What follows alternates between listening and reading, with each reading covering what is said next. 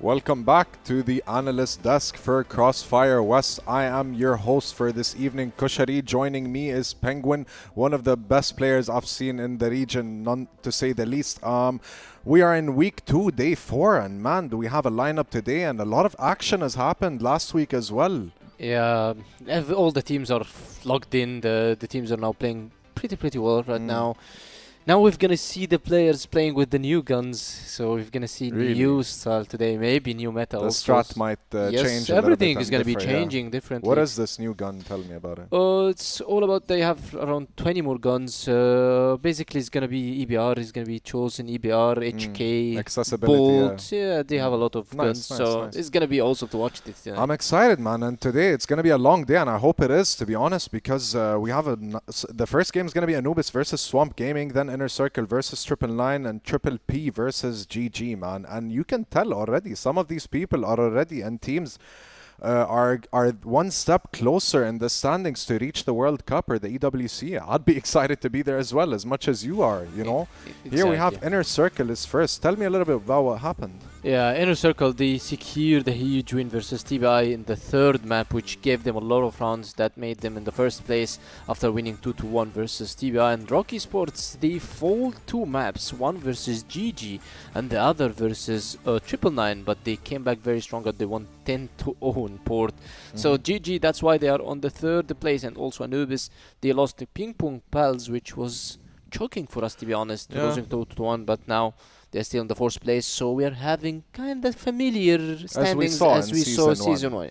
Yeah, I mean, it's not too late, to be honest. We're still in week 2, but once we reach that midpoint in week 4, that's when, you know, the gap starts getting bigger and bigger when it comes to who's going to qualify to playoffs. Yeah, exactly, because especially that, as you said, that's only week 2. We haven't even completed the split 1, so all the teams are very close, as we can see. Even the teams that haven't won any games, 999, 3P, they would potentially meet versus each other, and one of them will come on top, so everybody can come on top. Yeah, so they're going to match 3 today, to say the least, and tomorrow as well. So this is going to be, we need to take a closer look at how game 1 is going to be when it comes to Anubis versus Swamp Gaming. They both need these wins. Yeah, exactly. Especially that Anubis versus Swamp Gaming, these guys haven't met a lot. They only met in season 2, 2024, when Swamp Gaming came as winners of the CFOL. So they met. They played 2 times. Anubis came on top the 2 times, 2-0 both. So Anubis always have the upper hand versus Swamp Gaming, and they also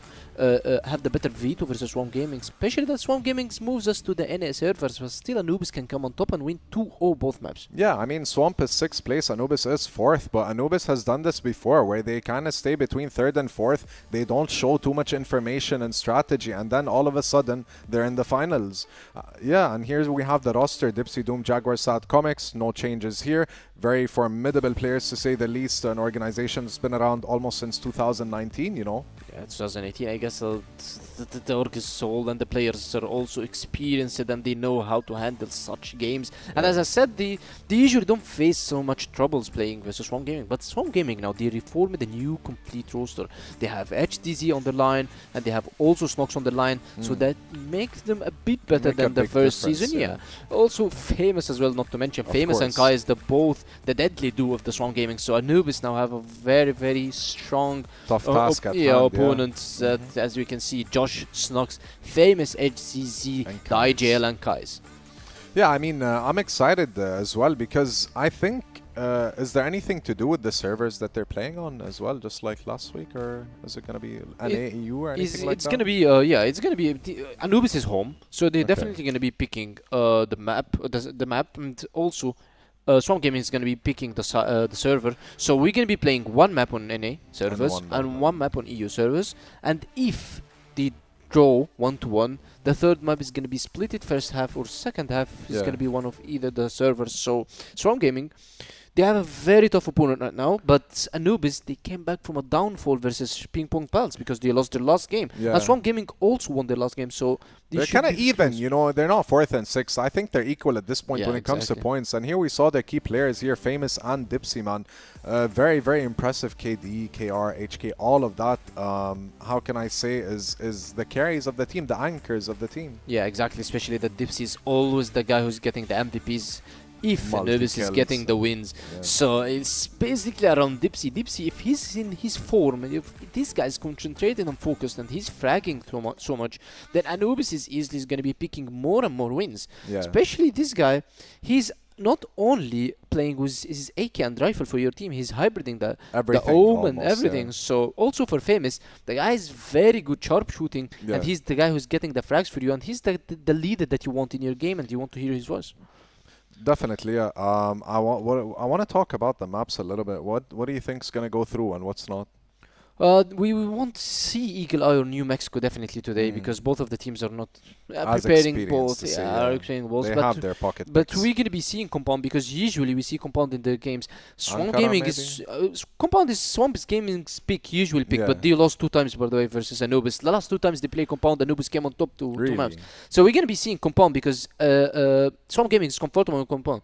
So and the Anubis, I guess they're gonna be seeing Black Widow from their side because they are very strong on Black Widow and also Port. So one of these 2 maps, maybe Ankara is gonna be banned by Swamp Gaming, but because if I'm Swamp Gaming player, I wouldn't be playing Anubis on Swamp Ankara Yeah, because it's too much of a Swamp is not that challenge, good in Ankara still as Anubis, but as a map it's very comfortable for Anubis. It's one of their best. So I guess the video is gonna be here very soon and we're gonna be knowing. I'd like to look at the maps and see actually if your guesses are pretty accurate, and I think they are, to be honest, because as you can see, it's sub-base compound. Ankara has been picked by both teams.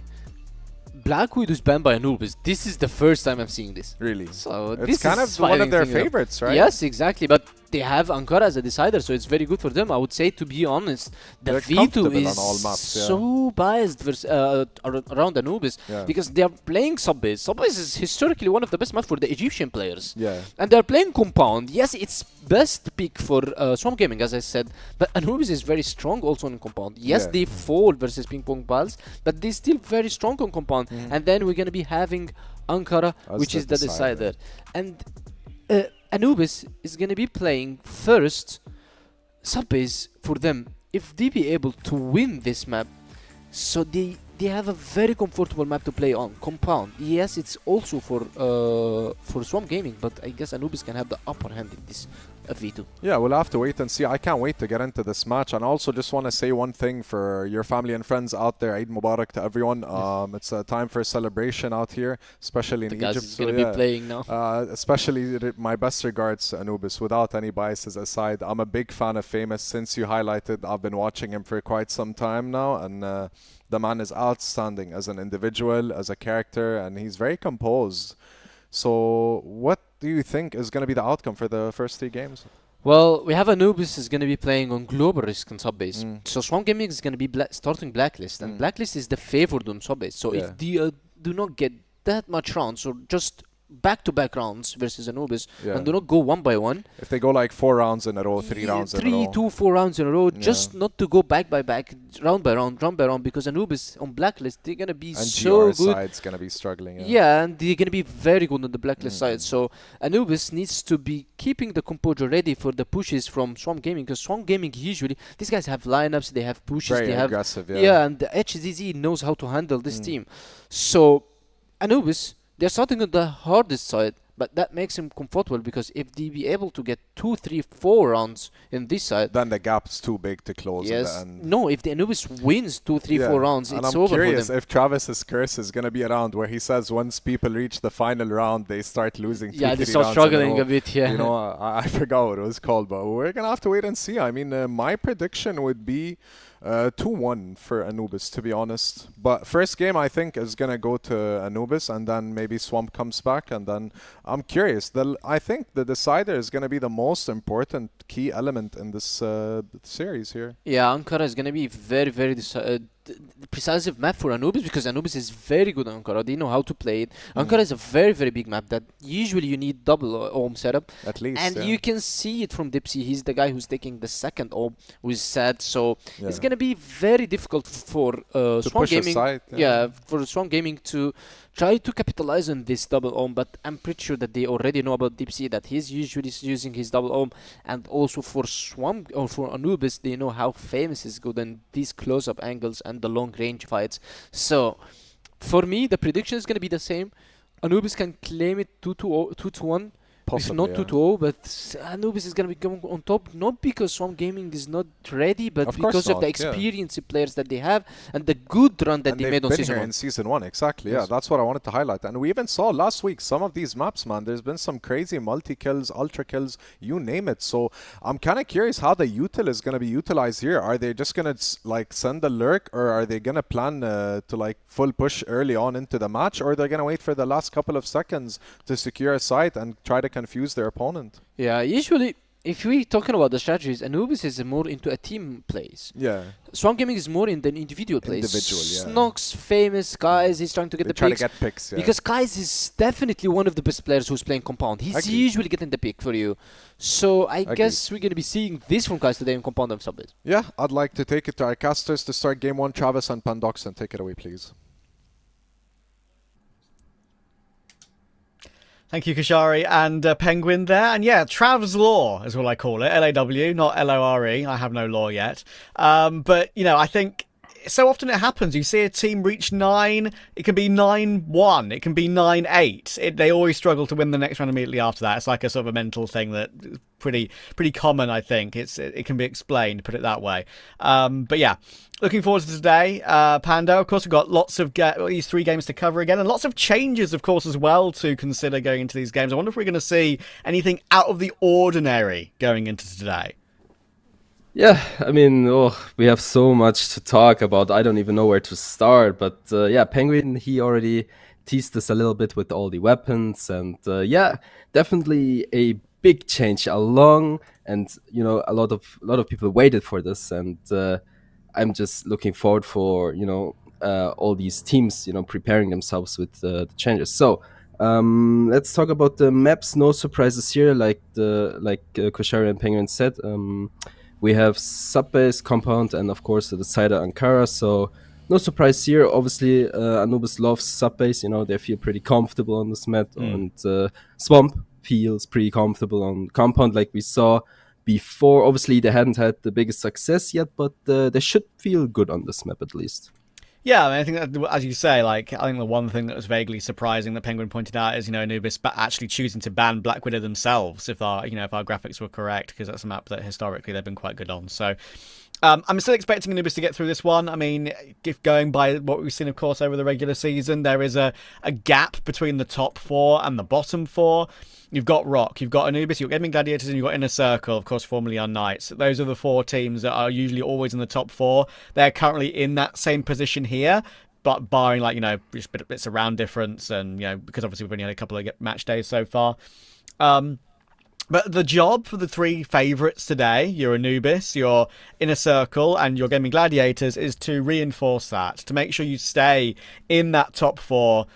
And, you know, kind of just make it so it's not that much of a panic going into the end portion of the season. Say you might have to win your last 3 games in a row to scrape playoffs. That would be an uncomfortable place to be. So it's down to Swamp to maybe cause a bit of a spoiler in this particular matchup, of course, coming in our first one today. Famous, been highly talked of course, from everyone. I actually took the opportunity to watch a couple of his YouTube videos and stuff like that the other night. To see what all the hype was about, and you know what? I can see it. Sure, any player will look good if you only post the highlights, but I'll tell you what, he does look good, doesn't he? And yeah, that's something that I've dug into a little bit more, and I definitely see why he's so highly spoken of over the course of his career in general as well, right? So, be a tough first game though, Pando, obviously, considering we are playing, of course, on EU servers. So if we know map 2 will be NA, if we go to a map 3, one half will be EU, one half will be NA. So obviously they're going to get a fair shot at this, but map 1 might be a bit difficult. Yeah, I mean, you know, we're just gonna have to wait and see what happens, and we are just about to jump into this game. Also, just letting you know, guys, it's going to be on the EU server on the first set, of course. So obviously Anubis a little bit favored here, at least when it comes to the server and the weapons. So let's talk about the weapons a little bit. They are now called balanced, and okay, well, let's see how balanced they are. I mean, I tried them myself a little bit the other day, just, you know, playing some ranked games. One thing I instantly noticed, the AK-47 feels a little bit different, at least in my opinion. Obviously, it's, you know, it's hard to tell, but I spoke to, you know, a couple of people, and they also confirmed, yeah, it feels a little bit different. Might also be, you know, a head thing, like different. It looks different, so it might be different, right? But Yeah. nonetheless, one thing I'm very much looking forward to is the HK. So I told you before, the HK is a headshot machine, and obviously people know in the chat, Famous loves to play the HK, and I'm just looking forward to him picking up this weapon, and he's going. I want to see him to go for some headshots here, and the same goes for Kais, by the way, with the TRG, the sniper. I'm just wondering if he's actually going to play this one here, because the difference is this: the other sniper has 10 bullets, so it's 5 plus in comparison to the arm.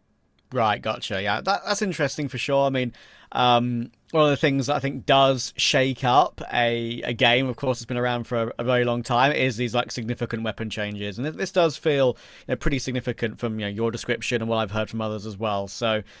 I'm actually really looking forward to it. I do think there is a certain amount of irony in there. Like, they've called every single weapon, obviously, a balanced option, and there's a good chance that it's not properly balanced just yet, and it could be a little bit crazy to watch. But, yeah, it does depend, of course, on who buys what going into the game. So, yeah, we're really looking forward to see what any significant changes do look like.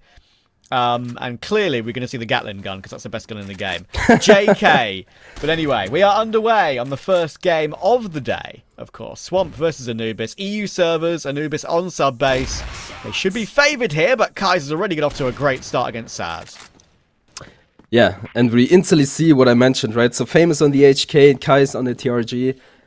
Big changes, to be honest. I mean, okay, so what I want to say is, it's so weird to see these guns in play now, because they haven't been in the play in forever, right? I mean, back in the days, like 10 years back, I used to play them in public, and now they're here. So I'm very excited to see them, and yeah, I love the aggression here by Dipsy already. Look how confident he is. He's just looking for anything he can get. Famous. Is he aware? I'm not sure. He gets taken out. Dipsy, so good for the start here. Kai's trying to trade, and there's another change. The USP, a different pistol.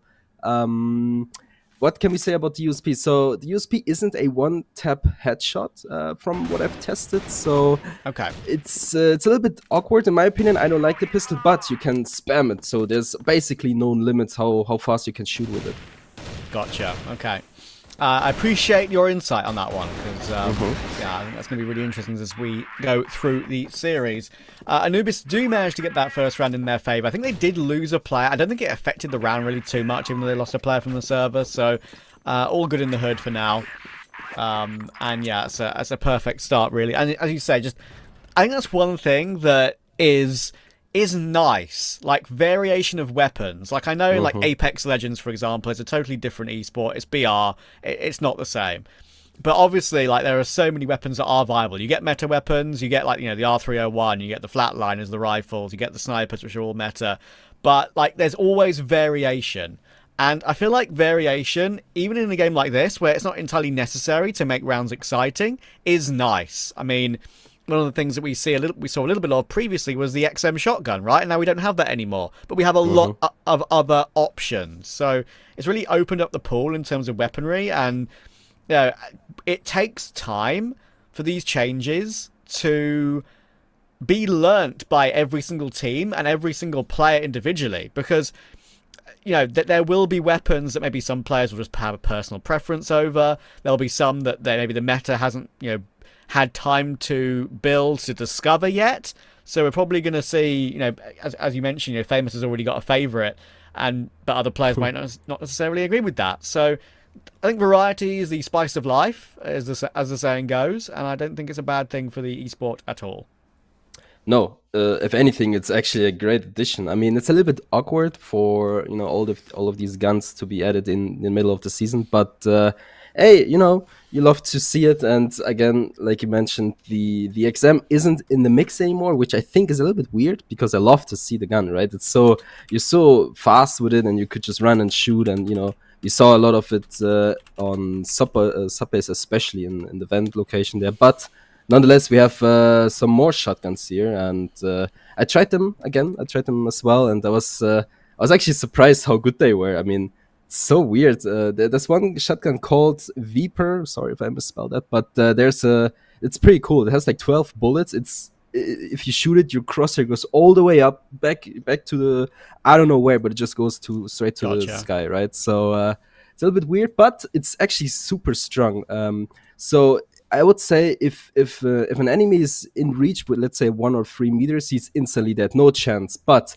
let's say another meter, like 4 meters, no chance, you will die, no damage whatsoever. So what I'm looking forward to is basically how these teams adapt to all of these guns. I mean, obviously, as we can tell by the map picks here, they don't really care too much just yet, but it's just a matter of time before big changes will come to play as well. Yeah, for sure. And I think the one thing as well, which is quite interesting, is that, you know, I mentioned that, you know, the meta taking, you know, it takes time for people to discover. You know, other esports, and a certain one that I've covered for most of my career, there were some weapons which were unchanged from like the very beginning of the game. You know, some examples include the UMP and the SG553, for example, on CS. And it took years for players to actually use them, because everyone was just playing the AK, right? Everyone was content with you know, hard practicing the AK spray patterns.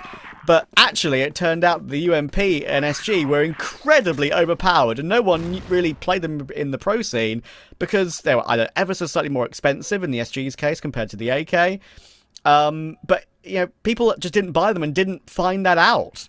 So, you know, it'll be funny if over time, and now we've had these changes, if there's a weapon that people just don't buy, it takes them like a year to, like 6 months to a year to find out that it's actually sick, and then truly commit to it, and the meta then sort of translates to that for lots of other players rather than just individual players. So we'll see.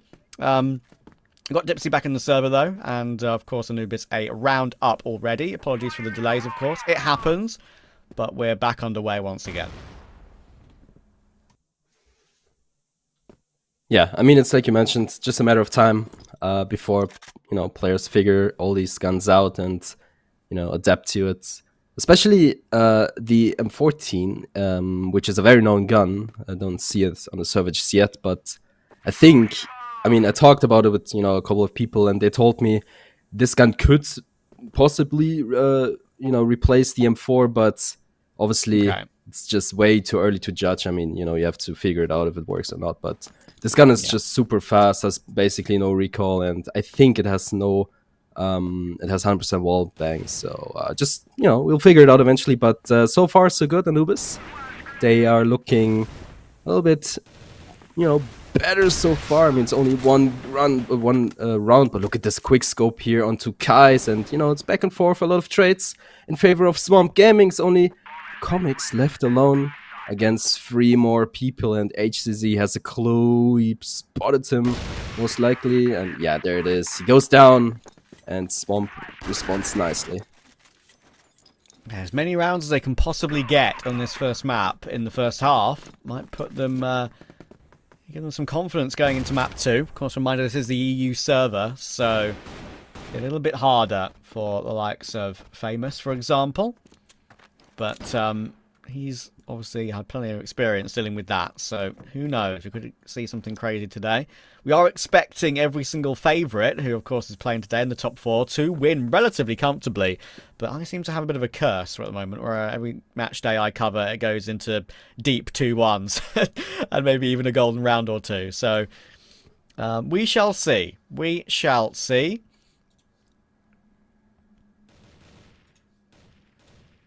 Yeah. Just a matter of time. But now we see Swamp. They're, you know, pretty calm, pretty collected here, not rushing anything just yet. Just very quiet so far. It's only Snox and HEZ to get some kills on the board. Very slow gameplay. Don't mind it, I guess. This is usually Anubis' bread and butter, you know, playing this map. It's just one that they understand very well. They know how to play both Global Risk and sort of Blacklist as well, because they just have this synergy and know that the roles they're in are always solid. Doom, though, he's playing aggressive here. Actually, he will be spotted trying to make his way through the smoke and will get taken down. Thankfully, Dipsy is there for a quick trade on the trader to retain the advantage. Sad does get one. It's a great spin around from Josh. Hang on. Back into a 2 versus 2 once again. And now it's all down to Kais. But he should be able to run down Jaguar. Just about gets away with it. And now it's down to Comics versus Kais in this 1v1. Sniper versus Rifler. Comics creeping forward, just saw him, but actually has managed to avoid the opening initial fight, and Kais is going to hit the quickscope on him. That is a real big 1v1 to win early game. Yeah, definitely a huge confidence boost. Kais takes him out, confident as he is. Gets the second round for Swamp, and look at Famous. He's not wasting any time, rushes towards A down, looking for a frag, but can't really find it, but there's HCZ. Dipsy so aggressive. And look at this. Nox catches Jaguar off guard. And it just continues to be like that. I mean, it's only sad. Last man standing. That's been 30 seconds only. And guys, look at that shot. Clean onto his head with the TRG. Look, makes it look easy. And so far, so good.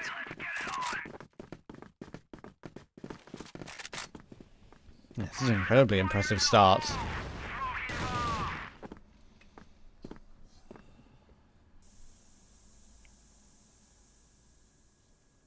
Looks like already Anubis is feeling a little bit antsy. Trying to maybe look for a bit more of an aggressive opening in a round before they sort of let Swamp set up.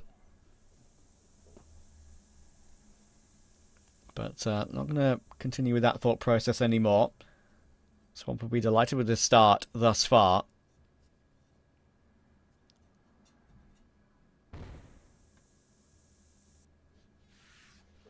Yeah, you know, last week Swamp also started on the EU side of things, and surprisingly they were very good on it.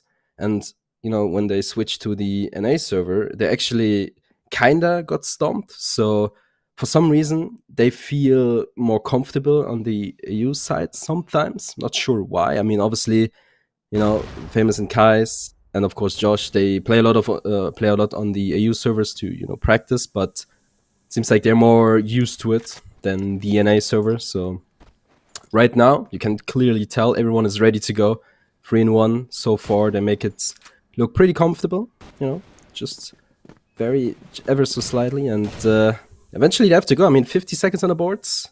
They creep up in front of Woods, preparing a push. And you have HZ close to a top, I think. Yeah, he's just waiting there for his chance to jump in, and he's actually the key player. He has to be the killing factor. His Nox, look at this. I mean, the USP comes out, kills Comics, and it's just back and forth and works perfectly. Once again, it's Jaguar left alone here. Look at this Kais. The USP, it's so strong, and actually notice every single player in the server uses the USP over the Colt, so I guess they like this gun. Yeah, and that's the thing, right? I mean, if there's ever a day where the underdogs will be able to beat the expected favourites, it's a day like this where there's been a patch and there's been changes to the game. It levels out the playing field, doesn't it? Because both of them are in the same boat of a sort of it being an unknown. So, yeah, I mean, this USP seems to be pretty insane so far. We're just purely jump entering with it down the stairs toward the site, and Comics couldn't hold on. So yeah, this is looking like a clean start so far for Swamp. They're in the ascendancy. They seem to have put the hard graft in with and learnt some of these weapons very early, and putting Anubis under a bit of pressure right now. Some question marks, and using that movement to the best of his ability. I'm sure that does help him a little bit, right? Maybe being on a little bit higher ping, trying to make himself hard to hit by entering the way he did there. And Comics couldn't hold on at all. So good signs. Early game. Yeah, I mean, to be fair, I think most of these players are actually very familiar with the USP because it's a very common weapon in the ranked area of Crossfire. So, yeah, you know, everyone is, you know, pretty used to it. They know how to play it. Obviously, it's a little bit different from, you know, what you usually use in the ranked area, but still familiar. So I'm not very surprised that, you know, everyone is so happy with this gun right now. I mean, to be fair, I didn't expect everyone to use it, really, because I like the cold. Cold's cool, cold is clean. It's satisfying here and there when you tap some people on the head. But I guess not. Maybe just prefer to use P now. I mean, okay, sure. So it's what it is. So did you say to me that the USP isn't a one-shot headshot, but obviously I know the Colt is? Is that right? Yes. Okay, that's interesting. So, that's really interesting. You'd think you'd prioritize the weapon that it gets you a one-shot headshot, but yeah, fire rate sometimes makes a difference, and it seems like that USP right now is in a pretty insane place. I'm learning as we're going along. You know a bit more than I do when it comes to that sort of stuff, so yeah, I think it's very interesting. Anyway, we're 4-1 up here for Swamp. Early doors. We've got Anubis looking to try and recover a little bit here, but it can be hard to know what plan to put in place when you are a little bit behind in the sort of opening stages of a series, and you're also obviously playing that global risk side. So, you know, what aggression can you really put into practice that you feel isn't a big risk?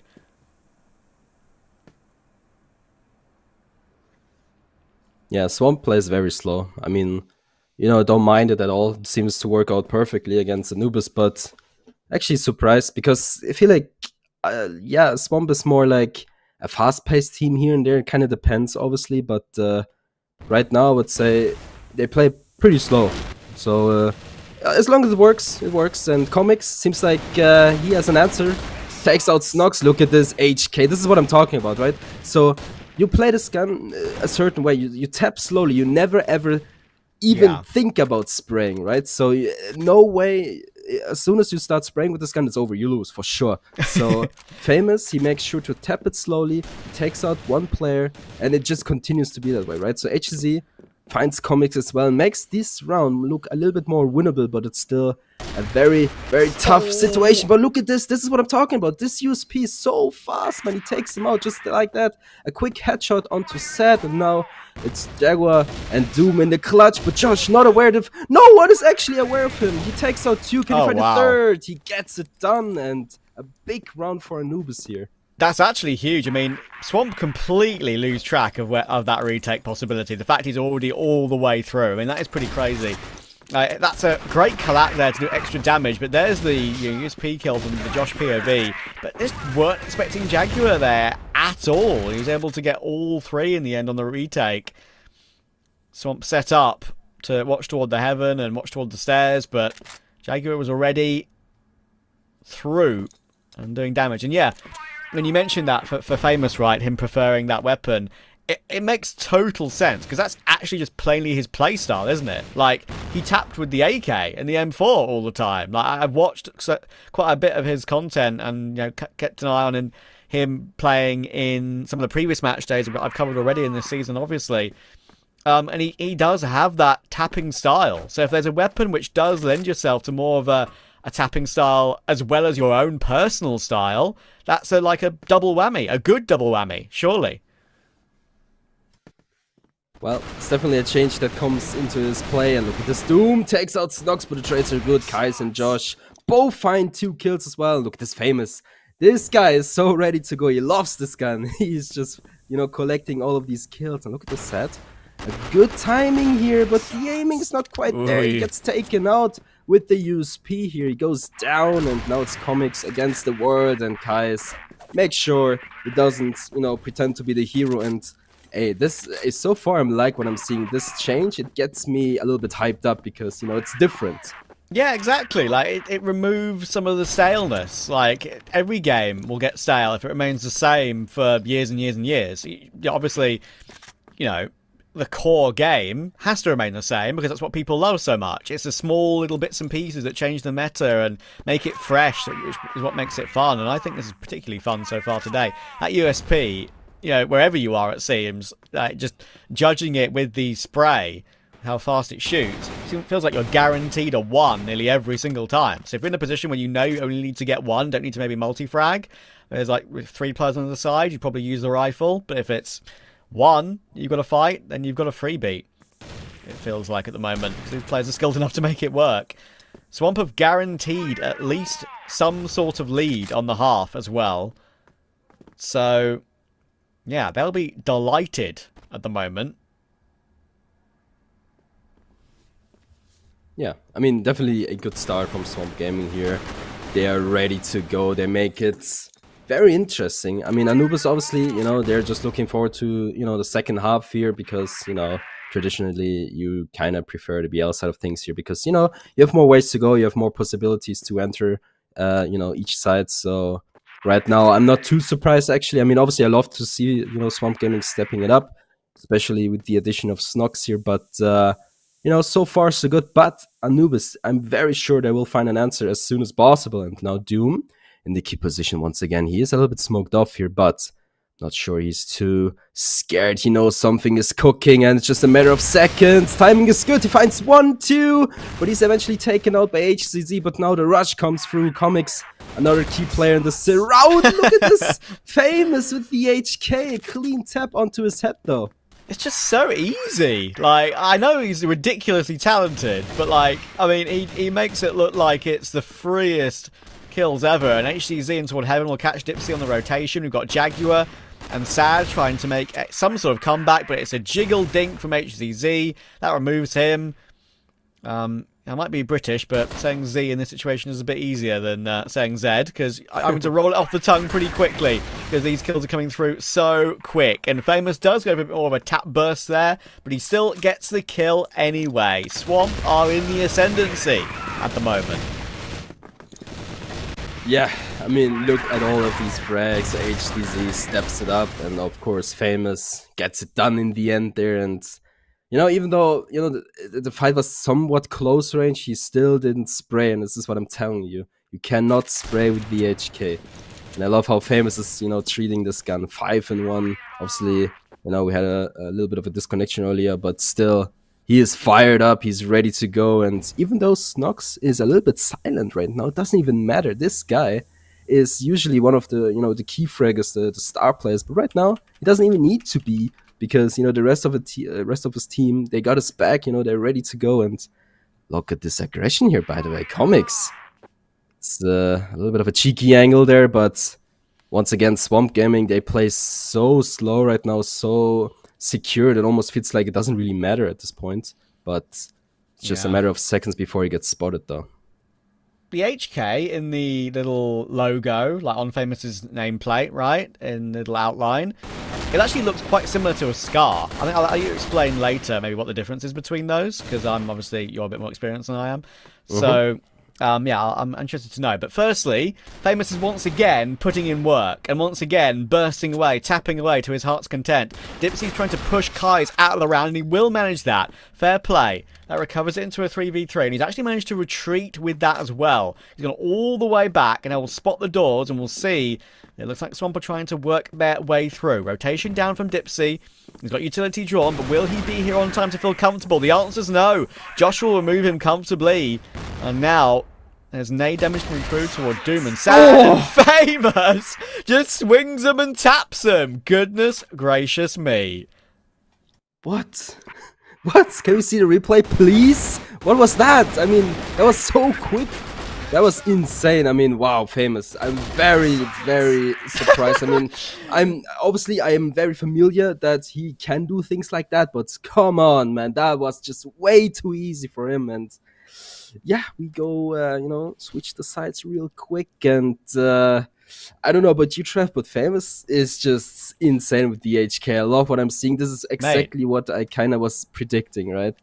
It's actually crazy. Like, when I was, like, as I said to you earlier, like, just doing a bit more of my research about some of the individual players, and obviously looked into Famous a little bit more. Before the season began, I looked into his history, but then obviously now recently kind of just looked into his YouTube a bit more.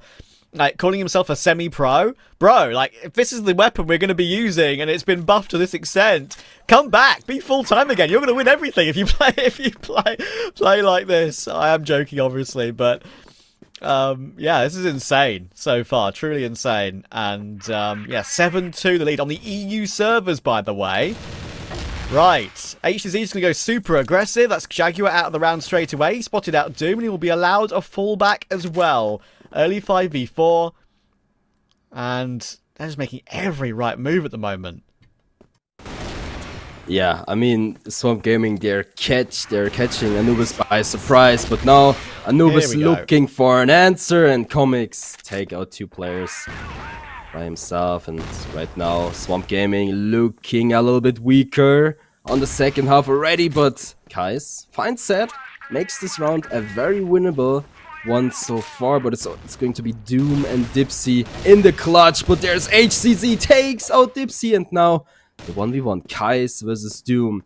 Who's gonna be the winner of this battle? Ooh, it's gonna be a little bit awkward, but Kais with the USP out. Look at him smiling. He knows he got that round all by himself there in the end. And Swamp Gaming, they're pushing it to the end already, and I'm a little bit, you know, surprised, but this is Anubis map pick, and you know, we are pushing to compound, and you know what's gonna happen on compound. It's gonna be a little bit awkward. Snox not wasting any time, takes What out on 2. earth, man? They're not wasting any time. This is speed run any percentage right now.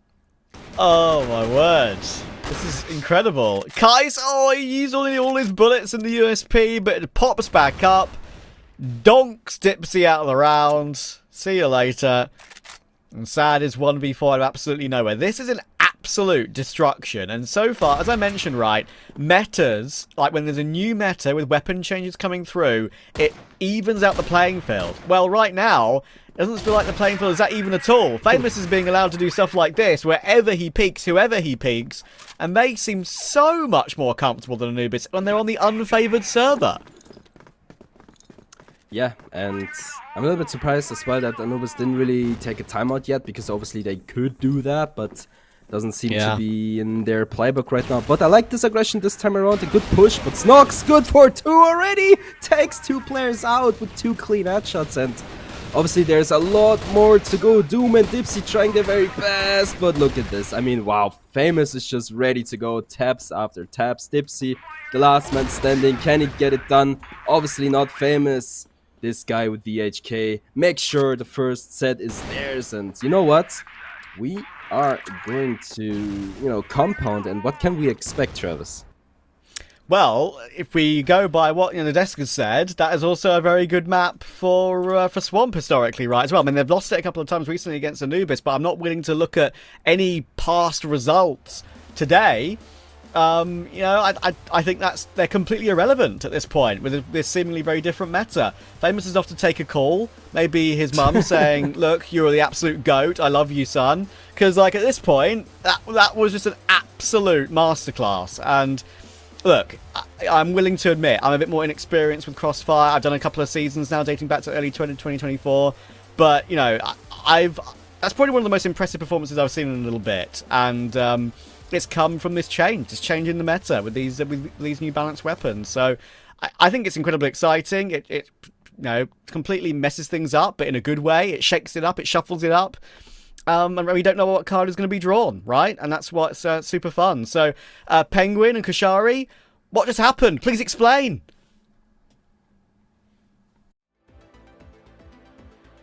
What happened is Swamp Gaming played with such class and finesse, especially with the new meta that happened after. I agree with you, Travis. The history between these two teams isn't that wide, but to say the least, we cannot even use that as a reference because the meta's changed. There's new weapons. Famous, the GOAT. I hope his family is proud of him. What do you think? Tell me a little bit, Penguin. Well, we expected Anubis coming on top on the EU servers because that's normally what you would do. Otherwise, it's gonna make no sense. But what changed is that the balance weapons is changing the full gameplay by the teams right now. We've seen Famous, one of the best players. Now you're putting him on a destroyer like the HK, and he's doing the best, and he's getting the kills for his teammates. Also for Snox, he's very familiar with the old AK because Snox has been playing CrossFire since I was a child. This guy, he's familiar with all the AKs because this AK, we are back to the old AK, we're back to the old shape of the AK, and he's still very good with this. So the guys, they're doing extremely well. Not to mention as well, guys, this guy is on TRG like it's his 6 years or whatever. But all the players are very familiar with the guns, and also with the USP, the new pistol. They have been doing very good with it. That's why Swamp Gaming, they came not only on top, they came on top with fashion and with style. Yeah, and fashion and style it is, because the way I see it, I think the game has completely shifted. I don't even know. I can't predict what's going to happen in the next game. Is Anubis ready to adapt to what just happened? Like, the gap was enormous. Like, so many rounds went directly to Swamp Gaming. There was no challenge. Yeah, exactly. Especially that we are talking about EU map picked by Anubis. And it was their EU map. You were in the EU servers. Now they are going on Compound. And on the NA servers, I'm not saying that this is gonna make them lose, but it's gonna make their trip Third very day is gonna tough. be way more difficult, tough. yeah, to say Yes. the least. I'm actually like shocked. I'm more impressed with Swamp Gaming's performance. Exactly, I yeah. didn't think they had it in them against Anubis, not generally speaking, but they Against definitely Anubis, proved exactly, me yeah. wrong, and I got humbled Yes, to say yes. the least. Yeah, especially that because their games are always very one-sided exactly. for Anubis. That's why we're talking about numbers based on historic events the both teams played. But Swamp Gaming, they already changed a lot of players and also the guns when they changed. Yeah, and pay attention to the set summary here. Wow, man, 3.25. Cool, I don't think famous. in my career as hosting I've ever seen that once at least. Also famous 2.8, HZZ 2.0. Why I'm highlighting Kai's and famous and not, for example, HDZ or Joshua, or whatever, because the guys are playing on a very high ping. Famous is playing on almost 120 ping. Kai's the same as well, and Kai's is a sniper as well. Which means So- it's a slower tempo, so that- it's much harder. Yes, everything is slower for you. That makes it very difficult for you to hit your shots, but still you come out on top, getting 2.8 KD and 3.25 from Kai's. The guy with the TRGs just shaping the new meta right now. I'm very excited to watch how the other teams is going to be adapting as well. How top teams are going to be adapting. We're talking about ROC Esports, talking also about GG, how Snare is going to be using the TRG, Yeah. and how also Spoxy is going to be using this TRG. Yeah, this is definitely a new Crossfire. It's not just a meta. It feels like a new game developed, and now everyone is getting a taste of how it's gonna Yes. pan out in competitive scene. Exactly, they're trying to adapt to the meta, so it's gonna be taking time for them to go to the playoffs. But will you be able to hold on until you reach, reach yeah. the playoffs? That's the question for Anubis right now, because if you cannot adapt that fast, then you might miss the chance of going to playoffs. And by the way, if Anubis don't go to playoffs, there is no EWC for the second place team of the season 1 2025. Yeah, they need to at least secure some points Third in place, order. at Third least place, third to place. reach. And third have a place, by the way, chance. and third place, by the And way, they're still is 50 competing. They're still Yes. competing with other teams from Yes. season 1 as well, whether Exactly. it's GG or Or and ROC that's Esports, yeah, but yeah, ROC or- Esports. You know what I mean? But yeah, I'm excited to actually go into game 2 and see what's gonna happen. Well, it's gonna be compound on NA servers, Yeah. so Famous is gonna be using his HK more. It's gonna be even And we're gonna more be seeing more and challenging. more headshots from Famous. And as I said, Kai's is one of the best snipers in West playing compound. And as Trev said, we all got humbled, as you said. Exactly. Yeah, I'll take it back to Travis and Pandoxin, man, for game 2.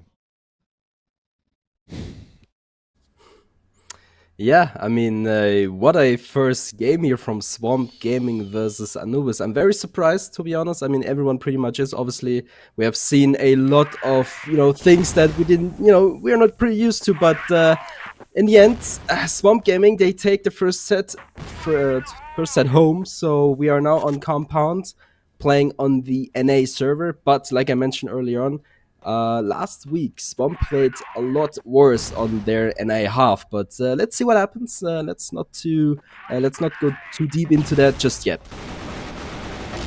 Let's see. It's already a good start. Josh is going to remove comics.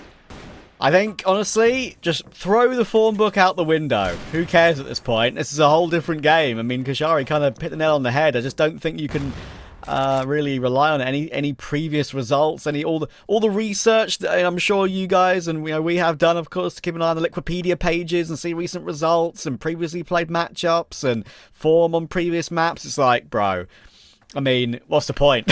It could completely change things up.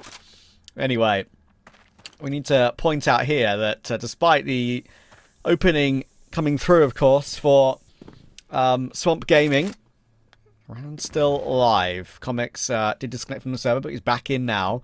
And it's the player they lost, so it's not didn't change up the round in any way. We will flip the HUD for you as well. Right now, of course, the names are flipped, so we'll figure that out for you in a moment. But Jaguar, he's done this once or twice already this season. He's held the line for 3. Expert work And Sad and Dipsy will close it out from a 4v5. Yeah, I mean, a much needed confidence boost for Anubis. You know, they had a little bit of a rough first set, so it's a good thing they start with a banger here onto set 2, and look at this. Oh, the aggression is good. Snox gets taken out, but Josh is there to trade. Famous with the HK, obviously, you know, takes out Comics with a good tap on his head.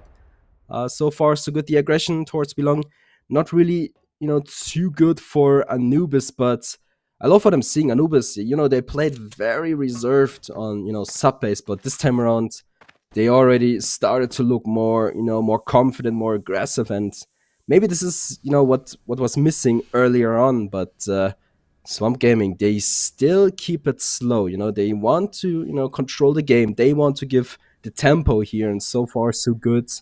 It's not too crazy right now. I mean, they have the man advantage in this round. Kais, good positioning here, but don't think Doom. Oh, what was that? So weird. Kais don't usually miss those, but Doom, he gets away with his life. Did he even realize? I'm not sure though. Yeah, it was awkward. But still got the slight advantage here to Swamp. Sad on the site. He's got Jaguar in support right next to him, but he's going to be worried about two separate angles, obviously. Here is the first point of contact. It's a great pick-up, but once again, of course, who else? Famous will tap him down. Kais will hold the angle as Doom goes aggressive, and just like that, it's a 3v1. Make that 2v1. Jaguar again in this position where he's done so much good work over the course of the season so far. Sure, we'll manage to get one, as I said, but Famous will just swing and have the giga confidence just to tap him out of the round. Already, we're back even once again. Yeah, I mean, huge shout out to Jaguar, really stepping it up for his team here, but man, Famous, this guy is so ready with the HK. I mean, these taps looking too good right now. The rest of his team, obviously, also stepping it up. Right now, I would, you know, give Swamp a very good chance to, you know, get the upper hand for the first half, but Anubis, they have a good way to respond. Again, I think the aggression is working out just fine for them, but again, at this round, you can already tell it's a little bit less aggressive. You know, they don't want to lose a player just yet, but look at the damage done to Swamp Gaming. Kais and Famous barely standing, but still, you know, still walking, still dancing. Not dead on the floor just yet, and it seems like Swamp they are going to make a walk towards Belong. Comics gets taken out by Famous here. Clean tap onto him. Now Dipsy, the key player in the position. Oh, he goes so deep. Is it the right decision? He gets Kais. Good kill onto him. Now needs to back off to wait for, you know, for his team. And actually Swamp, they stalled this push a little bit. Yeah, it doesn't seem to not even matter what health Famous is on. He can just continue to do this incredible work with that HK. Up to 5 kills already, and of course on a map that he favours and the team favours too. Could this be a Swamp 2-0 out of absolutely nowhere? The game having slight changes, the weaponry meta changing, and that could completely switch the fortunes of their season. Who knows? Jaguar with Famous having a little duel against each other here, but Famous will again find one more, and Jaguar is trying to respond, but Sal's been taken down in the meantime. He hasn't really got a clean fight yet, Jaguar, and eventually he'll get one, but Snox will sideswipe him out of the round. And Doom, 1 versus 3 here with his AK. On this full rotation round, they think they now know, there we go, jump spot, they know where he's coming from. Quick jiggle, quick tap from Snox. These guys are farming at the moment. Yeah, it's like Penguin said, Snox feels very confident with the AK, since it's, you know, like you mentioned, it's probably similar to what it used to be. Snox obviously has been around forever. Look at this push once again. Swamp, good for a response, but it goes back and forth. And it seems like Anubis actually, they get the upper hand. Oh, Kais just barely gets away with his life. Almost left HZ alone, and a little bit too close for comfort, but it's a good start for Anubis so far. I feel like they're starting to realize they need to fight the firepower with their own firepower and maybe go a bit more aggressive, make some more pushy moves here in Anubis, because No, last season they upped their pace. They had a bit more of a faster style. It's one of the main things that got them through to playoffs in the end, and again, of course, made a great run in those playoffs. Kind of an unlikely run to that grand final. They actually got to a 5th map, of course, against ROC. But they are known. Well, they are known for being very good for very, very many reasons. Dipsy being one of them, obviously. There's inconsistencies there for sure, and. And they get day like today when, as I kind of been mentioning, the playing field is kind of reset back to an even standpoint. Maybe those inconsistencies will be more evident than ever before. We shall see. This round should be in Anubis' favour. There's a minute to go. HCZ and Kai is looking to try and respond here. The TRG on Kai's. To try and rotate in. We've got a chance to find a timing on one, but I feel like at the moment Anubis have got one player in the right angle on every single position here to stop Swamp from forcing their way back in. Information spotted, but it doesn't matter if you hit shots like that. Now a weird headshot angle for Doom to worry about. He's being run down by HDZ. It's very awkward. They're both so low though, and he's dancing, he's diving, and he's making sure that he secures the round for his team. Yeah, beautiful movement here from Doom. Almost makes it impossible to kill him. Especially with the ping difference there, but they get it done. Anubis keeping it close, and once again, a nade stack towards mid. Love to see the change here. Good aggression. Everyone falls back to their, main position, back to default. And yeah, what can we say? So Anubis so far, they had a, let's call it I would say a rough season, because they were second last on the first season, and they had a good time against TBI, and they lost to 3P, which was very surprising to me, because obviously on paper you would expect them to bring it home. But right now, I mean, given the chance that Swamp takes this one 2-0 is just, it would be insane. I mean, Anubis, they would just fall back to the ground. I mean, flat really. So right now, Anubis, they need an answer, they need a response. They don't want this one, to go 2-0. They want to bring this home, obviously, on the 3rd map, Ankara, but we're so far away from that right now, so yeah, let's just keep it cool for now. Yeah, it would be weird if they exchanged maps on the supposedly unfavoured server as well. Let's see, though. Minute to go in round 5 of map 2.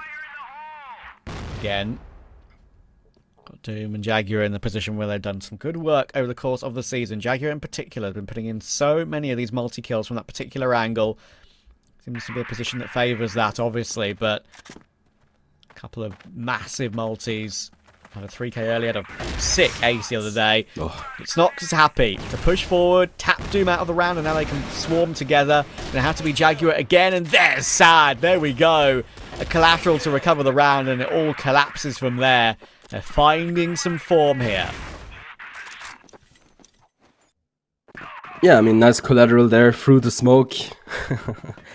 I love this lineup, Obviously, he has this angle, he knows where to aim at, and worked out beautifully in his favor. And Anubis, they're pushing it, trying their very best to, make this theirs. And to be fair, this is what I mentioned, right? Ooh, nice tap here from Snox onto Set. This is what I mentioned. So, even though we are on the NA server Swamp, this is their map pick, and they look a lot weaker in comparison, right? So, for some reason, not sure what it is, but they don't feel as comfortable on the NA server as they feel on the AU server, but maybe they will figure it out eventually. I mean, Famous 7-3, feeling it right now. I would say the only player that is kind of falling behind is HCZ. He had a great performance in Subbase, but right now a little bit quieter. Not the end of the world, obviously. But yeah, what can we say about Swamp? So they started off the season with a win against 999, which for me was very surprising. But obviously they lost against the Gaimin Gladiators. They are just too tough to crack, in my opinion. But yeah, obviously Swamp Gaming, so far they're looking pretty strong this season. I love to see it. Obviously the addition of Snox, it's a huge impact to this team, but the job is not done just yet. Yeah, of course, there's a lot of changes. Probably some of the most interesting roster changes actually in the CFWL over the course of the last couple of seasons. Like, GV imploding, and that in turn has like reinforced like 2 or 3 other rosters with those GV players. I think it's very interesting for sure. Comics will swing and manage to remove Kais, but there's 40 seconds in the round and they're still in a disadvantage here, are Anubis.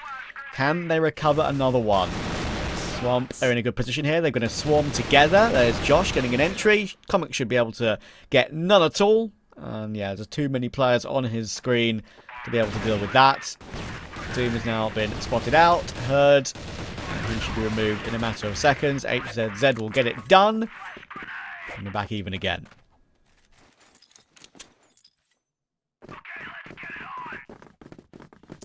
Back even again. Yes, indeed. I mean, if I'm looking correctly, I think he actually spotted Dipsy using a cold. What is he doing? Not working according to the meta. But yeah, this is what I meant, right? So some people, they stick to, what they know, and Dipsy being one of them with the TRG. I mean, obviously, yeah, he's not using the same sniper, but still. Like I said, I'm not sure if I prefer to use P personally, but it seems like since everyone else is using it, I might be wrong. But look at this! Oh, the aggression! Anubis, they take down Swamp. It's only Josh, last man standing. What a stomp this round right now. I mean, Josh, what can he do? Oh, there's so much work to do. He takes out Zed, he takes out Dipsy, he takes out Comics. This is just happening right now. The spray. Not good enough, and too close for comfort, but they get it done. Anubis. Nice try. Real nice try there. Going to give him his fair dues on that one. But also going to give Anubis their fair dues as well. I mean, they're actually setting up really well on these site defenses, having good crossfires, good angles being held off of each other to make sure they don't get caught off guard. And they're going for these opening picks and getting success with them as well, as Dipsy manages to find Kais. Do you know, is there a difference between the TRG and the ORM as such? Like a big one, or not much at all?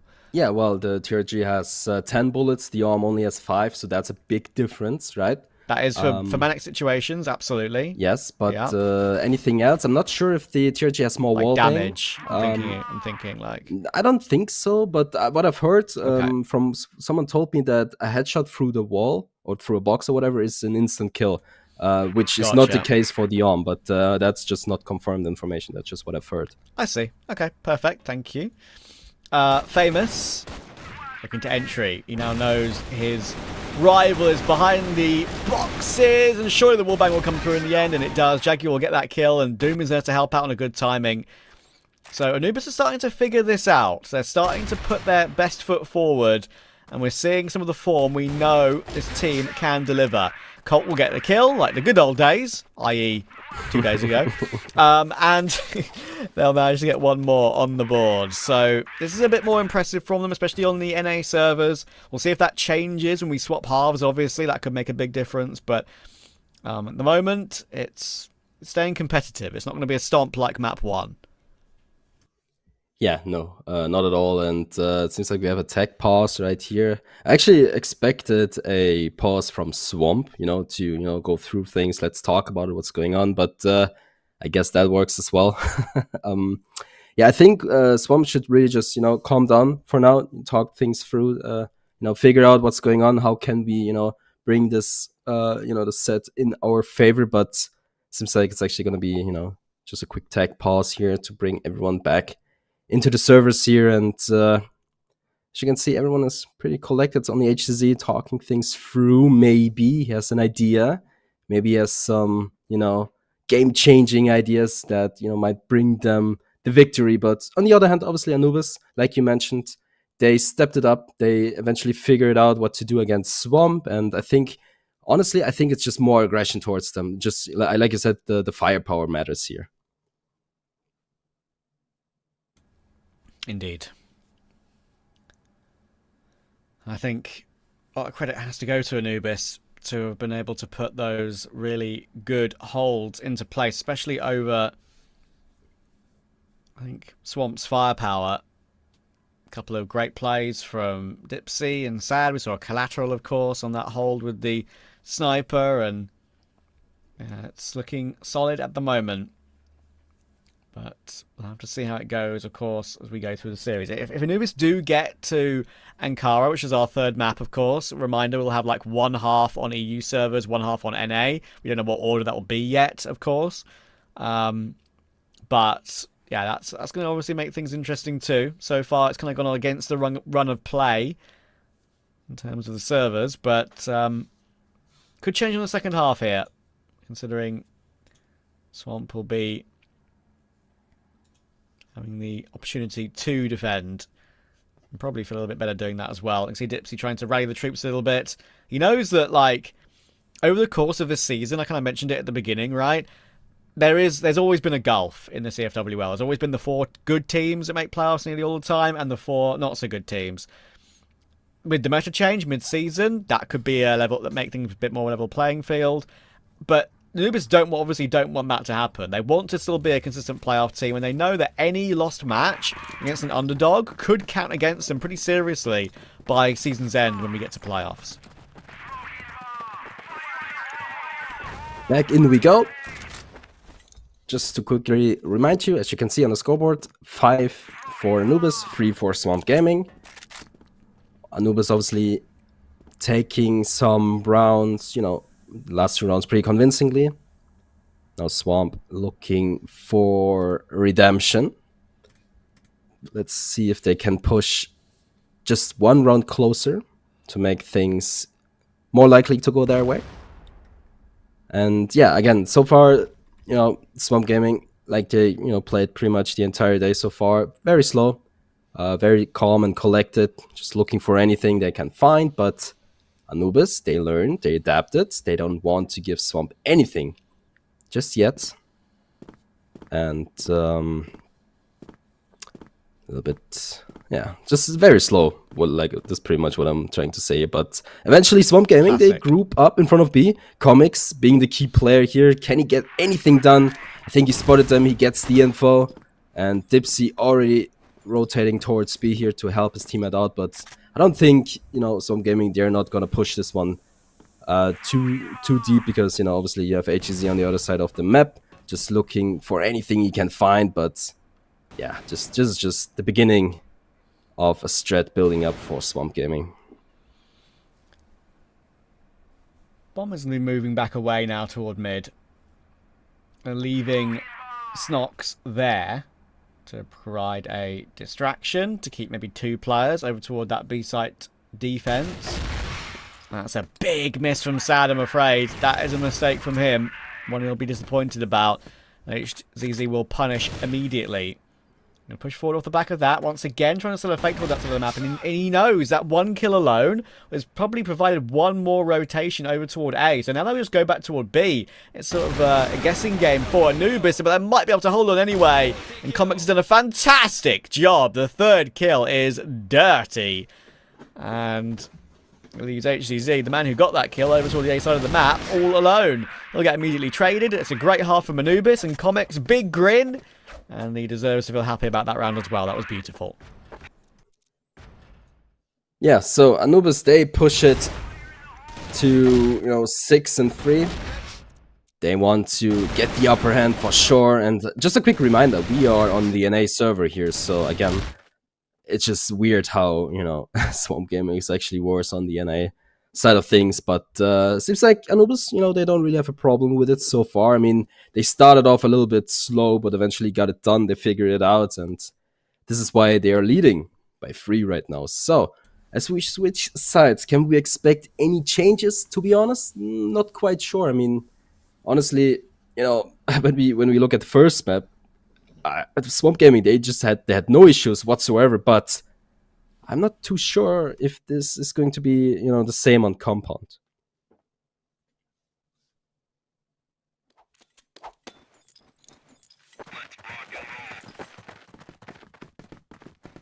Well, we're about to find out.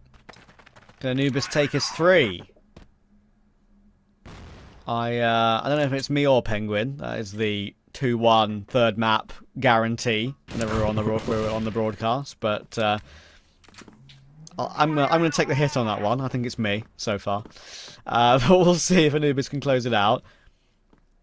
Josh playing behind the corners there on the A side of the map. Bomb is not making a decision just yet, but Swamp have pushed up pretty aggressively into a B main here. You got two players trying to bait each other in on the close right, as Anubis would look. HCZ takes first contact, and the second player, of course, right next to him, will be able to fight as well. Will it work out for them? There is one. Famous, of course, gets some more done, and he's so calm with it, isn't he? Looking for more. There's 3. And immediately it's a 3v1 for Swamp. Yeah, and this looks a lot more aggressive from Swamp Gaming. I mean, they changed the pace right after the switch. It worked out beautifully. Now Jaguar left alone. 1 versus 3. I mean, this guy has been so clutch for Anubis today, so I definitely give him a good chance, especially with how things are going right now. I mean, he has the bomb. No one to be seen from Swamp Gaming. I mean, obviously you have Famous holding the cross, if I'm not mistaken. I'm not sure if he's actually able to see anyone from there, but no, I don't. He's just holding a GR side. So yeah, definitely a free plan for Jaguar here. Let's see if he's able to clutch this round for his team. Actually, you know, retaking B side here can be very difficult, and I think this is just so good from Famous here. He spots him out. Now he waits for backup. Jaguar, the only option he really has is to get the bomb done, but look at this, he's actually picking the fight. I'm not sure if this is the best decision from him. Gets taken out 1 versus 3. I'm not sure this was the best idea here. Well. Yeah, it was a little bit dangerous. There was a risk there that if there was a re-swing, he could have actually just... No, there was a bit of a misstep in terms of positioning. They were kind of tripping over each other, and they could have just lined up for him to win that clutch. So, yeah, it was a little bit awkward for a split second, but not to be. It's all good. Famous's play does get rewarded. It is just quite remarkable how easy he makes that gun look with his style. Because as I mentioned, right, he had a tapping style anyway with the AKs. On multiple games I've watched of his. But the fact the HK leads itself to that. Just doubles down on why he makes it look so good. An important first round of the second half to try and maybe get this one done in 2. Of all the days to get one done in 2, this would be their day. Reminder, of course, in previous seasons that Swamp have been involved in with this sort of core of players, they haven't got very many positive results whatsoever. You go back to previous CFWLs last year, 2024. I think they won 1 game total, pretty sure. Maybe 2, if that. Pretty sure it might have only been 1. And they've already, of course, got 1 this time around in 2025 Season 2. So, coming up from relegation, they are in a better place than perhaps some people might expect. Yeah, I mean, like you mentioned, Swamp Gaming, they definitely stepped it up this season. I mean, they had a good Season 1 in the Open League, obviously, but obviously the West League is a completely different, tier when it comes to gameplay and teams. So far, love what I'm seeing. Anubis, on the other hand, to be fair, I'm a little bit underwhelmed because I know they can be so much better, and I'm 100% sure that Penguin would agree with me that they are 100% better. But right now, they are not really on top of their game, but maybe give him some more time to figure it out. I mean, they're still leading, don't get me wrong, but I still would say they should be leading this game either way. But Swamp, let's see this time around, no more aggression. I mean, comics down to half HP, but this is like I mentioned, Swamp Gaming, they found a way to find the perfect balance between aggression and playing a little bit more reserved. Yeah, I mean, you can say for Anubis, right, should have won this, should have won that. It's all shoulda, coulda, woulda now. It's all in the past. They've got to focus on the present. Dipsy is going to work his way through now. Good timing on this push, actually. Josh needs to be ready, and he only gets 1. Something's going to reface. We'll manage to trade that very quickly. They know where Jaguar is. Famous is going to tap him down.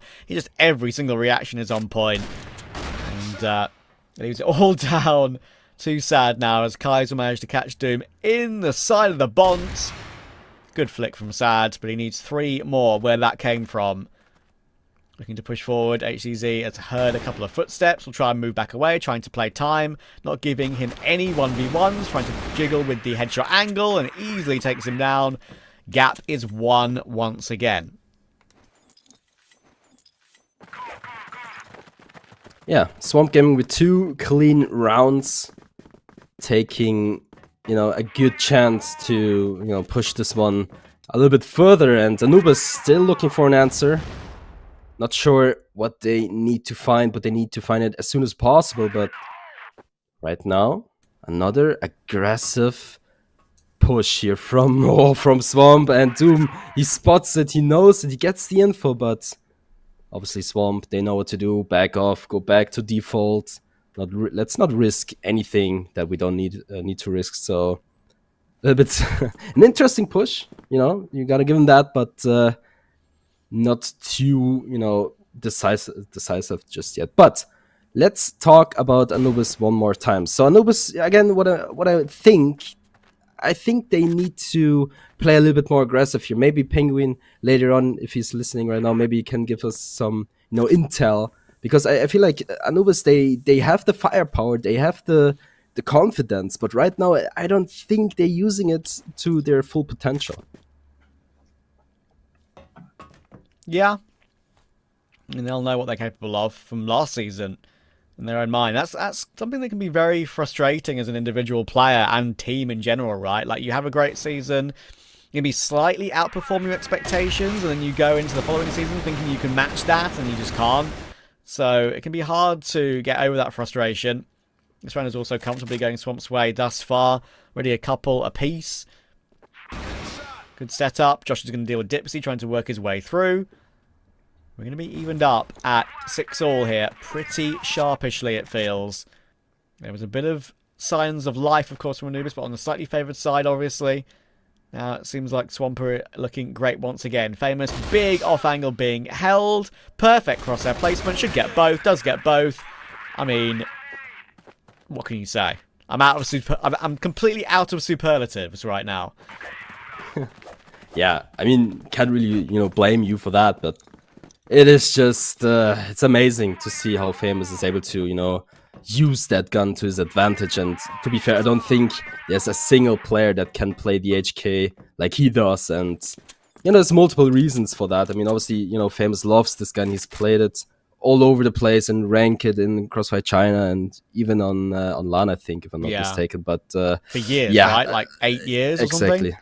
Wow. Yeah, he just loves that gun, right? So, and he's just, I bet as soon as he saw that announcement, he's like, oh, that's perfect for me. Time to grind, baby. We're so back. Yeah, so gotta love to see it, and it works out perfectly fine. Anubis, 3 rounds in a row. They need to find an answer as soon as possible. Let's see some aggression, guys. Come on. Let's see. So they are going to team up together and go toward mid, but the main man's here. How do you get past him? You have to try and just clean entry him and hope Famous just misses the shot. But right now, he's just not. It's 2 kills, of course it is. But look at the manpower it's taken to trade him. Comics has been taken down to below half health because of that. Look at the positioning here. On the flank from Kais as well. Already catching Set off guard, even though he gave it a glance. A cursory glance, saying, okay, I know it's a possibility. He gets removed. He even pulls out the pistol and finds Comics too. They're not able to trade him. And maybe we're seeing the advantage of the NA server coming through now for Swamp. And just their pure expertise.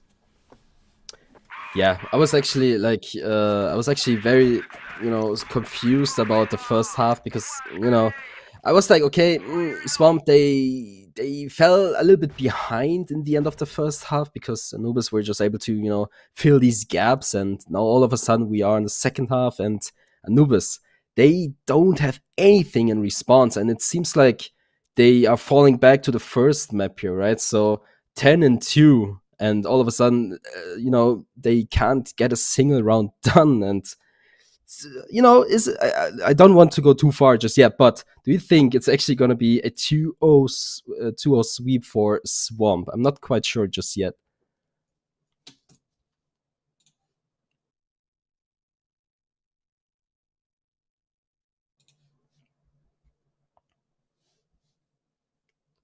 Well, seems like It's actually going to be Anubis. A proper tack, yeah. Is that the first tack of the game? Like, the entire BO3? I feel like we've seen a tech, but I don't think we've seen a tack. Not sure. I think this is the first time, yeah. Yeah.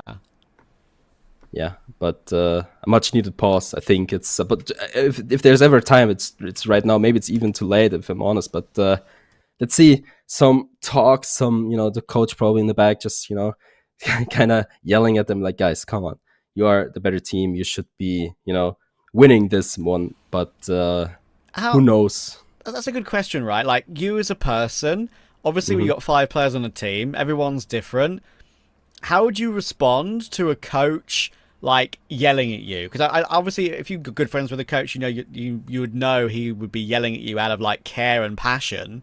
But would you respond better to being yelled at, or to just be like calmly spoken to and like calm down in general? How do you think you would react personally?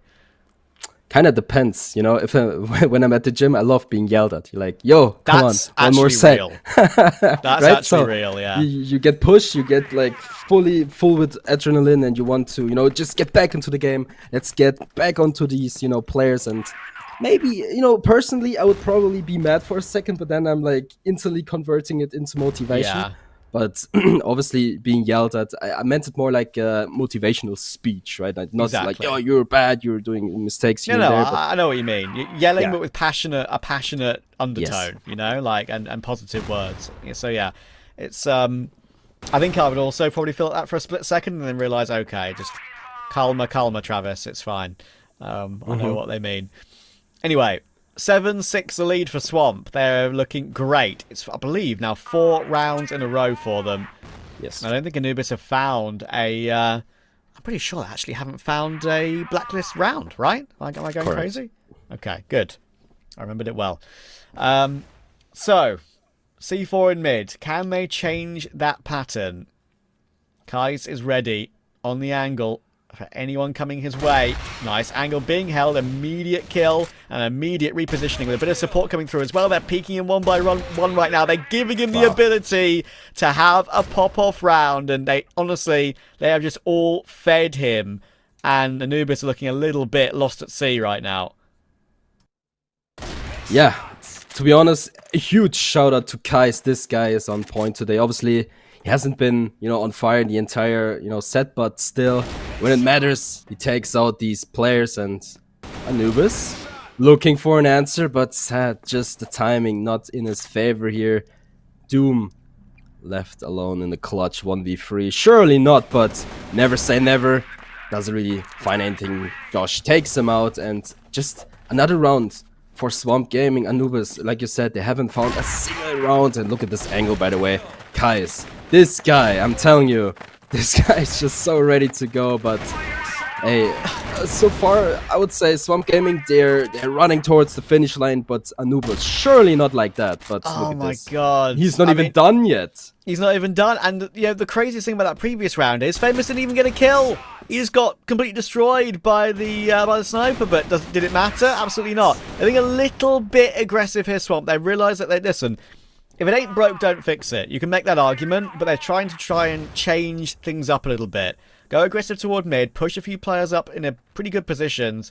It's not really worked early round, but Josh has recovered it back into a 3v3 pretty quickly as well. C4 recovered. If they do walk that over toward the B side of the map, it's kind of open at the moment, but the rotation will be there in time. It's going to be down to Snox in position. It's a great clear from Jaguar. They now have a free path into A, and finally an advantage to work with for their first blacklist round. A little bit of an advantage, but ACZ not wasting any time. Is he able to find one? He gets comics done here, but Josh Nunn, 1v2 clutch. I mean, this guy, he has been pretty clutch, but can he get it done when it matters? Oh, the angle's a little bit awkward. Jaguar takes him out, and Anubis, they get a little bit of an, let's say, relief almost, and you can really tell by their faces, they're just like, whew, okay guys, let's get it done. Come on, let's keep pushing. And well, I would give him a good chance, but let's see what happens. Yeah, it's a bit of a lifeline, and you can and the thing that's an issue for Anubis is that's their first blacklist round, and it took Swamp doing something different to give Anubis an opportunity, right? It took them pushing in toward mid, changing things up. They changed up the formula that was unbeaten, and Swamp will realise that, and I'm sure probably won't go for anything too similar now for the rest of the game. It felt like I had a bit of a free hit being 8-6 up. So they've used it. It didn't work. To try and become a bit more unpredictable and go back to a bog standard round. But it's given Anubis a chance to stay in the game. They're within one again.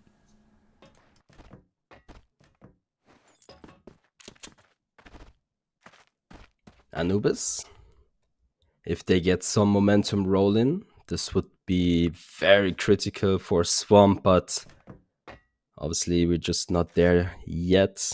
Anubis preparing a little bit of an B-go here. Obviously the bomb is dropped, but I'm pretty sure Jaguar will pick it up if it works their way. HZ, the key player in this situation, if he gets 2 frags, this would be huge, but obviously it's so much to ask for. And look at this. I think it was Comics with the USP, just jumps out of the door, you know, sprays some bullets, jumps back, and this is a little bit different from, you know, the Cold, because usually you don't really do that, but I guess with the USP, you are absolutely able to do it, and I love this positioning here. Famous and HZZ, perfectly set up. It's just a matter of seconds, and this is going to be a full B execute here from Anubis, and it's just a matter of seconds, 35 seconds. It's a little bit too slow in my opinion. You got a third player now from Swamp towards B here, and let's see the flashes come down onto B. The push is called, and look at this. Oh, the aggression. I love to see it. Josh now trying to reduce the damage here, but damage has been done. Kais takes out Comics. Doom hiding in the corner. Snox probably not gonna able to find him here, and this is the case. Kais, last man standing, also damaged as well. Doom not pushing into him just yet. He plays it super safe, which I love to see. And to be honest, Kais, he has been so clutch for his team, but surely not. The 1 versus 3, he gets taken out by Doom. Finally, a bit of a change-up, right? I mean, Anubis have been pretty stagnant so far on the second half, and they haven't really felt like putting any of those sort of rounds, like a proper setup, a proper execute with utility, and seemingly it was a great call. It's worked immediately. So we're back to 8-all. A bit more of due care and attention from Anubis on a proper execute has paid off. And now there's a chance to possibly take this to 3. They're battling, which is a good sign for the mental of the team. And Swamp had won 4 in a row. Actually, I think it was 5 eventually, wasn't it? Getting up to 8-6. Now back even at 8-all. Now, Famous needs to deliver. They need him. He's been a bit more quiet in the last couple of rounds, but he's gifted that duel against Doom. It's a quick opening, and now Josh needs to deliver himself. He's in a tough position. He needs help from Snox pretty quickly, and he will go 1 for 1. Snox also stands tall, needs one himself, though, and does get taken down. Bit whiffy on that AK spray. So, Anubis are going to get a plant here with Sad and Jaguar in a 2v3. Famous, HZ, and Kai's on the retake. The good thing for them is they got actually plenty of retake utility. Couple of HEs, couple of smokes, couple of flashes. It's actually pretty good to try and make something happen here and don't have to worry too much about the straight-up duels. They could just block them off. But Sad has already found 1. 18 seconds now left on the bomb, and that could be awkward. Kai's going to leap his way in, though. It's all down to Jaguar. He needs this round for his team, but he's being run down by Kais, playing Ring Around the Rosies, playing it perfectly right now, but Kais will get it done, and there is time for the defuse. Huge clutch for Kais and for Swamp Gaming. They're now on match point. Wow, what a round. I mean, beautiful info play here from Anubis. They realize, okay, Swamp is in BC, probably stacking as well like they did in previous rounds, and they decided to rush down towards A, which worked out perfectly as well. Snox, good for 1 there, but wasn't really able to get the second, and, you know, if he found the second there this round, which would have been a lot easier for Swamp, but yeah, definitely a very good round from Anubis in the end. Obviously, the clutch master himself was able to, you know, bring it home. Swamp Gaming just 1 round away for, you know, the victory here. 2-0 sweep, which, you know, in my honest opinion is insane. But we're not there just yet. Anubis, what can they do? I mean, they had a very good round. Didn't really work out in the end, but the execution was perfect. I love to see it. I mean, all the util being thrown, all these frags. I mean, the trades were good too. So what else can Anubis do? They're looking for the last answer here. It's do or die. What can he do? Let's see. We need overtime for Anubis if they're to stay in this BO3 and have any chance at Ankara. Just a bit of a setup over toward mid at the moment. Nothing too crazy. Swamp know that one round when they went aggressive didn't work, so going back to Old Faithful. And have a chance to close it out here and now. T4 not picked up just yet, but there's obviously just a bit of a worry for Doom that they haven't watched that B flank, and it could be now of all times where they could be getting pushed from that position. But we're setting up outside A. Great setup for Swamp, though. Once again, 3 players are going to be in a good position to deal with this one, you would think. 40 seconds in the round. Going to have maybe a little bit of a lurker, of course, in Dipsy around mid. But Famous is in a great position. It's the one man you don't want to face. And he could be about to win this game for his team. 4 players are coming his way. Is he ready to deliver once again? Tapping away, lots of damage, but not completed a kill yet. He's still found 2, though. Of course he has. Quick trades coming through, though. Doom and Dipsy will get a couple back. They actually have a slight advantage now with this bomb down.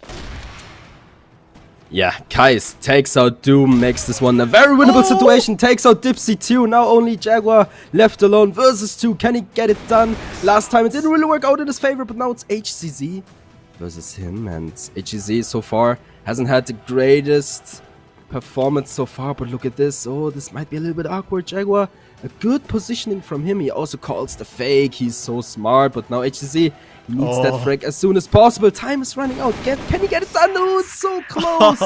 But Anubis, they somehow make this their round. And honestly, Famous did so much damage. He even got the double kill too. And somehow this round still goes to Anubis in the end. So what a miss here from Swamp. They could have done it, but look at Dipsy. Oh, he's so fired up. Look at him go, man. That was a crazy end to the game. I mean, Jaguar there as the MVP. What a recovery. I think, honestly, I wouldn't be surprised if Dipsy's a little bit upset there at the fact that 2 players peaked and gave Kais any opportunity at all. And that's like a cardinal sin when you're in an afterplant in that sort of pressure situation.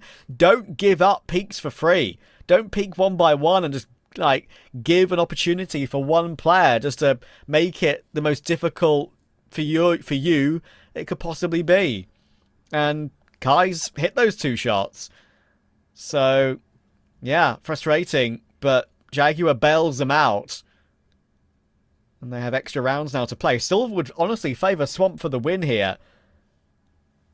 But they have found a way to bring it to OT. Fair play to them. That shows they've got that battle, that heart. And that's always a sign of a good team. Never say die. Yep. Famous. Surely not too happy with this round, but gotta be honest, I thought they had this run, done and dusted, but Anubis, they proved me wrong. They keep fighting. They push this one in extra rounds, and well, what is there left to say? I mean, this push now, oh, I love to see it. It's gonna be so aggressive here, and the Comics good for 2. Looking for the 3rd, not quite able to find it just yet. It's actually gonna be Snox with the return. Gets 2 all by himself, no set in a 1 versus 3. A very quick round to start off the extra round with, and I think Kai's actually spotted him, and look at this. The USP comes into play, and it seems like actually with the USP you can just run, gun, shoot, jump, do whatever you want. The bullets still hit the target, and now this is a very winnable round. Snox super low in HP though. He's worried because obviously, like, he knows he dropped the C4, but he can't necessarily just hold it. Like, obviously he knows that's the objective they have to go back for, but holding it when there's 2 players alive doesn't really make much sense. You really need to be a bit more maneuverable and maybe catch one more pick while they're not sort of showing themselves. But they've been allowed to pick it up now. And thankfully for Swamp, Sad has rotated back away. We'll be curious to see if he picks up a rifle, if he wants to go for the 1v2, which obviously I want to Could be a bit harder with the sniper, but with that USP, maybe it's not necessary. Plant down. I think Doom and Comics will be hoping that Sad wins this because they had a chance to make this round a lot more comfortable than it actually is looking now. They put a couple of these players down to so low HP, and Snux, of course, is one of those players, but it's HTZ to close it out. And immediately, first round of overtime, side switch again. It's Swamp to hit back.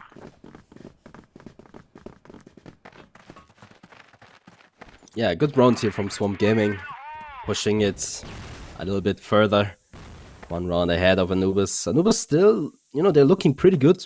Not gonna lie, but it's not enough just yet. But you gotta love the USP coming into the play here.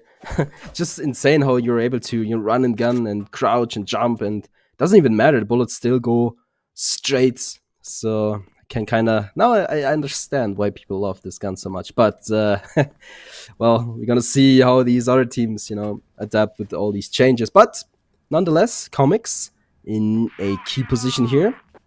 Pretty sure he spotted or at least heard some of these Swamp players. Not quite sure what the deal is here, so I'm just gonna clear out the first room here, but just a matter of seconds. Comics does great damage onto Josh. Grenade, not gonna finish him off though, but well, you know, Anubis, they keep fighting. I mean, they make it very interesting. Comics, he played it to perfection. He spots them, gets some damage done, falls back, waits for, you know, rotations of his teammates, and look at this. This worked out beautifully, but maybe it's just all the parts, you know, the big part of the plan here. As you can tell, 3 players from Anubis onto B here. Swamp Gaming, they could have had a great chance to, you know, rush towards A here, but I guess they didn't really use their opportunity here. Yeah. It's a little bit concerning, but I do think Anubis are pretty well set up here. 3 over toward B. The Smokesim play as well. It's really down to whether Jaguar can hang on, and Dipsy, of course, playing with him. Flash coming through. They're going through a smoke. That's not usually advisable, and Dipsy tells them why.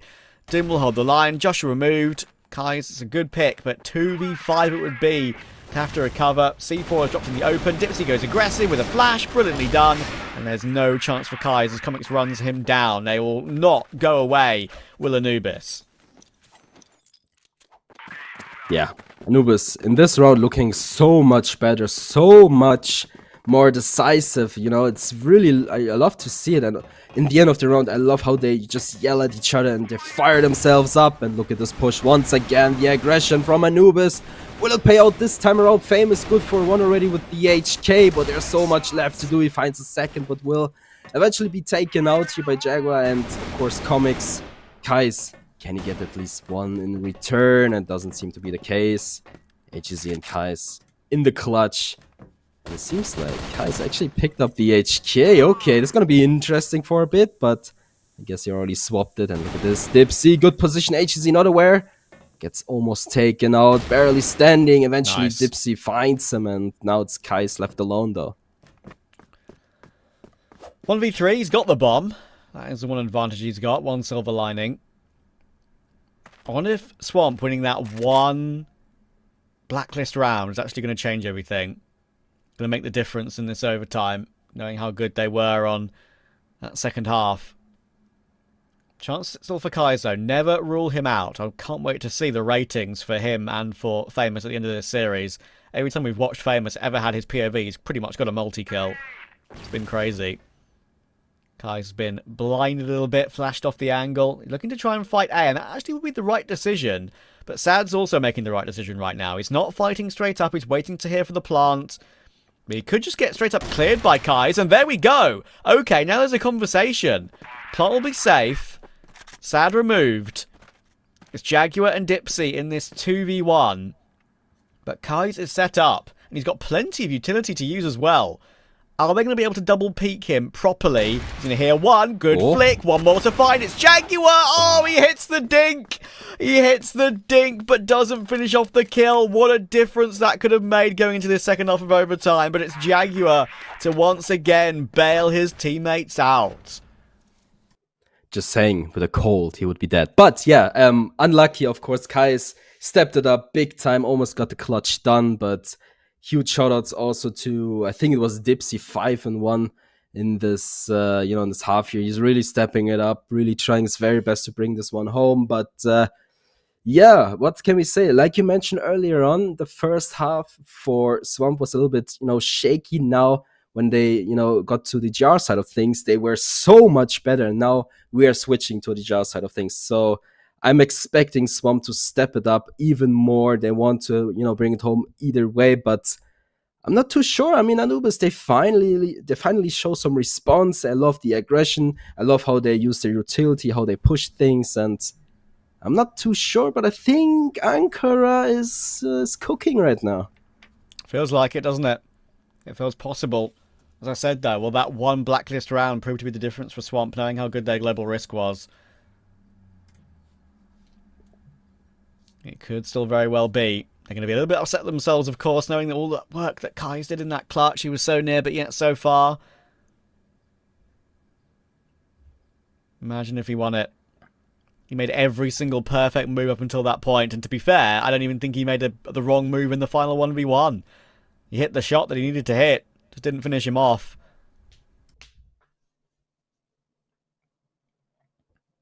Yep. Very devastating, of course. Kai's, he has been very clutch today, but just that one round could have, changed the entire outcome. And, well, you can tell he's not looking too happy right now. I mean, obviously, everything is still possible and you know it, but still, after a round like that, I mean, you get the clutch almost. I have 1 versus 3, and just like that, tap wasn't enough on the head. But job is not done just yet. Anubis, 1 round ahead, a little advantage. And we're going to see how Swamp Gaming is going to respond, and it's going to be just a matter of time. Snox with a good angle here.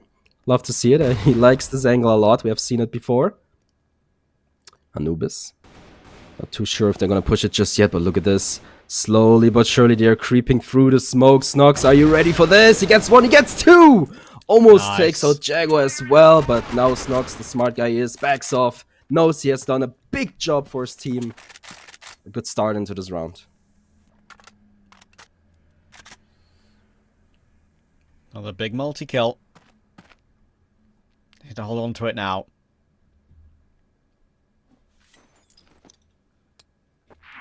Two players outside A. Bomb still around mid. Swamp playing that A defense a little bit more carefully. Then they can probably win a retake if necessary. Famous. In between the window. Oh my god. It's just an immediate reaction headshot. And Jaguar, he's got nothing doing in this one. We'll be back even again at 11 all. Almost feels like this game could be destined for a golden round. And if it's Swamp on the defense, of course, for that, you'd feel like that would be their game. They might even get it done in reg. Who knows at this point.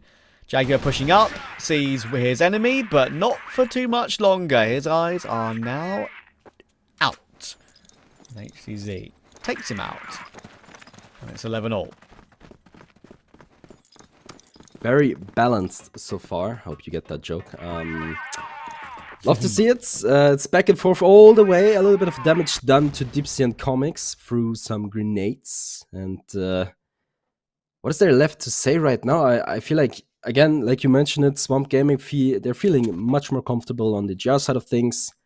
And they make it look easy in this last round, right? But Anubis, they showed us they are absolutely able to respond nicely. And for a little bit of time, it looked like they have the upper hand by far. But no, we almost are back to even trades here and there. And obviously, Snox, the big difference maker in the last round. 2 frags instantly. Backs off. And right now, there's a little bit of an, let's call it stack from Swamp. You have HCZ and Kai's close to the, belong section there. Let's see if they're able to get anything done from this position. That frag, only one would be quite insane for them if he's able to back off. And I think Doom, I think he spotted HCZ there. And it's a little bit awkward back and forth. The smoke in their way. And, well, Swamp Gaming, they don't get too eager about this. I mean, no big rotations happening whatsoever. Okay, looks like Anubis are trying to go and at least set themselves up for a proper B execute again. They've got that main control. They're pushed all the way up. They've still got good utility. So I think they know that worked earlier, but you know what? They're not going to go for it. They're going to fall back off of it straight away. This might be their final decision as well. They're going into Josh, in toward mid. Smoked off. Looking away from the utility, does some damage and looking to try and fall away. Playing time, realizing there's 30 seconds on the clock. Don't go for anything too crazy. Good damage. Falls away still pretty healthy. Now can play off of his teammate's contact. Anubis are really blocked off by utility here. How did they even force their way into this round? I don't think they're going to be able to. Josh gets one. Kaiser's in the open though. It's a quick trade from Jaguar and he's found Famous as well. That's the important one. In comes Snox. He's found a double and it all falls apart from there. HDZ gets the final kill. Big reaction from Kais. And Swamp have at least a golden round guaranteed. Oh, hell yeah. Kais is feeling it. I love to see this guy.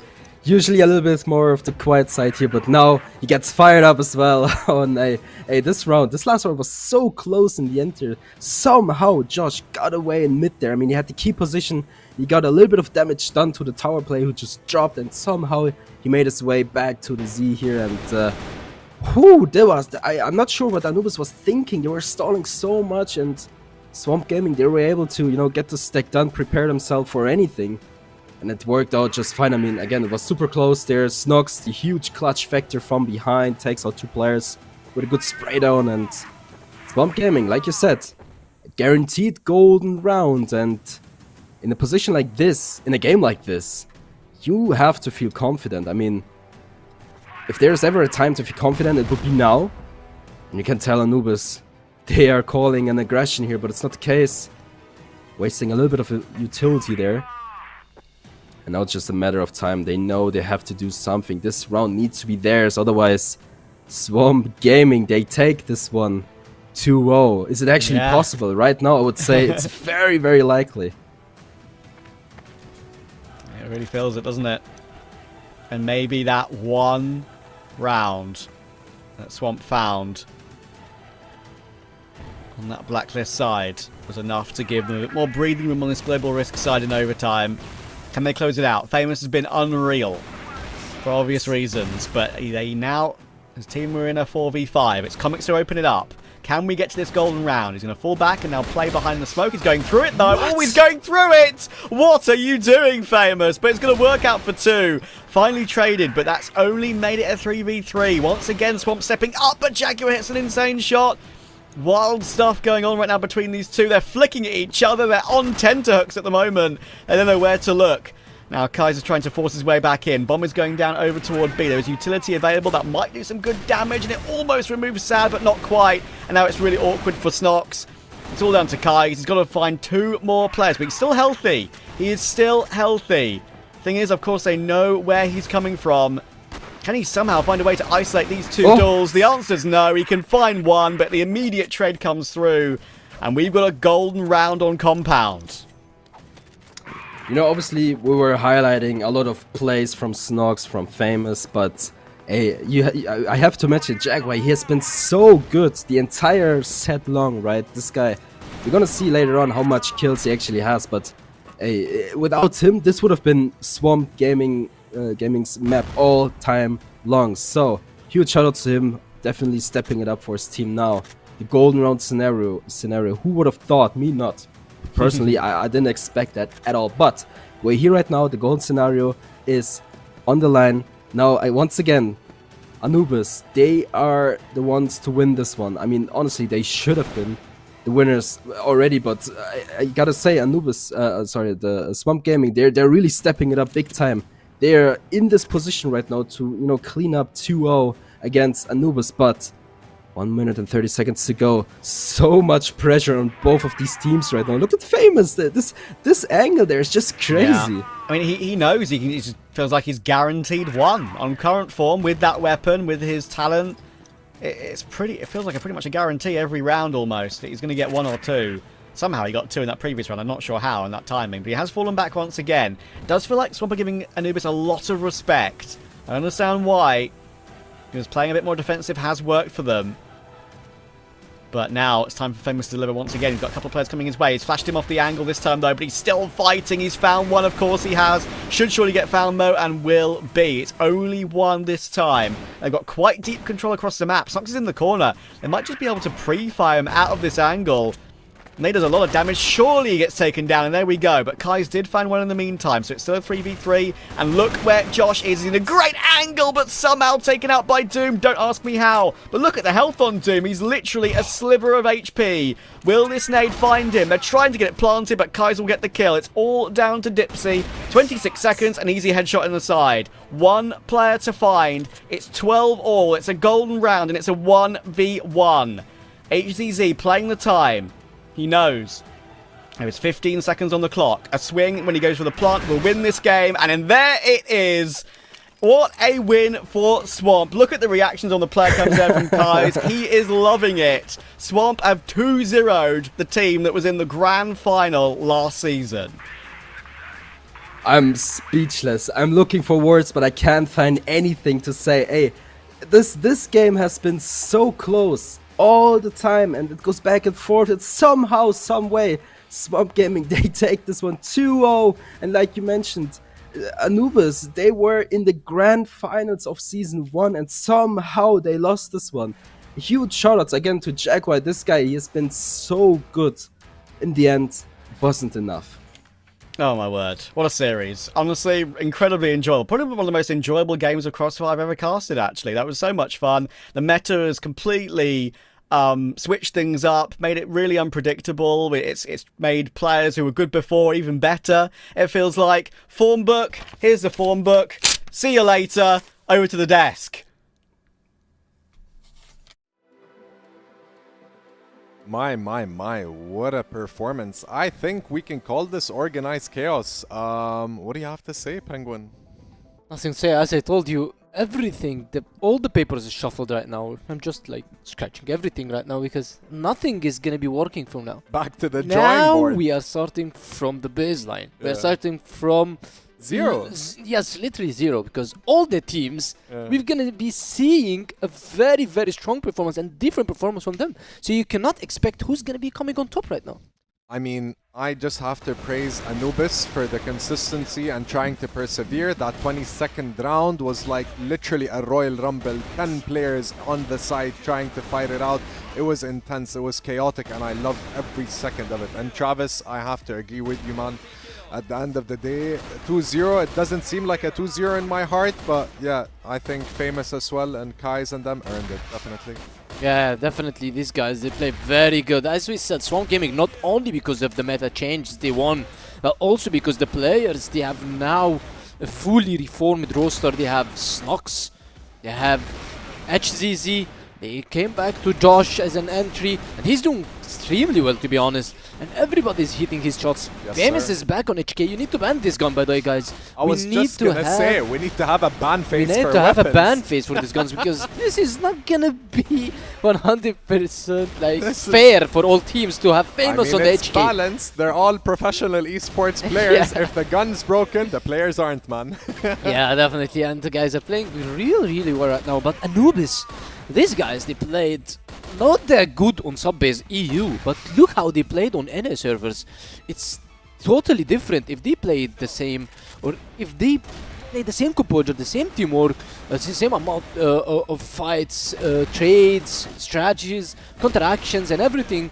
You would have been maybe winning sub-base, but the facts now are saying the Swamp Gaming, for the first time ever, beating Anubis in 2025 in the third meet between these both teams.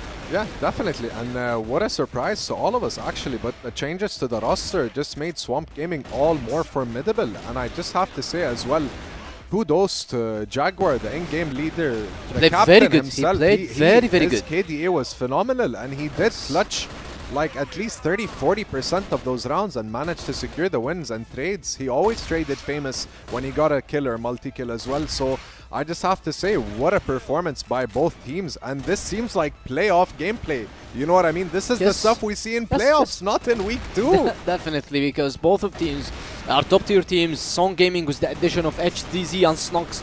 The guys are going for top 1. They are aiming to be on top 4 and to be the best on West. And right now we've seen the strong performance from these guys. The aim fights, the duels that they've been taking all the game. Not only this, but also their good strategies. Look at the KDs right What now. a set summary, man. I guess Famous should be the MVP, definitely. This guy, consistently, both maps, he's hitting his shots, getting the frags, turning rounds, initiating fights, winning 1v1 duels, doing everything for his And teammates. he's holding angles that are so unpredictable. Like, Yes. at that point, you're gonna get peeked by 3 players. He would flick one and just retreat and give info to his teammates. This isn't just an IGL or an anchor. This is really the glue that keeps Swamp Gaming together. Yeah, definitely. Him, Snox, and Kai's as well. Okay, Kai's didn't have that much good map. He started slow, but then he came back and he did the... He's finding his place. Yeah, in we the saw the team frag roster, that he yeah. got from on A long on the guys with the TRG. He did very good, but overall, Swamp Gaming, their play style is totally different. These guys are coming here to win. We've seen how they played versus 999. Now we've seen them versus... Okay, we said 999, maybe they are still a reformed team just as Swamp, so it's 50-50 for both teams. Yeah. But you playing versus Anubis, the second place team in season 2025, season 1. Now you beat them. As we said, Famous is getting the MVP, amazing. and he is the best in the series today's games. Not only in the series, I would say in West League right now. Yeah, definitely. This character, the way he plays, the way he initiates the mind games and gets a read on the player, I feel like he's 10 steps ahead at least, if not more, when it comes, especially when he's playing on the defense side. I don't think there's been one scenario in all the rounds that we witnessed in both games where he didn't secure the first kill. Yeah, definitely. And usually he's not the guy who's taking the first fight. But if someone picks him and he's on his crosshair, he definitely Famous has the ability to get the kill instantly and to be able to win the duel and win the fight. And him on the HK, we've seen him spraying with the HK, which is actually that's not what HK is for. It's only for taps. You cannot spray that much with it, but we've seen him spraying with the HK, getting the 2k on compound. So he's still doing everything with this gun, so we need to ban this gun or to ban Famous. Yeah, ban them both. No, I want to see more of Famous, but I just have to say, man, if I'm on any team on the West League and I realize that I'm playing offense against Famous, I'd be too scared to be entry, man, to be honest. Yeah. God bless, his crosshair placement is very unique. Like, it's not always centered, if you say that, but it's always where the player is before he even peeks. Yeah, his crosshair placement is the best, to be honest. That's what's making him finding the kills very easy because of the HK as well. That has literally no recoil on the clicks. So Famous, he's the GOAT. We have an interview with him. It's my honor to take us an interview with our boy Famous here, man. I congrats. What a phenomenal performance, Mr. Famous. I really appreciate the audience does as well. Is there anything you have to say initially before we get into it? Well, I mean, just listening to the glaze was pretty crazy. Appreciate all the glaze. I don't really know what to say. I mean, you guys kind of covered it all. The HK, Yeah, hey, that's my gun, baby. Been playing with that for so long in ranked. yeah, I've been in the prepping ranked on myself. China. Yes. Yep. Yeah. That was my question, actually. Have you guys thought when the HK was gonna get released that you're gonna be using it in competitive, or it's just a gun that will stay no longer, no one uses it, but you came here in the competitive scene and you use it? Have you planned for this, or? I mean, I wouldn't say we really planned for it. I mean, when we heard it was going to be released, I mean, everybody knows I'm going to try to, I'm going to give it a shot. I'm going to try it out. See, we didn't know what changes they were going to make to it, if any at all, to see if it was going to be good. But the second I used it yesterday, as soon as the guns got released, I was like, okay, I guess this is just my gun. I mean, it's just the same thing. So, I don't know who else is going to be using it. I don't see why more people aren't using it, to be honest. It kind of shocked me not to see more use of it. But I mean, we haven't seen the rest of the game today. Maybe other people are going to be breaking it out. Who knows? I thought it would overtake the AK immediately. Yeah, we're gonna have to wait and see. This gun is phenomenal, and it's not the gun, man. It's you. And I just want to say one last thing is, how does it feel with the new roster and the team that you're in right now? It honestly just feels really smooth. We don't get near as much practice as a lot of the other teams. We try to get as much practice as possible, but with our time slots and everything, it's pretty hard to do so. Yeah. But you know, like the team is still feeling as smooth as it possibly can. I would say, for what the time we've put in and everything, it's feeling really good. Yeah, it seems like you guys are putting in the work regardless of the 7-8 hour differences. Yes, because Thank they have you- different time zones. Thank you so much, famous man, and I hope Thank to see you. you guys in playoffs. That was exceptionally entertaining. Thank you. Thank you. Appreciate y'all. See you, man. Take care.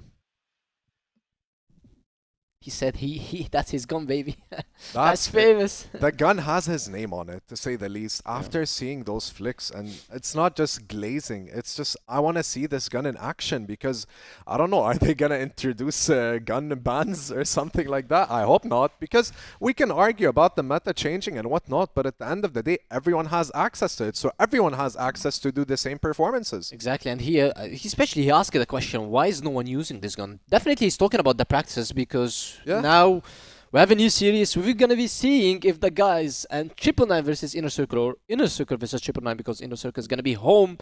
How these guys gonna be playing in the meta change that we've been seeing right now. Okay, I've prepared few words for InnerCircle and Triple Nine and Go for Trav. it, go for it. Sorry, no, I'm not doing. I'm doing as Trav. I'm just gonna keep my peppers now. I'm not gonna do anything. I'm Gonna not gonna hide say the anything deck, because if yeah. I'm gonna talk about it, I'm gonna say that InnerCircle is gonna 2-0 Triple Nine based on the past performance and the experience between the two teams and The past everything. is but gone and but buried, man. exactly, This is a new crossfire this is a that new we're crossfire, witnessing. definitely. Yeah. Yep. InnerCircle with the addition of Awesome and Jen this year, they've been doing phenomenally good. Adding also to Kevin, who's their coach right now. These guys are looking for top 2 to be able to go to the AWC. So the guys have everything on their bags and they have everything ready to get logged in to go to the grand finals this season. Yeah, I mean, the way I see it, InnerCircle is not just here for the playoffs or anything like that. These guys have assembled this roster and they're aiming for the EWC, and I really think everyone in all regions is up for a task at hand if it comes to trying to beat this team. Yeah, exactly. Especially that Alucard, one of the best snipers in West League right now. The guy's performing very good. This guy is the consistent player. Him, by the way, and Slayer are only the two consistent players that I can see. That if you are having a very bad game, you would do okay. You not didn't gonna, lie on yeah, them. you're not gonna do very bad because you're gonna still hit your shots, do the frags, but you're gonna do just the normal what's been very easy for you. So he's very good. I would love to see him doing more. And talking about Triple Nine right now, with the addition of Creeds, turning them into full German squad, the guys are doing okay, and they are still trying to build on what Triple Nine did last season. Just to mention, Triple Nine just got to West League this year, so it's not, they are not still 100% ready, but they are doing very, very good. As you can see, Creeds is the leading in terms of KD. He's one of the best players in German. Now we have two German titans, Creeds and Genzer. By the way, those guys used to play together and also to play versus each other when it was GV versus Lazarus. Yes. Now it's InnerCircle versus Triple Nine, and both of them are hungry for the wins, so you cannot expect who's going to be coming on top because 100%, as you said, everything has changed, the meta has changed, everybody can win. Yeah, it's a new thing that we're going to be witnessing, and I'd like to ask you a little bit about the maps. And there's one thing I need to add: Triple Nine, now that it's a German roster, and I realized last season there's no such thing as first, second, third, fourth until the middle of the season. Yeah, exactly. As he said, they changed to German roster, so they are comfortable in the maps. They played very, very good New Mexico versus ROC Esports. Really? They were able to win it versus them 10-4, I guess, which is like, it's not normal map win, it's just almost a stomp for Triple Nine. So Triple Nine will not 100% ban Be New labeled Mexico as now. that, yeah, it could Why be would you labeled ban as New that. Mexico if you're winning one of the best teams in No New Mexico? point. So InnerCircle definitely needs to be banning New Mexico. Yes. But Eagle Eye is gonna be picked by one of both teams because they both can play very, very good. Let's go and check the map VT because these guys, you cannot expect what map VT you can see, but we can see that it's You're gonna very be close. Port, Black Widow, Compound, and it's just Your bans were accurate. Yeah. Eagle Eye and New Mexico. Yeah, that- they don't want to challenge each other on that. Yeah, they want to those go to the maps. comfort picks. yeah, exactly. This is Yeah. the basic maps that you would love to see. But talking about Triple Nine, that they are starting global risk on Port, this can snowball the game because also they can be global risk on the second game. So InnerCircle, they are having a very, very tough V2, but talking about the roster and everything, they still can beat Triple Nine and they still can come on top. Yeah, and this is something I've seen in Season 1 as well, because at the end of the day, when you are in first place, it's not just a matter of winning, it's a matter of sustaining that position and being able to maintain it back and forth. Obviously, as an esports player, you can't always be at the top of your game. Some days you're exceptional, some days you're mediocre, and some days you might just be having an off day, you know? So we're going to have to wait and see which one it is today. Yeah, definitely, because if InnerCircle is having an off day today, and with the meta shifts, and we've seen how Swamp Gaming played extraordinarily good, these guys can be able to beat InnerCircle. If not to beat them, they can go to map by them. Maybe we can see 2-1 to InnerCircle, Exactly. but still, yeah. I mean, if 999 gets one win at least against InnerCircle, that's going to be a kind of a statement to the rest of the organizations in the league, you know, that we're still here to compete. Yeah, well, InnerCircle, the guys, I still don't see their full potential, by the way. And even Alucard himself, he said in the interview that we did with him, that they didn't have much time to prepare everything. Yeah. They only have 2 maps. I heard from their coach that they only have 2 maps. They didn't do every map. They didn't go through all the maps. So that makes them still the team not playing full potential. Yeah, the schedule's tight. Yeah, and they're still trying to improve, and they're going to be improving time by time. That's why you are lucky to play InnerCircle now, because later on, and reaching to the playoff stage, if they make it into top 4, InnerCircle will be totally different. Yeah, and this is the kind of exposure that both teams need to absorb and get some more intel on how to play these maps, especially with the addition of the new weapons. Yeah, with the new weapons, I cannot expect anymore who's going to be winning, who's going to be performing, who's not, and how this meta is going to be shifting. But as we can see that some players are comfortable on the new weapons, Famous, Skies, and some are not. We've seen Sad, we've seen other players from Anubis. Last thing, prediction. 2-0 InnerCircle. 2-0 right away. But I'm just going to say this, and if I am mistaken, I'm going to just do like Trav. I have some hope that 999 might secure a win. Anyways, I'll take it to the desk and let's go to game 1. Yes. Yeah, those notes I don't feel like might be surviving too long after the end of today. We'll have to see, though. We'll have to see if it's anything. Honestly, I think there's a bit of a difference in the matchup here, right? Despite the meta shift, despite the evening up the playing field, 999 don't have a Famous. They don't. I don't feel like they have a player that can really take over a server like Swamp had, right? There's no differential between EU and NA servers or anything like that as well to maybe have a bit of an advantage in some way. So InnerCircle are the team with the name value. They are the team that should be winning this 1-2-0, whatever maps they are, really, I feel like. And yeah, it's now just a learning experience to find how they adapt and how both teams adapt to these changes and who really, and what players have, what personal preferences there are. But still, despite all that, if InnerCircle don't win 2-0, I think I don't disagree at all with Penguin. It'll be a big surprise. Yeah, I think there's nothing more to add to it. I mean, when it comes to the maps, no big surprises here, like Penguin mentioned. Pretty much what you would expect. Good aggression here from München. With this, it's a little bit awkward. Can't really get the job done here, but 1 is good enough. Takes out 1.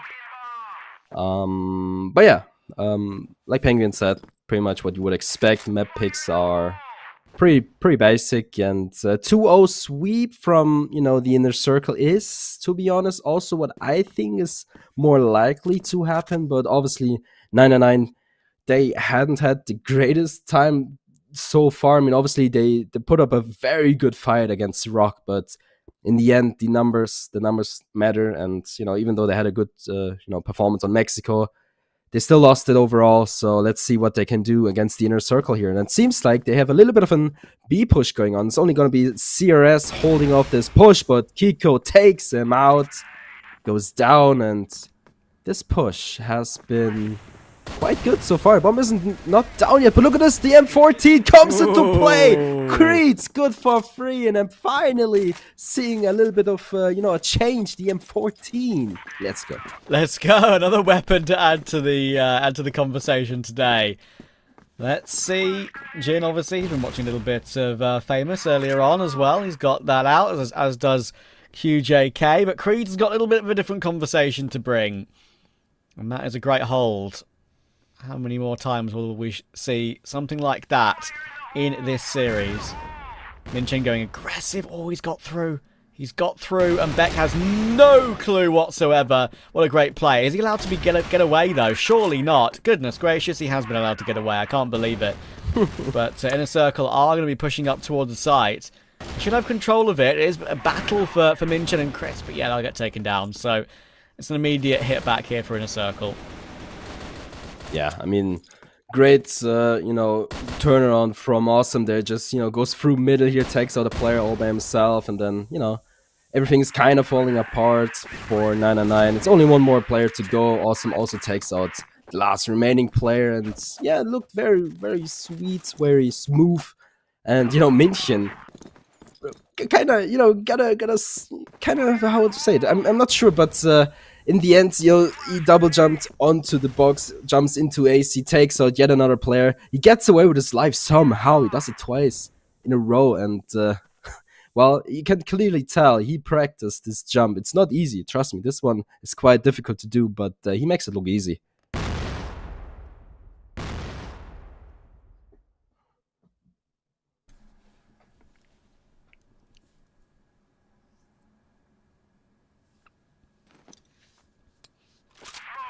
Recovery to a 1-1 between these two. Early game on port. Creed's, let's see him getting tested a bit more with that weapon.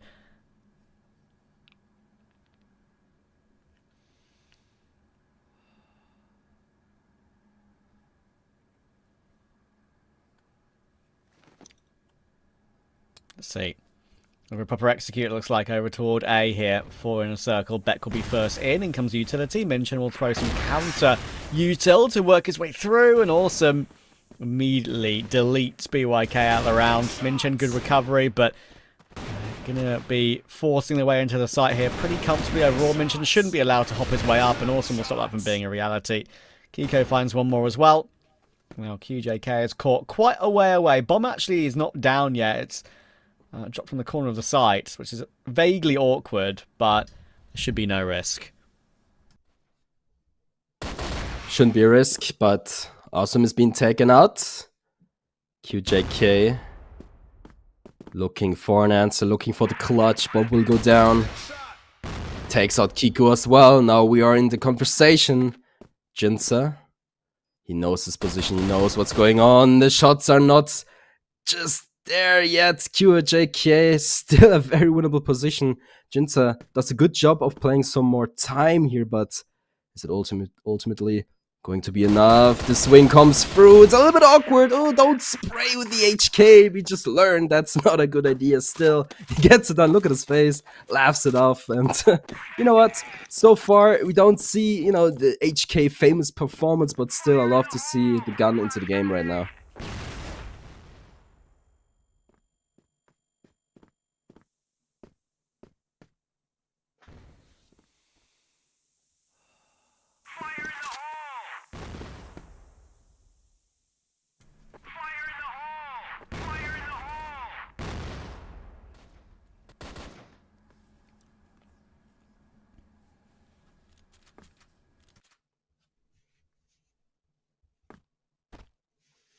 Well, as you can tell, this time around, the InnerCircle, they take it much slower.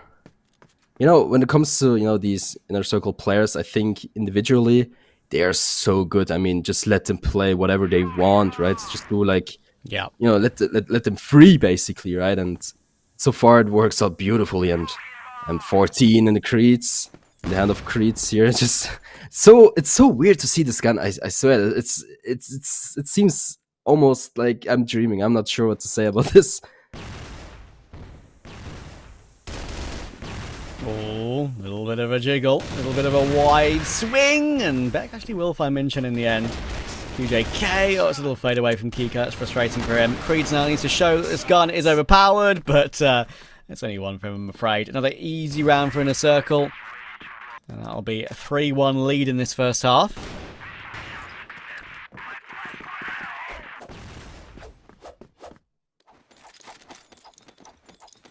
So far, so good. Honestly, I think I said it earlier on, but the M14 for me personally is an upgraded M4, right? So less recoil, and I think it's a little bit faster too, especially when it comes to the reload. So I don't think Creeds is doing a mistake choosing this gun, but so far hasn't been able to beat the clutch factor. But I think that has other factors in the end. You look at this aggression. 999 finally put some frags on the boards themselves, show that they're still alive, still dancing, still able to convert, but job's not done just yet. And again, Cirrus with the M4 in hands. He's not really been able to do a lot of damage, but maybe in this round, we'll see.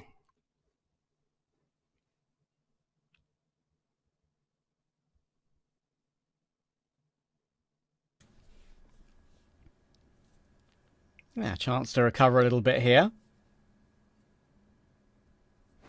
Creed is not switching off of it. Is actually happy to use it every single round, actually, which, it's just nice to see for the variety of this meta change. So it's not like there's a right or wrong answer right now. It can be pure personal preference, it seems, at the moment. Jin, Alucard, and Awesome will work their way through together now. They do actually have a 3v2 on this B bomb site, so they have a slight advantage, but any kill for 999 should secure this round for them, and kind of surrounding them now. They've taken too long to find an opening entry kill, and all the rotations have come through. Chris and QJK will finish it off. That's a solid round for 999.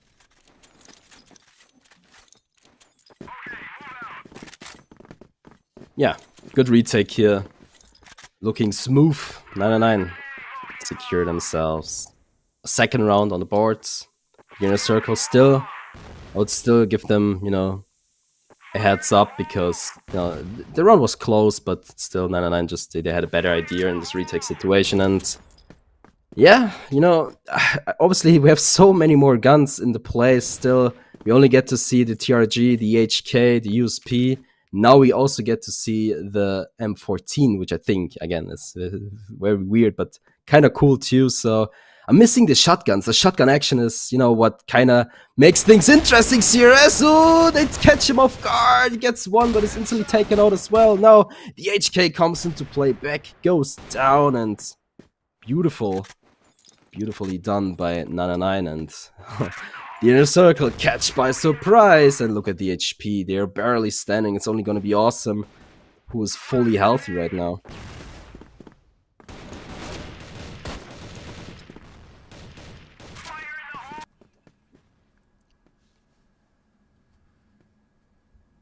They're all just walking wounded. It should be 999 evening us up back at 3 apiece. Almost feels like this game is... It's going to have to do a lot to live up to the previous BO3, right? That's the thing. We've had such a great game to start off the day. Exciting back and forth matchup between Anubis and Swamp. Now this one has a lot to live up to, and it's going to be hard to do that. Minchen will find Awesome, BYK will find Kiko as well, and that's Alucard in a 1v4. He's done many crazy things in the past, but this one will be a step too far, without a doubt. There's just too many players to have to find with too little time on the clock. 30 seconds remaining. There's a bit of util, but they're all going to be ready and set up here. They are a little bit concerned that he could have gone off toward B, but now they're going to see him crossing, and there is the tap long range from QJK. So there's the 3-all like we thought.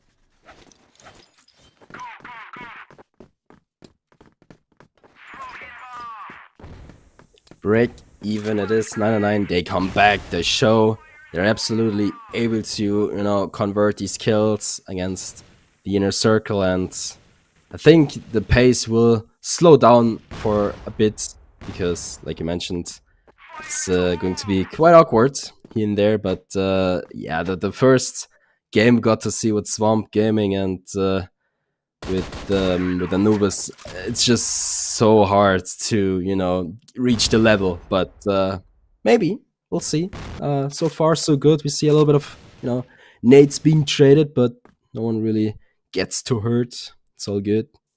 Jinsa with the HK in hand, not too comfortable, I would say. It's obviously not too bad, but nowhere near too famous, but again, it's just so weird to compare. But let's not compare. Let's see what these players can do. QJK gets a little bit of info towards BC here. They know something is cooking, but it's hard to tell what's going on. Obviously, you can tell, look at the map, everyone is just spread out. No idea just yet, but eventually the InnerCircle groups up towards mid, I think. This will be a mid execution. Very late, so the QAJ, the key player with the HK in hand, he will need to do a big part to make this round theirs, but it's only a question here of seconds. Look at this, the timing is good. QAJ slowly but surely peeks in. Kiko takes him out. Good start for the InnerCircle. Now Creeds looking for an answer. He's gonna run into Creeds, and look at his M14 wallbang, just unbeatable. And even back with the M4, takes out München though. The way he uses it as well, right? Like it's full strafe AD to get these duels won. Unfortunately, it's only 1-for-1 in this round, so it means that InnerCircle have a chance to take a lead again. But hang on, Alucard is walking forward. BYK, quick, no scope, comfortable. It looked really. And Chris will actually hold the line brilliantly toward Beck. Beck kind of had a slight advantage, it felt like, on that one. And now Awesome's in a tough position. He's going to get double pushed. Didn't even have any time to go for a possible plant there. And that's a great recovery from 999. They're here to play.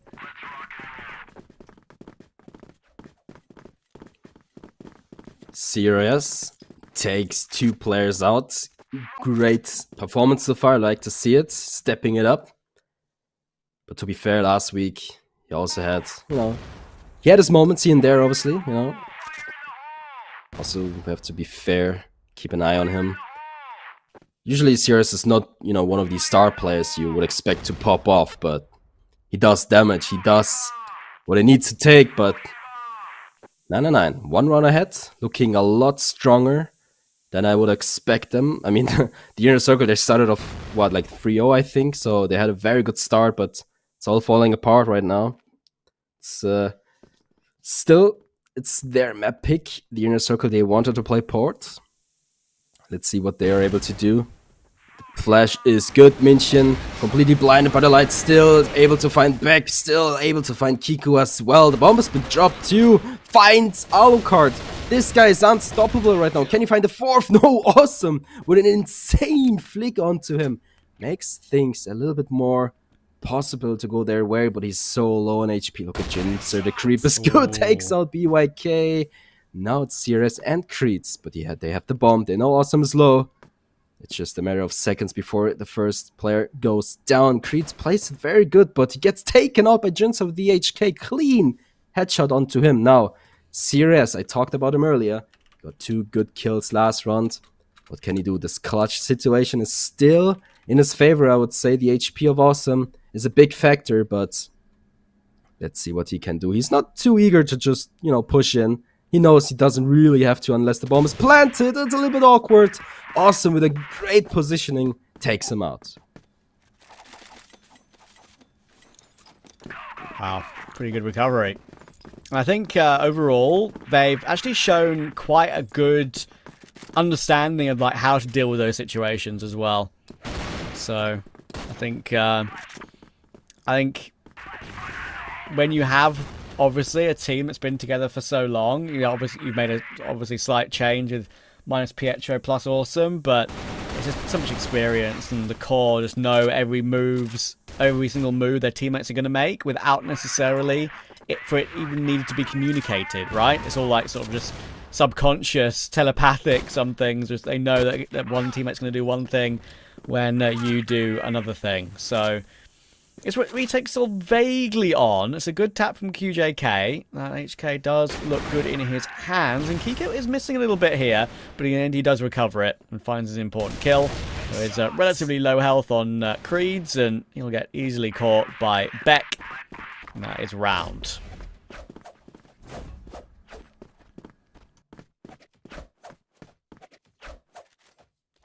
So far, so good. This last push here from the InnerCircle was looking very clean, to be fair. I mean, they just ran and they got it done. And this is, in the end, this is really what it takes, right? So you have enough firepower, you have enough experienced players on your roster to just send it towards A, and it worked out beautifully.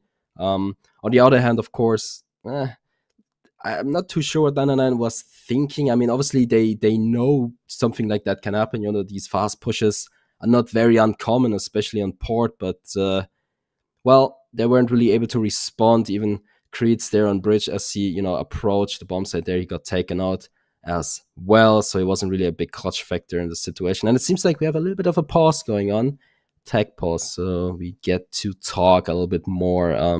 So, Jeff, what do you think? So far, it looks, you know, well, let's say back and forth, but still the InnerCircle, they look slightly better. Yeah, I mean, I'm kind of expecting that, right? I mean, Triple Nine are on the slightly favoured side, right? So, yeah, I think overall it's still a good position for InnerCircle. I think this game seems to be going a little bit more by the book thus far. Sure, Creed is showing us what some of the new weapons can do, but other than that, I think InnerCircle are pretty comfortable at the moment.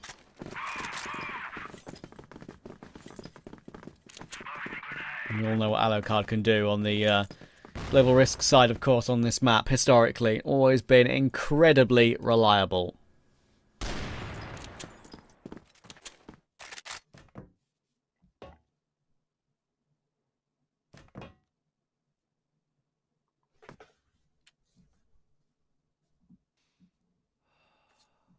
Yep, indeed. And, you know, actually, I think for me it's surprising that, you know, the weapons came out yesterday, if I'm not mistaken, and everyone already figured out, okay, we're gonna use the USP, we're gonna use the TRG, and eventually maybe the HK if you really want to, and the meta just figured it out itself like that instantly. I mean, obviously, you know, all these players are watching right now, you know, especially, you know, the next game we have, you know, cooking, but I think they're watching right now and they're thinking, okay, look, they play a certain way. Let's just adapt and see and figure it out. And maybe, just maybe, Creed's also was watching the last game, was like, maybe I can use the M14 in my favor. But I don't know. I think as time goes on, we will eventually have some more changes come to it. I think you mentioned it earlier on too, but I don't know. I just want to see some more shotguns, to be fair, because I tested them. And to be fair, I think they're pretty good. Yeah, fair enough. I mean, listen, in the list of weapons you sent me earlier, and we were having a chat about the update, I also saw, like, Gatling gun. Apparently that's really bad. I also saw chainsaw. Now, that terrifies me. Now, what does that mean? Kevin, hold me. I'm scared. That's another, not an actual chainsaw. It's like an MG, I guess. It has barely any recoil if you tap it quickly enough. So I was gonna say, like, I'm assuming it's a gun, not an actual chainsaw. I wasn't expecting it to be a real chainsaw, but still, that's a great name. Anyway, let's see what goes on in this round, because we're getting to all the business end again here. 4 players on the server, unfortunately, for 999. Creeds, QJK, BYK, and Minchen looking to entry in toward B. 18 seconds for this plant, and I think InnerCircle have read this. They're going to have loads of players in the action here, ready and raring to go to defend this bomb site. 10 seconds to find this plant as well. Sure, they'll just be able to deny it, you'd think, but Creeds just gets it down. And does that give them a chance in the round, though? Maybe it does, you know. Creed's done really well to find Awesome, and he's spun around to find Kiko as well. One more to find. Alucard, there's a new weapon in play. And that was a pretty disadvantageous round. They're able to somehow find a way to win.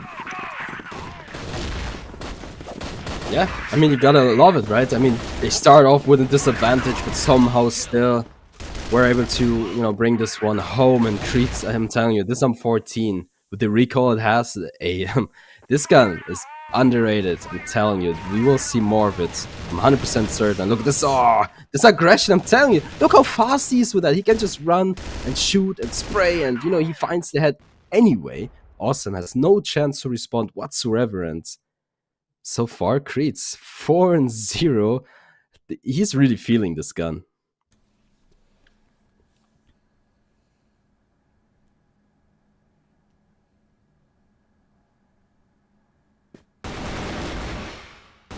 Oh, nice aggressive peek from Kiko.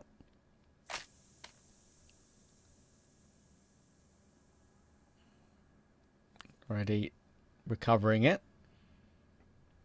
999 are staying competitive. Obviously, InnerCircle are a team expected to be in playoffs every season.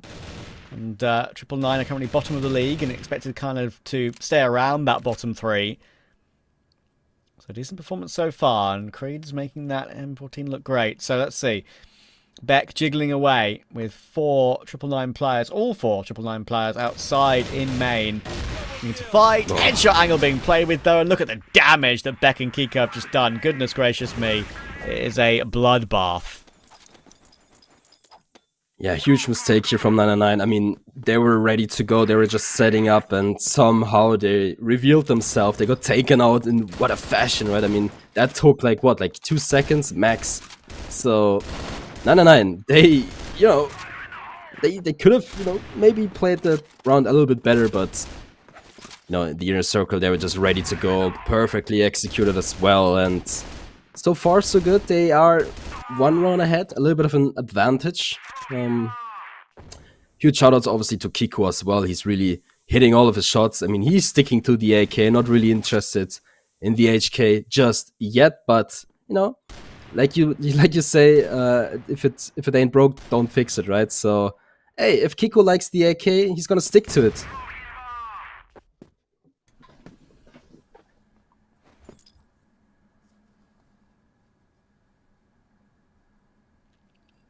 Yeah, I mean, as I say, personal preference, it's nice. It is nice. And,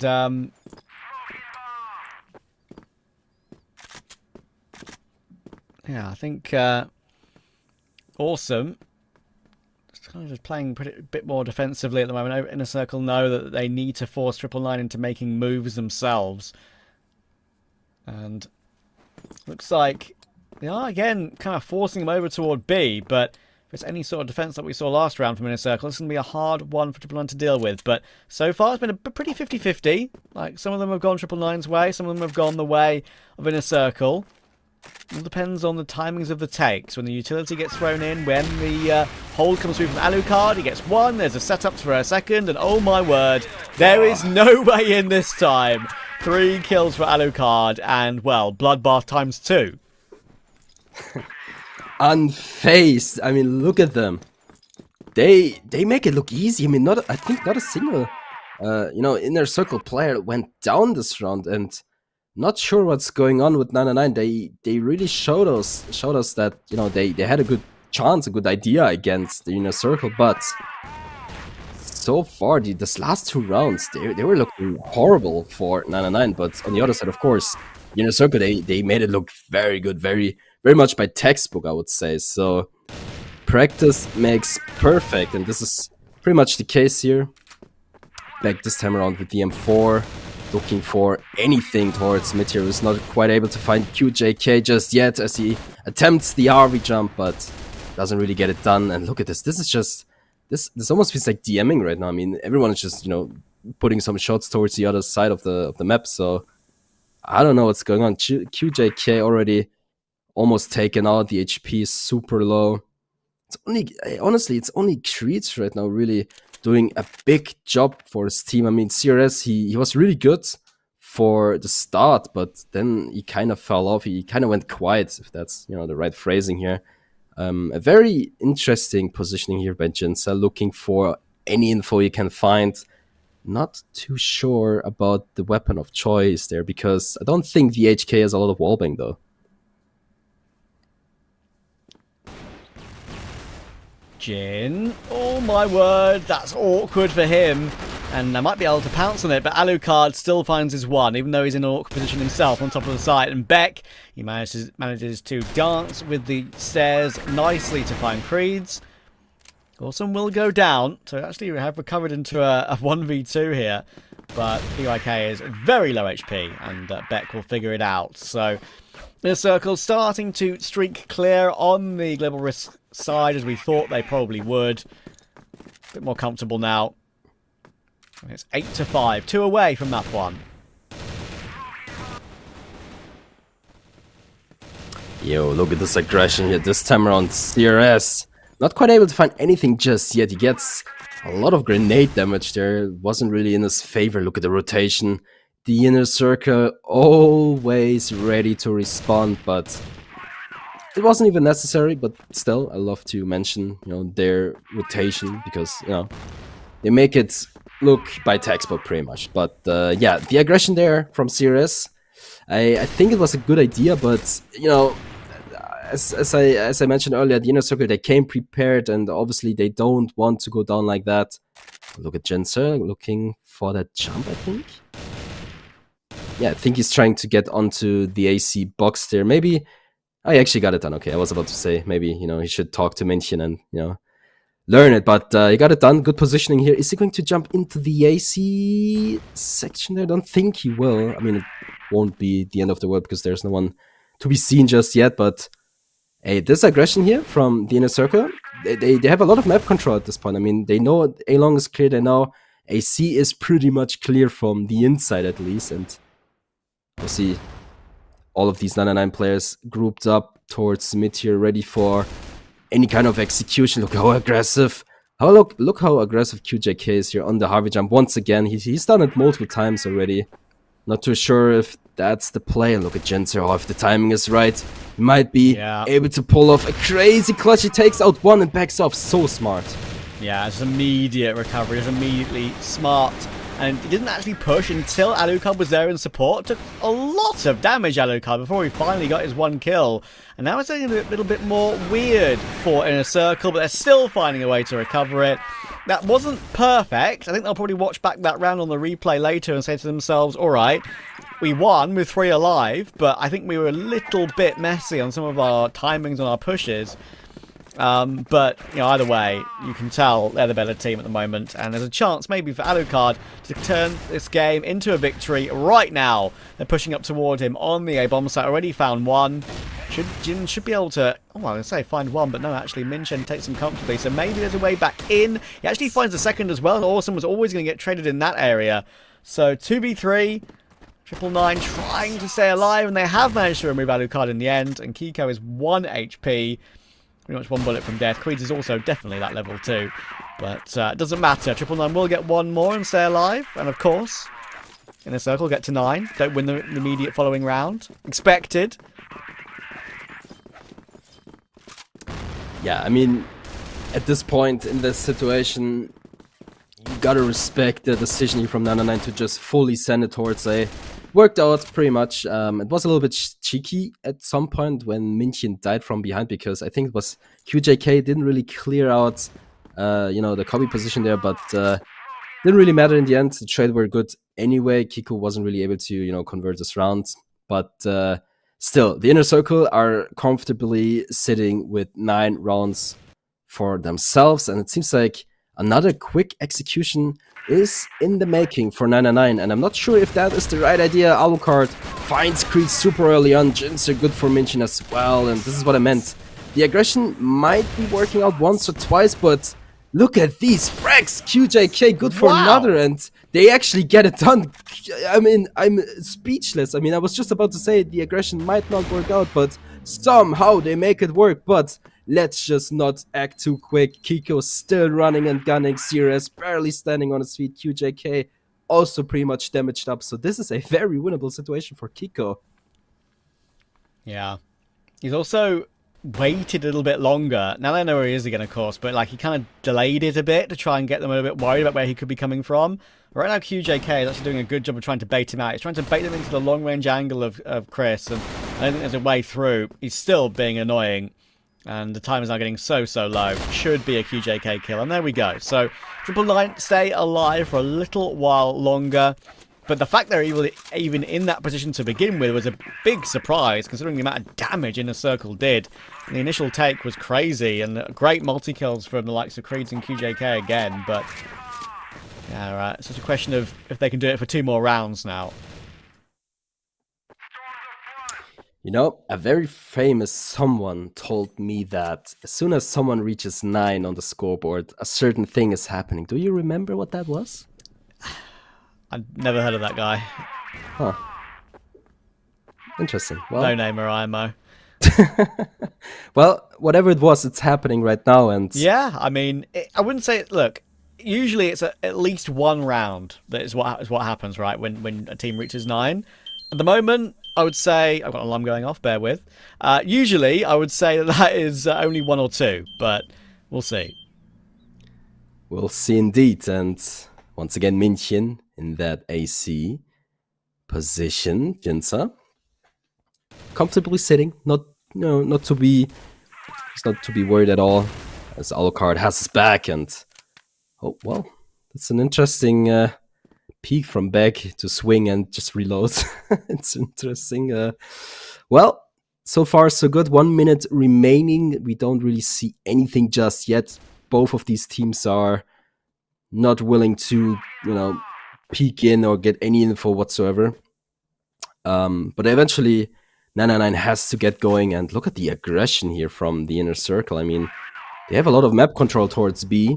Obviously, they haven't clue towards mid here. And this positioning by Beck, I think it's super risky. But somehow, 999, they don't really seem to be interested to, just wall bang these walls there. But I bet as soon as they, we watch this replay here, they will be kicking their chairs. But so far, so good. They take out 2 all by himself. Now, Awesome trying to get the frag in return. But BYK has something to say about that. But same for Alucard. And now it's only Alucard in the clutch, though. Oh, goodness. That is starting to get a bit interesting now for 999. InnerCircle have not been able to close this one out. There's no way Alucard wins that with a player on his top left. So, again, good judgment of the situation there for 999 to gauge where InnerCircle were going aggressive. Caught them pretty comfortably, actually, in the end.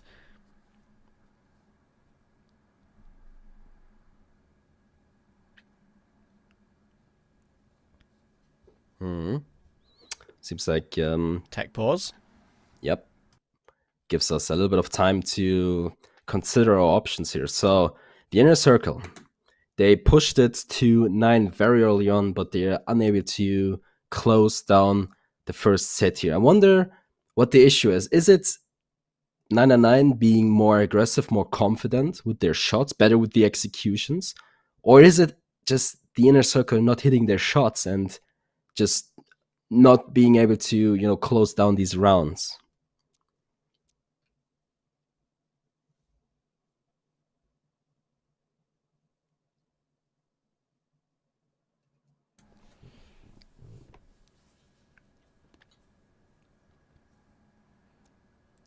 Yeah, it's not the greatest of times for a tech pause, honestly, I would say, if for 999. Like, they were in a bit of a streak, they had some momentum, and now that's been halted. So, if InnerCircle close it out here, I actually wouldn't be too surprised.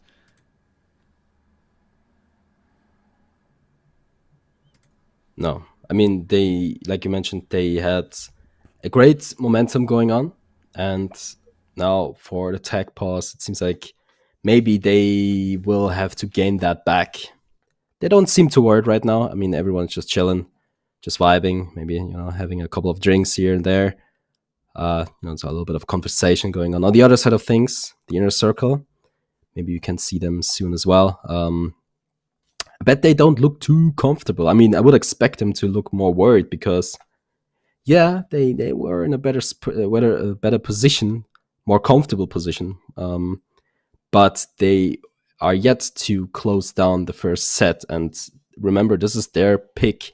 They wanted to play port. They made it look very good at some point, but then they didn't really find the right solution. And the next map, Black Widow, is 999's pick, and you would expect them to be prepared to be, winning, but we're not there just yet. It's a little bit of a bigger issue, I think. But, well, Trev, I'm not sure about you, but how do you like the changes so far when it comes to the HK? I'm loving it. I just think it's just, as I kind of mentioned it with some of the points during the first BO3, right? I think it gives the game almost a new lease of life in a way. It gives it a fresh look with a fresh meta, with players having personal preference weapons, like with Creeds and Famous, obviously. And it gives the game a different look. It's like a different sound as well, even, which can just help you feel like it's a bit more of a refresher. And clearly, with the result of the first BO3, it's given us an overall result that has changed things purely from that weapon being Famous's bread and butter. So Yeah, I think it's great for Swamp. They are now, of course, got their second win in the league already, which is great for them, such an early stage in the league this season. And, of course, for the other teams we're going to see, obviously we're not seeing everyone play today either. Reminder, this is InnerCircle versus 999. We've got PingPongPals versus Gaimin Gladiators later. Tomorrow we're going to have ROC play. And then the day after we'll have obviously probably a couple of other matchups which are slightly different, but yeah, I think that's what's really interesting to me is that, you know, with ROC, Gaimin Gladiators are only playing 2 games, ROC are only playing 2 games, InnerCircle are playing all 3, and Anubis are playing 2 as well. So obviously those match days are a little bit different when it comes to games being played. So we're going to see pretty much every team gauge this new update and how they choose to go about it, like what they go forward for in the end and what weapons they decide to go for their personal preference. So we'll see, but this game is where we need to focus first, and it could be ending here. Kiko wants it to end here, that's for sure. He's pushed aggressively, he's up with Minchen, but an immediate recovery from Creeds once again could mean there is still a glimmer of hope at overtime. Yeah, Kiko continues to be a clutch factor in this round as well. It's pretty much a do or die situation for 999. If they want to keep this alive, they need to win this round. No room for error whatsoever. Beck could go more aggressive here. He likes to do that once or twice. He did it this game already. CRS has been very good in the beginning of this game, but ever since he went quiet. And as you can see, 999, they are pretty much spread up, right? So they're just looking for information. They are looking for anything, but the InnerCircle are not giving them, anything to work with whatsoever. But slowly but surely, 999 is tilting towards A here, which is Alucard's territory. And I don't know about you, but when it comes to Alucard, and now with the TRG in the hand, I'm a little bit worried.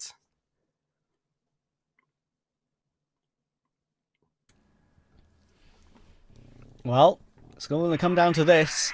30 seconds. It's overtime or bust for 999. Alucard knows he's got to deliver, and already he's been spotted out, so that will feel awkward for him. He's not even pulled the trigger yet, and that is a bit of a big mistake, I would say, for Alucard. Gets nothing done whatsoever. Creed's going to run down Kiko, and this is overtime. Got overtime written all over it here. Oh my goodness. QJK will deal with Jin, and now it's just Beck remaining. Alucard just didn't get in any position there to look comfortable, it felt like, and that was really strange considering his powerful position. Yeah, I mean, the InnerCircle, they were kind of gambling. I would almost say maybe they were given some information that I'm not aware of, but they were favoring towards the B side here, which in the end was definitely the wrong decision here. But obviously, you gotta give it to 999. They take this one to overtime, and remember how earlier on the InnerCircle was, at 9, but they were unable to close it. Again, a little bit weird, right? But because someone always says that, when you reach a certain number on the board. Anyway, but yeah, definitely so far so good. Love what I'm seeing. 999 with a good response, but the InnerCircle, they don't look too comfortable anymore. Look at Jinsa right now.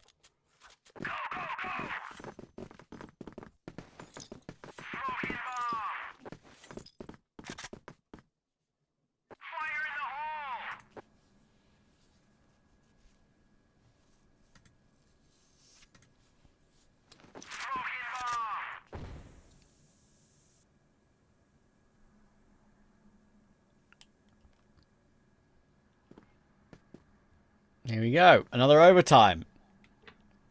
999 doing a great job so far. This is obviously the InnerCircle choice of port, and they've taken them all the way. Utility, counter utility being chucked over. As with the previous game with Anubis and Swamp, I think any blacklist round here for the InnerCircle boys is going to be pretty precious, I feel. But they have been struggling overall in the game, really, to sort of string rounds together. So I'll hold that point for a little while.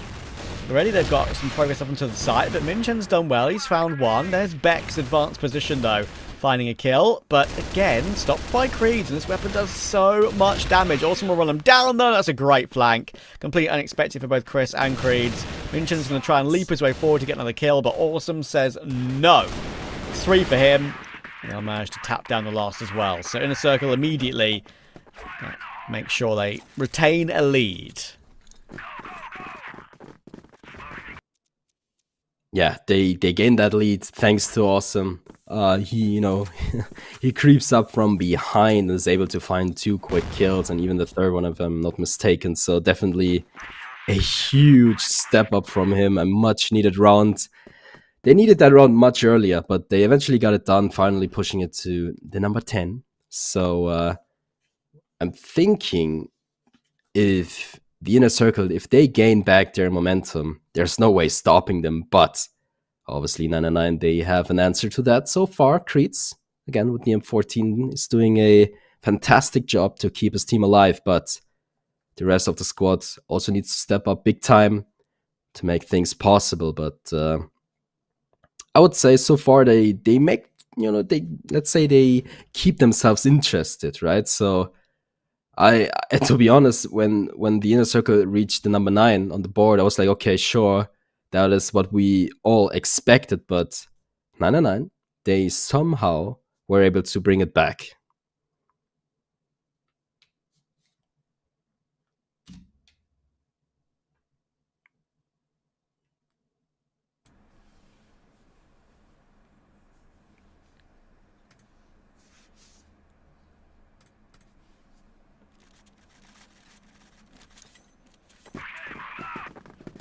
Back underway.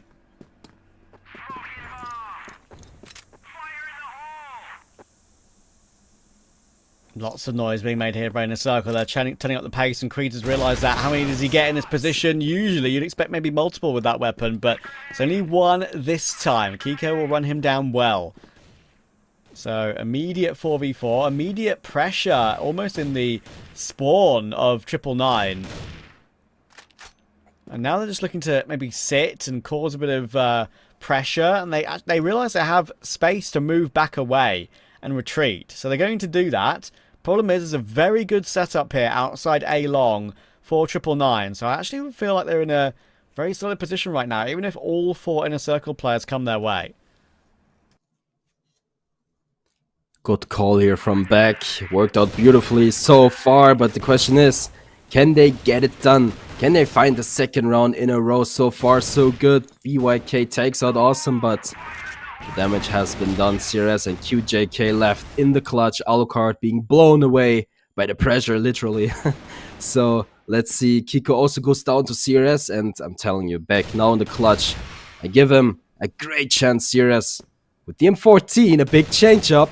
But he's already been spotted. The damage is good, and Beck gets it done. And what a round, I'm telling you. Beck, he called it in. He got it done.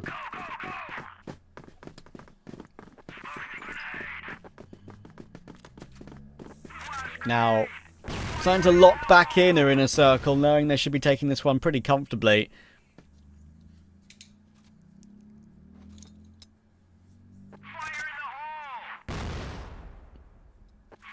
Once again, 3 or 4 players looking to have a peek out long, but the 999 defense needs to find one. That's a very aggressive push from Chris. Fair play. Jin will get taken down. I think that's what they're resorting to go for now, knowing that they're 2 rounds down again. InnerCircle have found 2 rounds on this Blacklist side, which could be critical going into that second half of overtime. InnerCircle 2 away. Alucard's going to push forward. Bit of control in toward mid, being a frag down. 999, I think there's no way of saying this. If they don't win this round, I feel like it's done. Maybe. CRS spots the foot of Awesome there. Knows the pressure is on, especially with the disadvantage you already have. So whoever takes the first shot, gotta make it count. Or the timing is horrible for CRS. He gets taken out. Another good frag. But the damage also on Awesome is pretty critical. Creeds slowly but surely about to help his friend towards B. QJK in a good position. I don't think Beck will, execute this. He'll just go for anything he can find, a little bit of info play. Maybe someone does a mistake. This is what he's hoping for, but as you can tell, the rest of the squad grouping up. It's only awesome. Once again, on the creep around. The timing is good. QJK takes out Alucard. The pressure is on, and Wow. awesome. Not able to find anything just yet, and this is horrible. How on earth has QJK not gone down there? That was crazy. He was one bullet from death, and they continue to jiggle battle each other and somehow remains alive. Anyway, it's a must-win round. It's not the end of the world for InnerCircle. They're in a good position now. 1 round lead going into the second half of overtime. Looking to get this one over the line. But credit has to go to 999 for continuing to fight and continuing to not go away. Being a nuisance for InnerCircle. It's not been the most clean start to the season for InnerCircle. They've had better in days gone by. And they've won their first 2 games, obviously. There have been a couple of tight matchups. Because they managed to beat PingPongPals 2-1 on week 1. They beat TBI 2-1 as well. That was a little bit too close for comfort. So, they're finding a way to beat these lower ranked teams in the group, in the league, but by no means a walk in the park.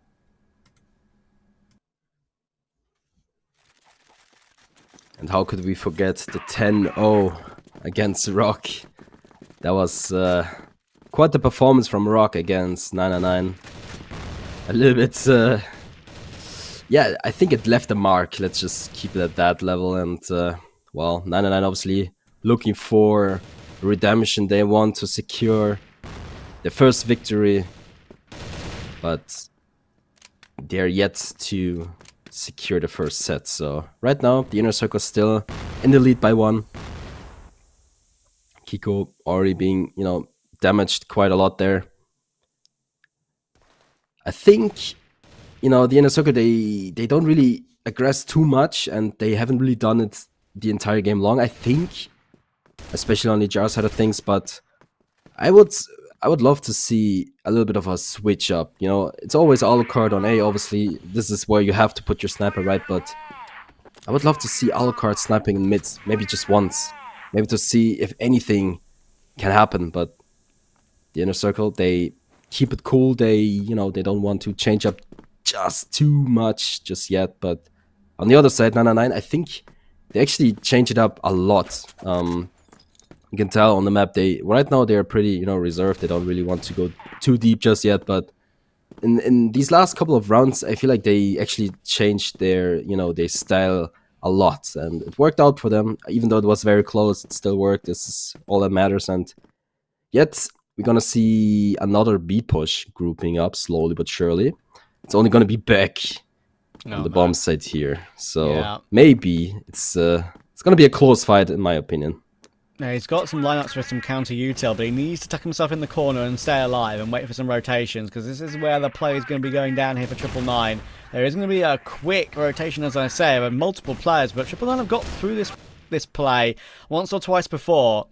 Are they aware of Beck? These nades continue to fly their way in. There is a flank coming through. Can they wait for Kiko somehow? That is the question. 16 seconds. Kiko's got 1. Still no plant on the site yet, and that's going to make things difficult. But the kills keep flying through, and again, 999 find a way. Even though everyone for InnerCircle's around the site, they just found a way to win still. And I'm really not sure how, if I'm honest with you. Honestly, this is unacceptable from the InnerCircle. This should have been theirs all day long, but very surprisingly, 999, they step it up so much when it needs to be done, and they got all their frags on the board.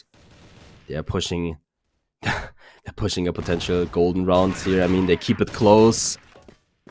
And honestly, no joke, if they're able to win port, and they're, if they are comfortable on Black Widow, this would be insane in my opinion. If they are able to beat the InnerCircle 2-0, I don't even know what to say at this point. But honestly, this is just, me, fooling around a little bit. But hey, who says this is impossible? I would say, I give him a good chance right now. If they can keep their momentum in this set and they bring it to Black Widow, I give them a good chance.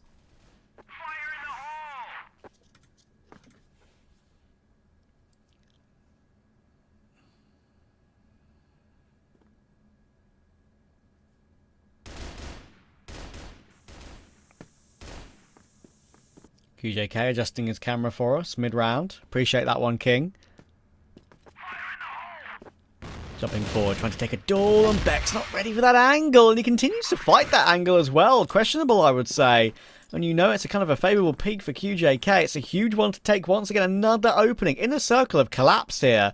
I thought for sure that they'd be in a good position after getting 2 on that first half of overtime.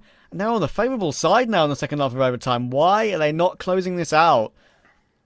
Feels weird that they've not been able to get one more on the board here. Now it's pretty much all on Awesome. He needs probably 3 kills here. He's got an advanced angle, see the utility coming through, but he needs a big lineup and he gets none. None at all. Can't believe it. 999 are just taking the sites beautifully here. Their executes are, I give them the benefit of the doubt. They are very solid. And QJK will even push through against Alucard. That kill kind of means nothing. The round was over anyway. But still a crazily stylish way of getting it over the line. And now they have map point. How and when? Well, we are here. And it is happening. I know it's crazy, but we are here now. But this angle from Awesome is a very common one. I mean, everyone who watched at least one game from Awesome on port, they just know, that he loves to play that angle. He's just super comfortable with it. Obviously, when he's fully blinded, that comfortable, let's say that advantage that he has there because he's comfortable on it, that just is blown away, right? So, yeah, 999, 1 round to go. If they're able to get it done, I'm telling you, this would be unexpected by everyone here. I don't think a single person in chat would have expected 999 to bring this one home. But honestly, love to see the performance. Remember, the InnerCircle, they almost had it done. They started off with 9 super early on. They weren't able to close down. And, well, this is just falling apart. And they deserve it. Let's just keep it like that.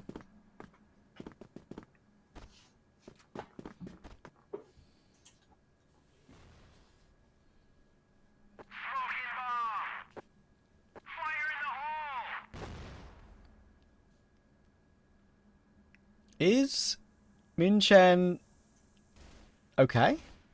I think he's alright. That angle made it look like he was almost timed out, but I don't think he is. Thankfully, he's all good. Yeah, there we go. I was concerned there for a second. But, in the end, we have got an opportunity here for 999 to actually get a map against InnerCircle. Clearly, this meta truly is making it an even playing field. Comes a hold for InnerCircle. They really need this to go their way, but Awesome needs 2, gets another one. That's huge. And now opportunity to fall back and play an advantage perhaps as well. 30 seconds in the round for 999. And they're quite far away from the site still, with now 20 on the clock. InnerCircle done a good job of keeping them at bay for now, but Awesome will go down. Thankfully, Kiko's done a fantastic job. For InnerCircle, that is a saviour. And they're going to get to a golden round by the looks of things. Bomb Plant can come through for Creeds, but now I need to see if this weapon is truly what it's all cracked up to be. He needs 3 kills, and there's a significant crossfire to get past here. 2 players on each angle, and Alucard jiggles him out. So we do get another golden round. Yeah, well, they're going to take their time to discuss, I guess, and the bomb defuse will eventually come through as Alucard kind of, finished him off. So, golden round scenario, both teams are up to the plate. They're pretty pressured. Let's see what's going to happen. I'm just looking forward to, the last round here. I'm pretty confident that, both teams obviously have an idea what to do, and you can tell the InnerCircle with a little bit of an aggression towards B here is not going to work out just yet as 999 approach mid once again. I'm not too sure if this is the right call here, but it's going to be very interesting. Awesome. Good for 1. Good angle there. Takes out Minchen, but the trade is there. Creeds with the M14. Who else but him? He's been so clutch for his team, but it's not going to be enough just yet.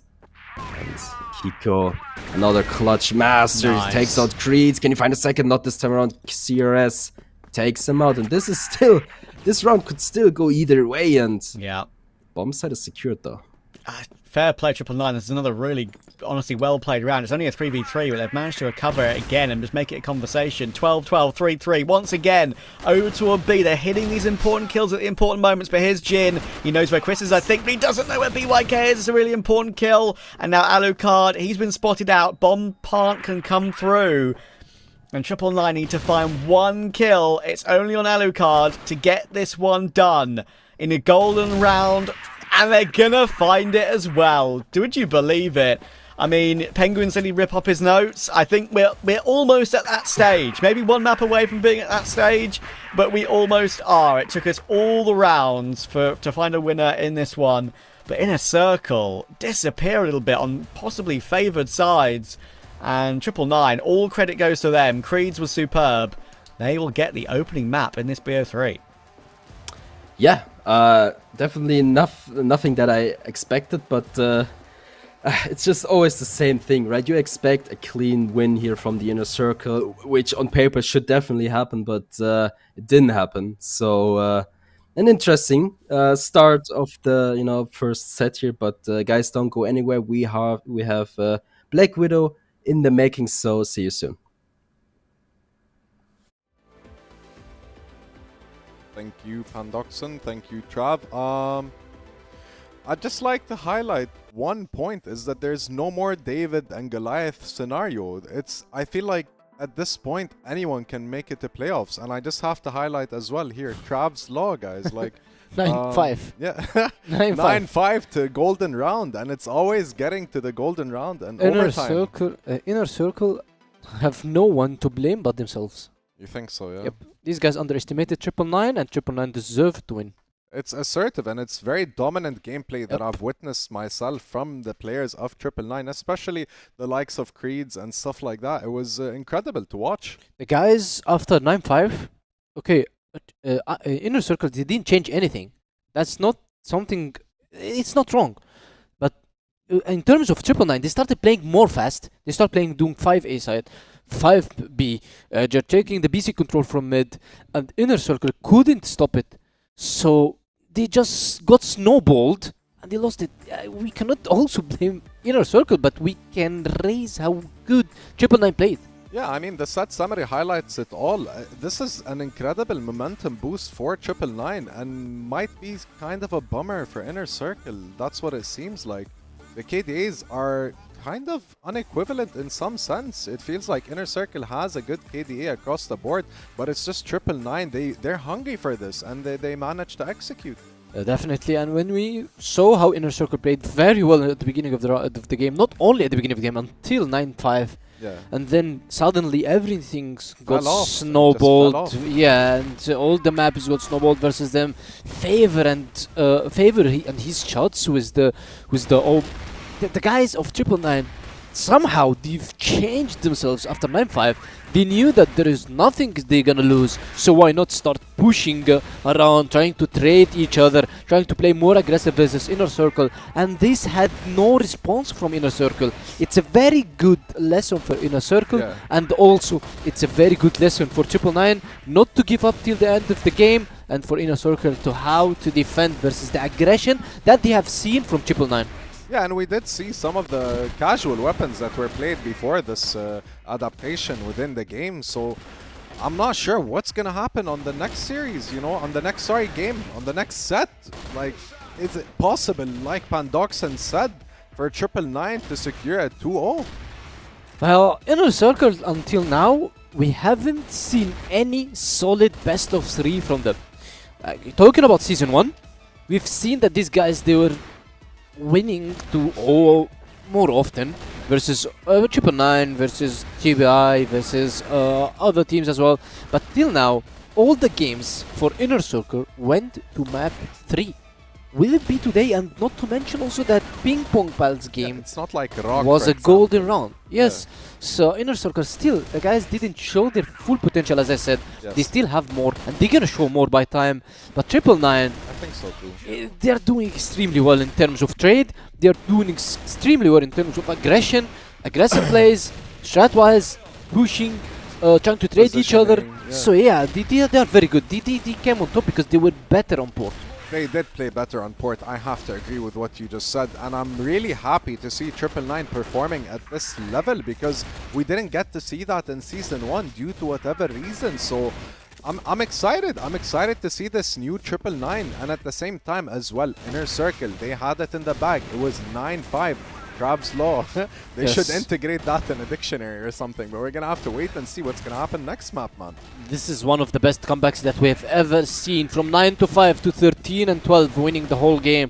If you, to be honest, if you get from 9-5 to 9-9, then you deserve to be the winner because of your mentality and strong passion. Also the composure, keeping your composure, keeping your team together, and keeping everything hyped up. Even if you were one round away from losing the whole map. Calm, cool, collected, perseverance and consistency, man. You can tell in these highlights. It's just play after play. I really feel like InnerCircle did a couple of mistakes that they really shouldn't have, that managed to lose them set 1. Yeah, as you said, they did some mistakes. They're gonna be watching these games later on, and they're gonna be fixing these mistakes. That's how professional teams works, and I'm pretty sure that these guys are gonna be popping off more by the next games. But we are week 2 right now. Yeah. These guys played like 3 games. This is their 3rd game. I haven't seen a progression and an improvement till now from InnerCircle. If it gets the same until week 3, we might have seen a slight downfall from InnerCircle, but let's not get into it. Let's just focus on 999 that they won by their good mentality and good performance out of how they lost and how they were almost lost. Yeah, and I feel like this is just an opportunity for coaches and players to absorb To improve, yes. all the information that they can gather. Anyways, let's take it to map 2, please. Yeah, we are going to call this Trav's Law, right? So I love to hear it. We definitely gonna implement that for sure. So yeah, it's going to be Black Widow. It's 999's map pick. So what can we expect? Obviously, let's say 999, they had an okay performance on the first set, which is given because you know, the InnerCircle, they kind of choked. They didn't really close the game in the end there, but here we are. It's going to be Black Widow, and honestly, 999, they are in a very good position. I completely agree. Penguin said it too. Like, InnerCircle only have to blame themselves. They were in a great position and they choked it. It's as simple as that. And I just have to reiterate it again because I think it's just such an important point. They've just not been able to find a comfortable win at any point this season. And is that the change from Pietro to Awesome? Is that just they're feeling a bit more uncomfortable with that setup? You would think maybe it shouldn't be, considering that's maybe a little bit more firepower. But you know, Pietro was kind of the comfortable sort of, you know, comfortable teddy bear that you could go to and say, "Oh yeah, Pietro, what's up? How you doing? Like, we played against each other and with each other for so long. We know you so well."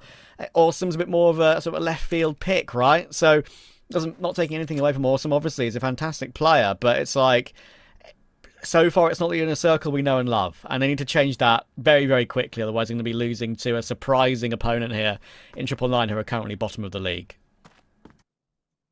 Honestly, I think Beck is doing a fantastic job when it comes to leading the InnerCircle, but I'm not sure what happened last match. Really, I mean, this is just something so unexpected that there's no real explanation for it. I mean, it's not only uncommon, it's also just not right. But let's keep it at that. Don't want to go further than that. But on the other hand, the addition of Awesome, I think, is a great swap. Obviously, you know, Pietro is a great guy, don't get me wrong, but the firepower of Awesome is just way bigger. Don't get me wrong, but it is what it is in the end. You have to be real about it. Nice taps, by the way, from Jinsa to most likely secure the first round. QJK, last man standing against, you know, Jinser and Awesome. Let's see what he can do from his position with the AK in hand. Obviously a tough situation for him. Let's see if he's able to clear it. Awesome, this would be huge, but talked about Awesome. He's been a clutch factor here and there, and it's going to be the same in this case. It's a bit of a settler there for InnerCircle. Just need to Take their time here. Go back to basics. Remember and recall what has worked so well for you historically. And sometimes that just a little bit of a mental reset can help you a lot. Unfortunately, there's a tech pause. It looks like it will be for Chris, considering his camera has gone bye-bye. Getting back very soon. But yeah, I think sometimes you can reach a point as well for these sort of teams, right, where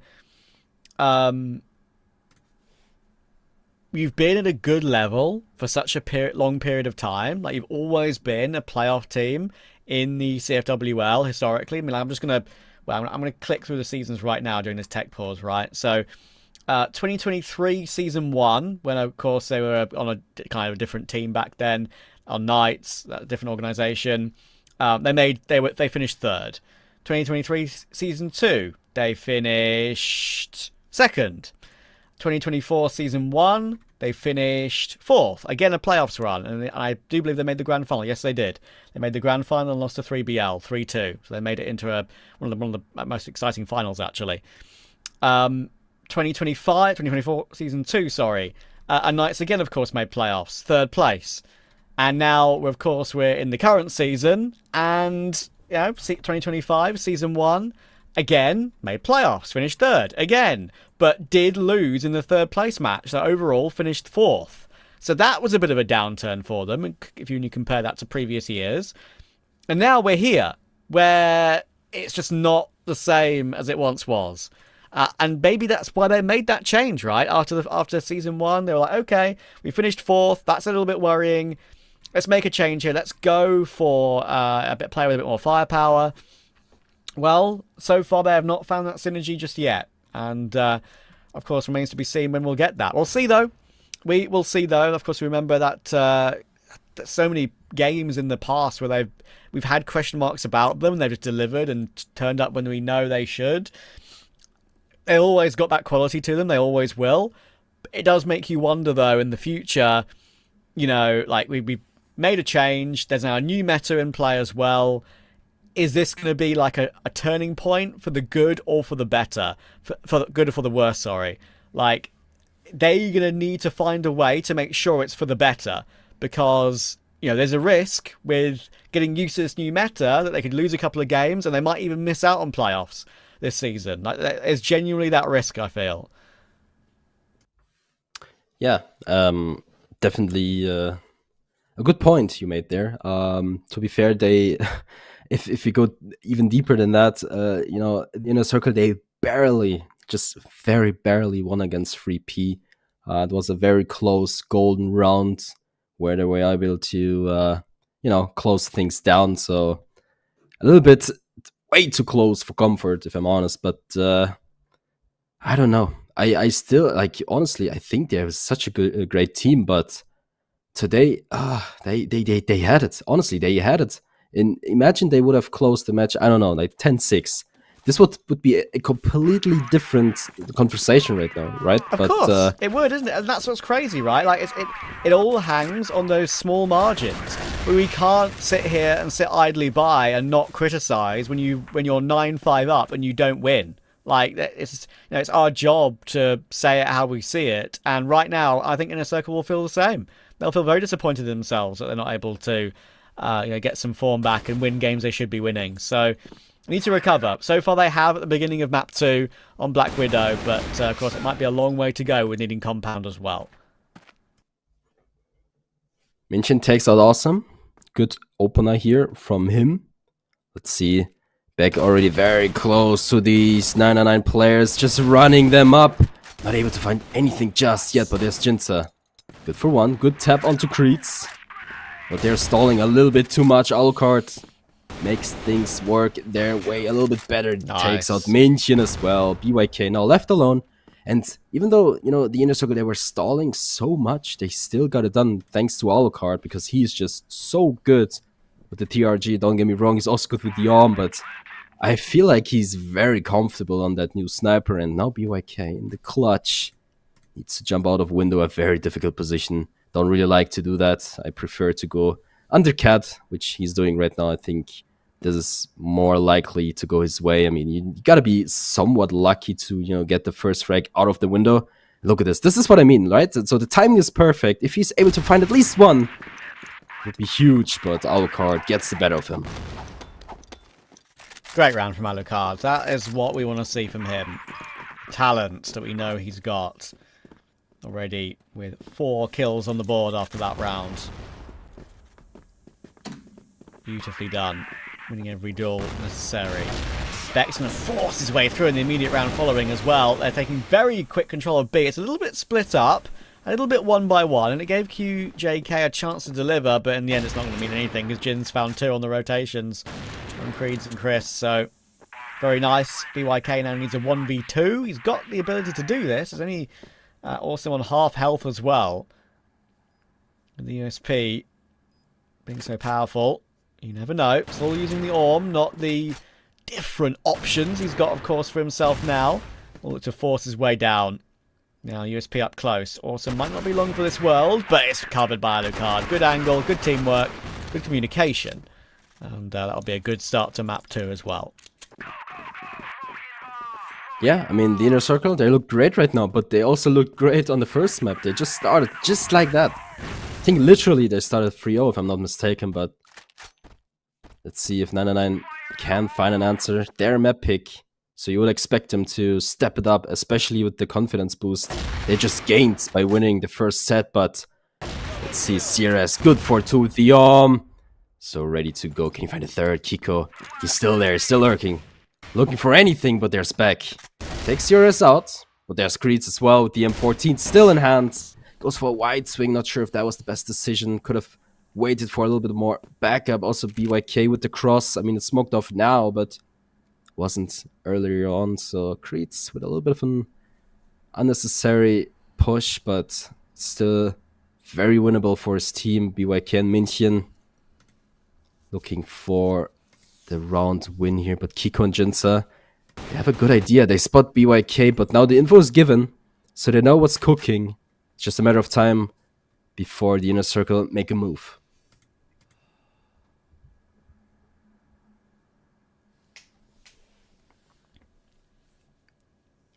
Still, this little standoff here. Just waiting to see InnerCircle if BYK and Minchen go for this aggression, go up mid, try and get a flank going with silence across the map, of course.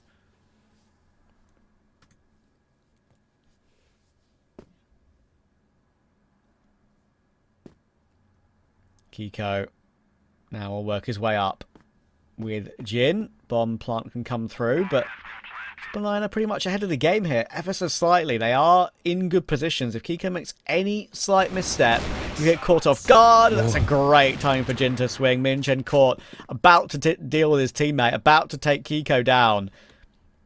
But now they put it all on BYK. A double peek, perfect, 3-2-1. And the InnerCircle seem a bit more locked in here. Yeah, I mean, locked in, but it was very close for a moment there. The timing was not in 99's favor, but still. The InnerCircle, finally.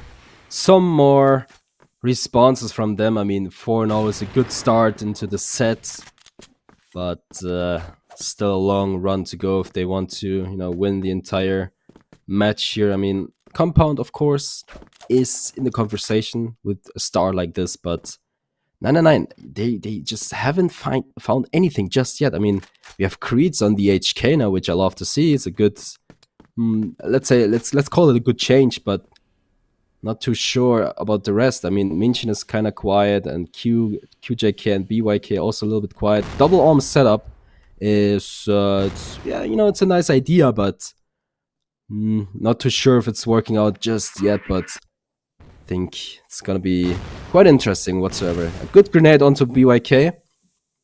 Also, just noticed that Jinza, he spotted the upper position in Barn, because if you remember, Minchen in last week, he got boosted up there, and he remembered, he watched the replay, he learned. Yes. So definitely a good step up from him. Yeah, that's a good point. That's a very good point. Alucard, oh, okay. The angle favours Chris a little bit more there. Creeds will get one as well. Awesome trying to force his way back in, but You need to hit some taps. That's certainly the one he needed. Creeds will go down. He was about to get pinched there, Creeds, from behind. So I understand why he went aggressive on that one. Why he felt the need to go for a peek when his teammate wasn't exactly very close yet. Unfortunately,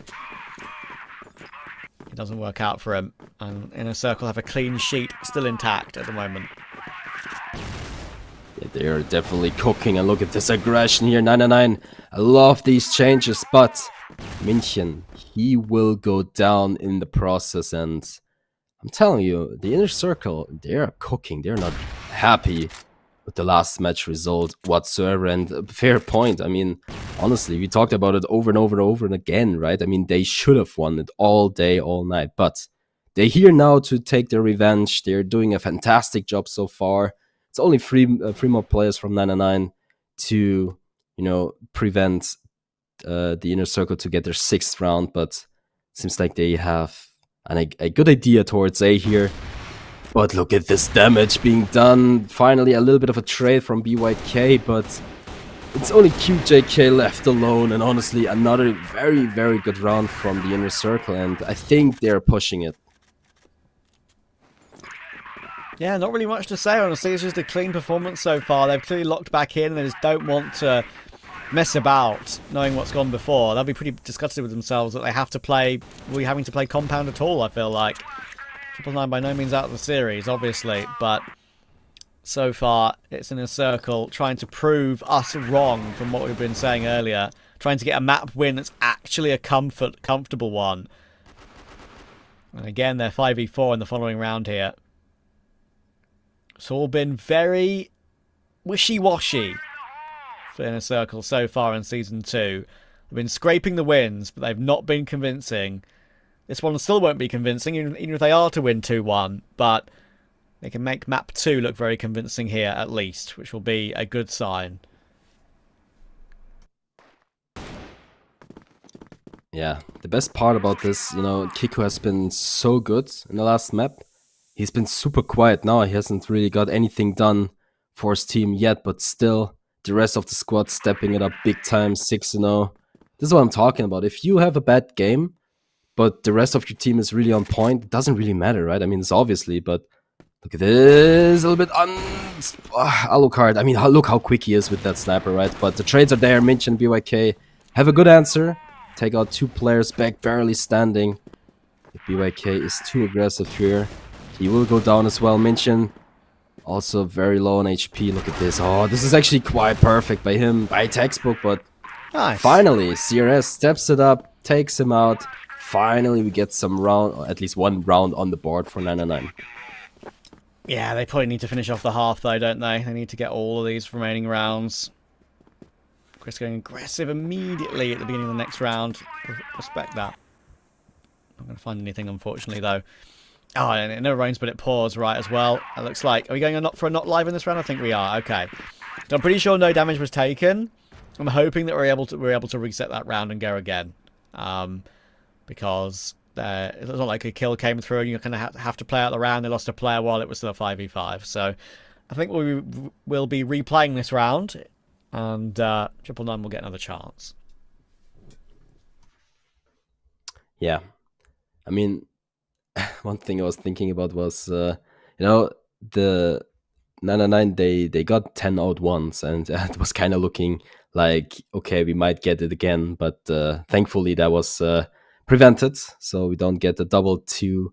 You don't really like to see it. It's quite the upset, but yeah, obviously, this could still go either way. Obviously, if 999 gets two more rounds in a row, this is still a very winnable situation for them. It seems like we have a little bit of a disconnection here. Let's see what the issue is as we take a look at 999 right now. Obviously, not too happy. Everyone is kind of having a, let's call it a stone face, if I'm honest. But hey, guys, it's not over just yet. You clutch the first map, could also clutch the second map, so don't give up just yet.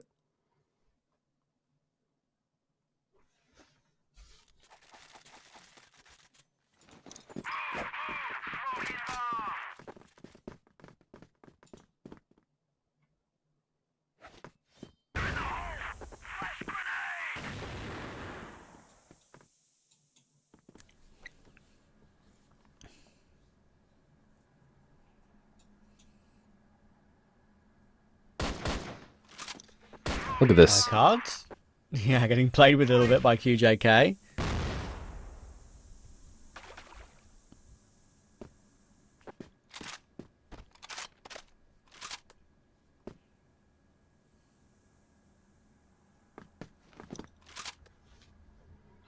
Yeah, no, it's a little bit awkward. It's so silent. You could always hear a needle drop to the floor. It's a slow start after this short break. Obviously, 99 looking for redemption. They need 2 more rounds to keep things possible. I think if the InnerCircle somehow is able to secure the 7th round, I'll give them the victory straight up. But after the first match, it's kind of, weird to say that. I mean, they really had it there, but, well, I guess they didn't. So, let's see what 99 has in store. Obviously, they seem to have a pretty standard setup, 2 players towards B. They're shifting 3 players towards A right now, leaving mid open. But it's not the biggest issue so far. The InnerCircle pushing Cat ever so slightly, but no damage being done just yet. Look at this positioning by QJK here with the EHK. Gotta love it, but Kiko responds nicely though.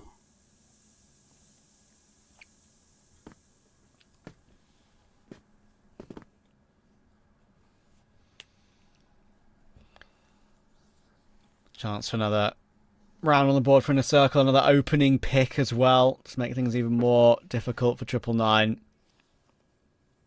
They're grouping up outside B once again with that lurking mid of Jin. Opening kill from BYK, but he's not allowed to get back behind the box again. Minchen needs to deliver. They know he's here, but he still found 1. It could be 2. Just about taken by Awesome. He knows his smoke could be pushed by Creeds. It definitely has been. And now it's only Alucard remaining as Jin will drop to Chris. Alucard will get the bomb plant in just the nick of time, of course. Very quick plant, but Creeds is obviously very close by and easily took him out. Good work for 999. That's 2 in a row.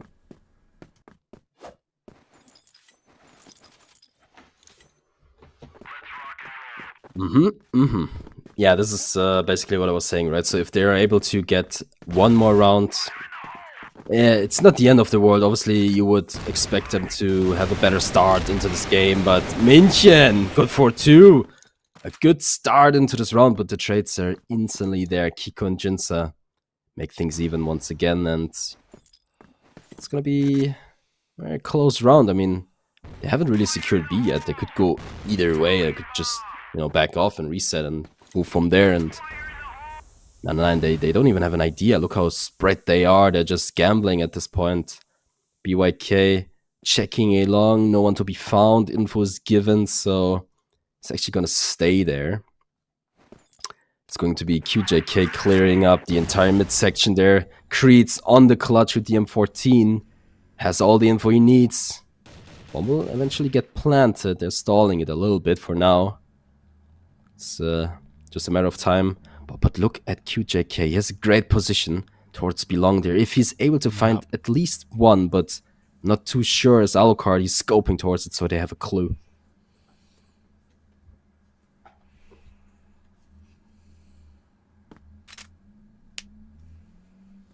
Yeah, just no need to go for it just yet for QJK. He's ready to go, but it's a case of don't show it until it's absolutely necessary. And you can see that Jin is kind of gauging the possibility of it. He's looking back and forth. Keep an eye on that mini-map right now. There's a duel, and now they've spotted each other out. So bomb plant can come through, and Creeds is going to do really well to find Alucard. Now it's going to be very tough for Jin and Kiko. Even with this this duel that's still to come through on the flank, by the way, as well for QJK. Like, that is still very awkward for InnerCircle to try and deal with. 17 seconds on this bomb. 999 now trying to work their way in. There's a win for Jin, though, and there's a hold for Kiko. Oh, he's on so much damage, and now he just needs to hide. He knows it. He'll jump his way around the corner, behind the box, into the open, and Kiko will finish it off. So one that maybe shouldn't have gone their way does go their way, and it keeps InnerCircle in control. Oh, hey, honestly, what a throw from 99. They had it. Honestly, not too sure what happened there. They really should have won this round. I mean, on Belong, the fight in water was just taking way too long. The time was being stalled so much. I'm not sure why. So they had the info that one player was spot and at least one player is on spot, right? So they didn't really use their advantage to just, enter side trade if necessary. But yeah, I guess a good round from the InnerCircle. They pushed the numbers a little bit. 999, they were given a good chance to bring this one home, and yeah, definitely look at these faces. I mean, you could really tell they wanted this round really bad, but I'm a little bit speechless, honestly, because this round they had it and they just didn't take it. I think as soon as QJK got spotted on that flank, it was a case of he knows he's got to win that duel to make the round a certainty, and maybe that was a bit too much to deal with, especially when Jin had a slightly favourable angle. It was the important duel. So well played overall to InnerCircle to fix that one up. Recovered it well. Only a matter of time, you think, before they get to a map 3 decider. Mm-hmm. Yeah, no, I absolutely which agree. Is the way they've done it in the previous 2 games as well, obviously. Mm-hmm. Look at Alucard. I noticed this earlier on as well. Even though they're winning right now, he's not happy at all. I mean, yeah, I could understand. I do understand it actually. Why? I mean, they had it and they didn't win it, and now they're pushing it. They know they're the better team here and they prove it. But this is just not working out too great for them right now. I mean, 7-2. Yes, they're winning, but it could have been done. But well, they're here now, so they have to live with it. Alucard, wipe that tears out of your face and continue on, because he's a great player, obviously, with the TRG in hand. Big change up, ready to go. This time around, 999, they have a little bit of a different approach, I would say. They send 2 players towards B, not instantly sending them into box room, just to not to get too confused here. Good flash from back, but the timing is a little bit off. Is he taken out? He will be taken out by BYK. The aggression, a good idea, but not too great this time around.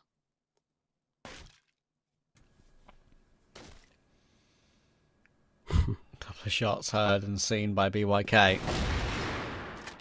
And that is a great take on Kiko. Lovely response from Alucard, but also needs to do the same. Okay, that's nice. And there's more where that came from, perhaps. With all these bullets in the TRG, of course, continuing to hit some pot shots, and he's found Chris as well. Suddenly it's back into a 2v2. Alucard and Awesome, both with the snipers, looking to try and recover. But the sidearms could be, of course, what gets the job done, knowing how powerful they are. UJK and Creed's next to each other. Bomb plant can come through with about a minute to go. Now, thing is for Awesome, he knows absolutely where Creed is. He can't really have gotten away from this position. It's about trying to move him away from it. And actually, he's managed it. Playing close doors instead, that could surprise Alucard, and it will. Fair play, Creeds. He knows now knows where Awesome is as well. There's a quick trade, but Awesome needs an instant headshot, and even though it's not entirely clean for QJK, he still wins it anyway. So again, 999 not going away.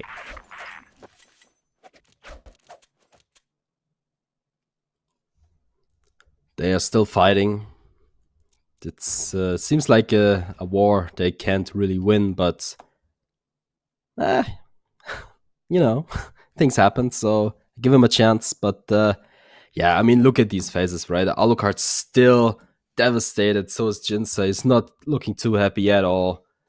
It's kind of hurting to see him like that. Like, I'm not sure how devastated he is, but he's not happy for sure. And yeah, I mean, in all honesty, I think we are pushing Compound here, which I think the InnerCircle will also be. They will have a good chance of winning it because historically, I think they showed us that they're pretty good on that map. But we're yet to see. I mean, 7-3, a very good position for the InnerCircle, but still a lot of work to do, especially for 999 if they want to make things possible, make things go their way, or let's say to maybe give us a 2-0. But let's say we chill for now and see what happens next.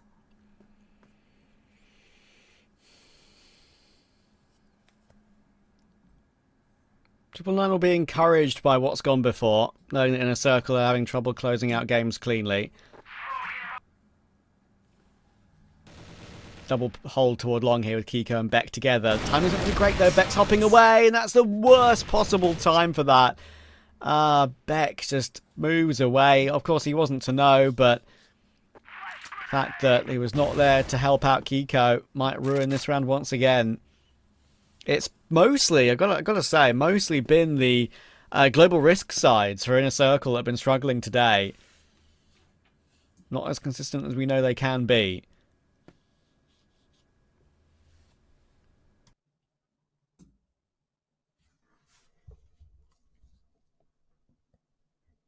Yeah, the InnerCircle given a little bit of map control. Johnson knows they are not close to B. Even if they are, he knows it. The push will come through from 99. The info is given. Alucard, good for 1. Beck also takes out QJK, and look at this. Beck is also good for 2. Creed's trying to do some damage himself. He almost takes out Beck. Such a critical kill he needs to have. BYK now in the clutch. Could have been a completely different scenario if Creed's got that kill. 30 seconds on the board. He seems, yeah, he's going for that big rotation, which I like to see. I like the idea. Very risky too, but the InnerCircle, they don't need to risk this. They could just chill, wait out the timer. Oh, look at this! This is perfect from BYK. He takes out Beck. No. This is such a winnable situation for 99 right now. This has turned it completely on its head. Like, he's got the plant down on the opposite side. He's able to flank 1. Jin, sure, he's full health. But obviously, with that weapon, he's going to need to hit 1 bullet somewhere, and he could just get timing. That's exactly what's going to happen. BYK plays it aggressive, and once again, InnerCircle full foul of a difficult late round on Global Risk. Oh, it's getting worrying again. Still a 3-round gap, don't get me wrong, but it's going to pile up, you know? Like, it's going to pile up on their mental and say, why aren't we winning these rounds? Why aren't we playing like we know we can play? And Jin will respond in the next round with an immediate trade to get it back into a 4v4, but yeah, another one that's gotten away there.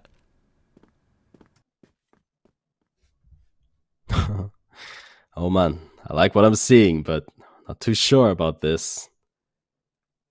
BYK steps it up, about time. Sniper, whenever your sniper steps up, you know you have a great time.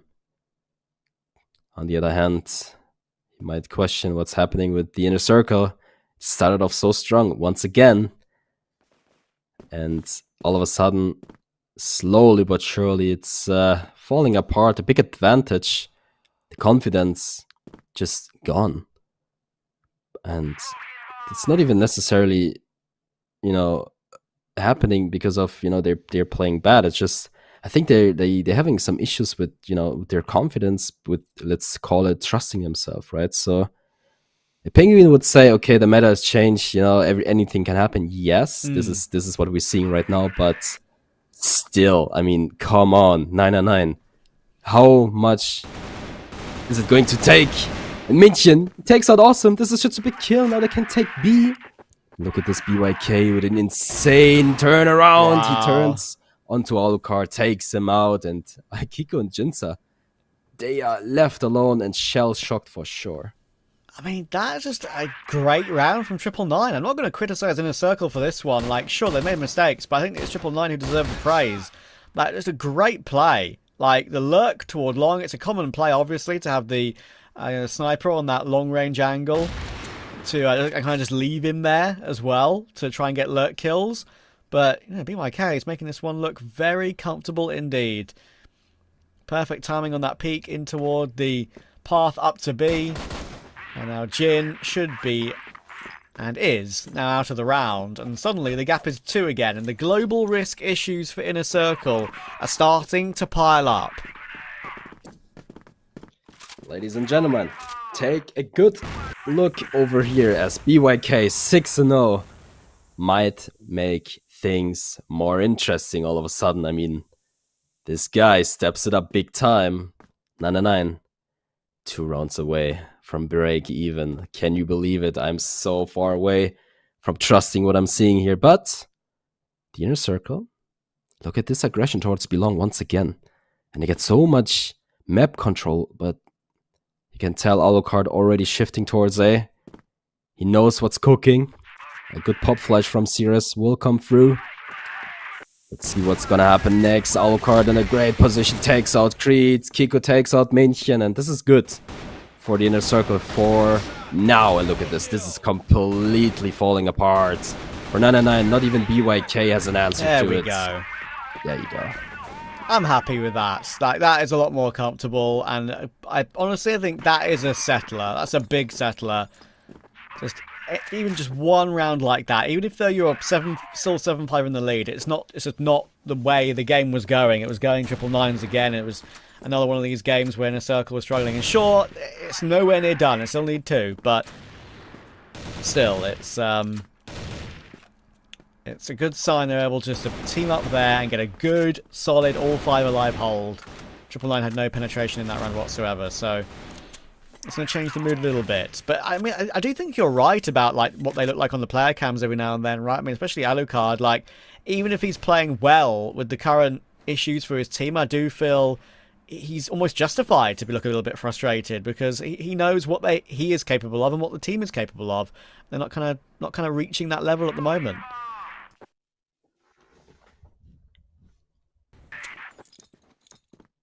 Yeah, I mean, it's a very close matchup. All of a sudden, hey, like the InnerCircle, they started off so strong. Then, as they are on the jar side of things, it is falling apart, but still 3 in the lead. Nothing to worry about just yet. Kiko has a great chance. Backs off, goes the safer way.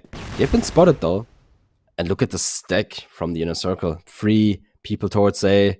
You have Jinza with the cross from middle here, and obviously awesome.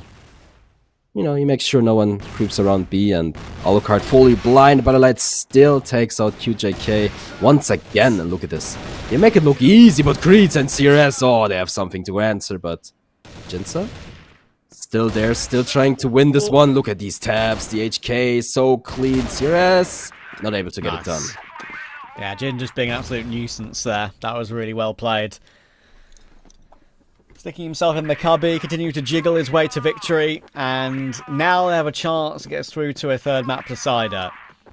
Now, 9-5. Does that scoreline invoke some PTSD? Not yet, as once again 999 will drop out and have to replay and reconnect, but still. I think there's a chance for InnerCircle to get rid of some of those demons if they get this one over the line comfortably here. Yep, this seems familiar. I'm not too sure if I saw damage there. We'll see if that's going to be a factor or not. Wouldn't have been notable enough, right? I'm pretty sure. So yeah, I know that's the rule, right? But don't think it's going to. At least I think it's the rule. I don't actually know 100%, but well. Is it going to be the same story again? Are we going to watch the same movie? Not too sure though, but surely it would be... What's your favourite movie to watch and repeat? Well, I'm not too sure. Do you have any like go-tos, like home comforts? Yeah, I guess we do. I like series more than movies, to be fair, but okay. I like the Fast and Furious movies, you know, pretty classic. That's fair. At least the what about first a series few. then? Give me a series rather than a movie. Oh, there's so much. Come on, no, I'm not gonna give you one. There's mine is multiple. How I Met Your Mother. How about fair. that? That's a very great one. Okay. But let's focus on the matchup as we see 999 creeping up in front of B, and I like this position here from Jinza. This is so aggressive. This could be a little bit of a mistake, or it could be the hero play he needs to close out this matchup. Oh, not too sure what's going on. The stalling is very awkward in my opinion, and I think the InnerCircle, they have a clue as Awesome also shifts towards B, and this is what I'm saying. They take a little bit too long with these pushes, but it's actually working out. Look at this. Are they going to move back?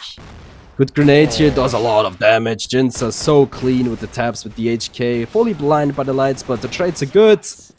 Treats. He's still believing. He wants to, you know, bring this one home, but it's so much work to do. Beck and Kiko left on the clutch. Let's see what happens. Yeah, Creed's had a That's actually a really nice kill from him, because Awesome felt like he kind of had him dead to rights in the corner, just holding mouse 1, pre-firing the corner. But they're going to get away with it. Going to get away with a site take. Once again, a 5 will turn into a 9-6. Same for both maps in a row, unless Beck and Kiko can do something crazy. Beck actually did find one straight away. But now it's the low HP of Kiko. Sure, not healthy are QJK or Creeds, but the time is the issue. 13 seconds to try and force the issue, and QJK's got the line. Once again, staying alive. I'm telling you, this is looking scary. Well, it is it's going to be a good round for 999. Maybe BYK can put some magic once again, takes out Beck. This guy, I'm telling you, without him, this match would be over already. But look at this push. They're just gonna run towards speed. It's only gonna be Kiko. And maybe Alucard a little bit later on as he creeps up through the window. Is not able to connect anything just yet, but they're stalling once again. They're giving the InnerCircle a good chance to rotate, but finally Creeds takes out Kiko. It's only going to be Alucard in the winner position. Oh, this aggression from Creeds a little bit too close, and Alucard actually takes out 2 players. This all of a sudden looks like a very winnable situation for the InnerCircle, but let's not judge too soon, as the bomb is yet to be planted, as everything calms down for a little bit. Oh, he spots the barrel there. Alucard, he tried his very best, but eventually he has to go down. Yeah, for a second there, if Alucard was able to find one more, the third player from 999 was on a big, like, it was a lot further away watching the big flank, right? So it could have actually made it a very brief chance. In a circle, did we see this in map 1? I actually can't remember. They're going to throw in a pause, and that is absolutely the right time to do it. I mean, they just want to desperately avoid something like what happened on map 1 happening again. And you can see, you know, even Alucard just head on hands, just waiting to get back underway again, just having a bit of a breather. I think I do appreciate them calling in the pause early enough. Yes. But it's still worrying that they're in this position again. Yeah, and I know we can't see Beck, but he stood up, and I'm pretty sure he's talking right now, arguing, you know, putting his hands in the air like, guys, come on, let's not do that again. And look at these faces, Alucard, I'm telling you, this guy, oh no. But the same goes for Jinza. I mean, they deserve to be desperate right now, really. I mean, it looks like they're actually gonna see the same movie again, but hey, if there was ever a time to step up for Beck, it is right now. He needs to somehow convert his entire team's mindset to the winner mindset again, because right now I would say everyone is not believing. They're like, oh no, it's gonna happen again, and they're gonna doubt themselves, and it's all falling apart slowly but surely.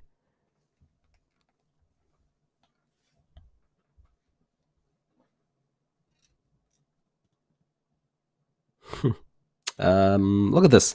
On the other hand, Yeah. you see happy faces.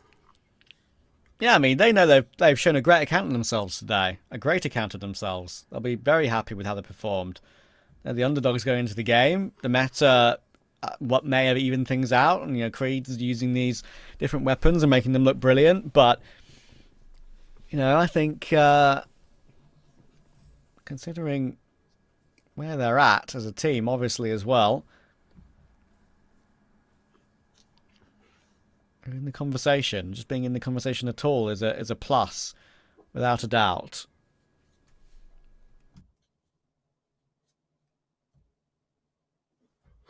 For some reason, Sirius is always disappearing. As soon as we switch to cams, he just vanishes. He's like, nope, I'm out of here. I mean, he's still there. You can see him, but somehow it's always the same scenario when it comes to him. But seems like we are just about to join back into the game. We also see Beck on his chair again. Also, not looking too happy, but come on, guys. You can get it done. It's just one more round to go. So it's so weird.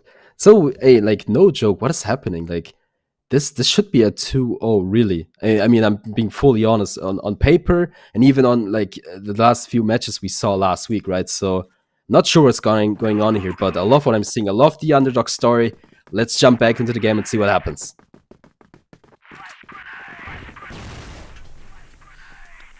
Triple Nine keeping the pace pretty high here. Immediately after the pause for InnerCircle, we are going out long, getting control of it straight away with Chris. And yeah, I think I'm just going to leave him there for a little while. InnerCircle not going to make any crazy moves. But right now they're afraid of the finish line. And even if they do win from here, it's still not been overly convincing. I said it, if they win this one, it's not been convincing. It depends how well they win Compound. But even then, map 1 is going to be etched into my memory. And they'll know it themselves. Like they'll be as disappointed as us probably. And, you know, Penguin put it right on the desk, saying like that it was a choke. Triple Nine deserved to win. It was simple as that. They played very well, Triple Nine. So that change of pace worked for them. But in this round, it hasn't really worked that well at all. I haven't got any progress whatsoever yet, other than some map control toward that long area. We've got Awesome playing with fire a little bit here. That's the duel that's going to matter. Min Chen will spot him falling back away, tries to tap him around the corner, and Jin tries to pounce on the situation. Not allowed to. Min Chen flick headshot, survives on 1 bullet from death. And suddenly, once again, it's Triple Nine looking good.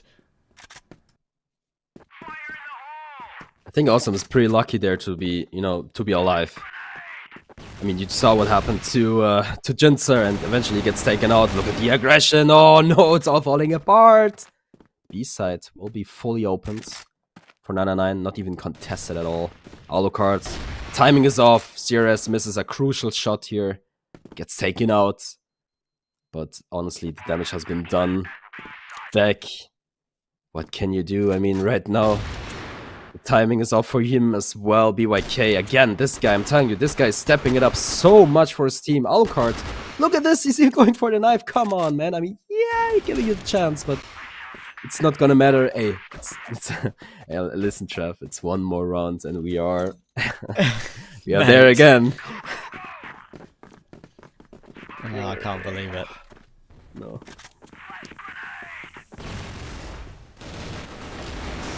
Right, we're going pacey. Hang on. It's going to be InnerCircle getting it over the line. Kiko's done amazing work to get to, but again, it's awkward. And look how far out mid Chris is here. He's got full control of the map. Kiko, are you ready? You are not ready whatsoever. You are a dead man, my friend. And suddenly it's a 3v2 again. Full control of B. Awesome and Alucard having to rotate in, and you're locked out. It's so difficult to retake. You don't have a man advantage. Awesome's going to get caught. InnerCircle are collapsing on global risk again and again from a 9-5 lead. Triple Nine will not let them lie. I'm speechless. What is going on? The InnerCircle is just falling apart, and I wish we could see them right now. Obviously, a Nanana is going to be pretty happy, especially Minchi. Now you could see a little bit of a smile on his face, right? But the other side of things, oh no. I was joking, right? When I was talking about the same movie, it is actually going to happen. We are going to overtime. Oh, Trev. I don't get it. I honestly just don't get it. Like, it gives me solace, right?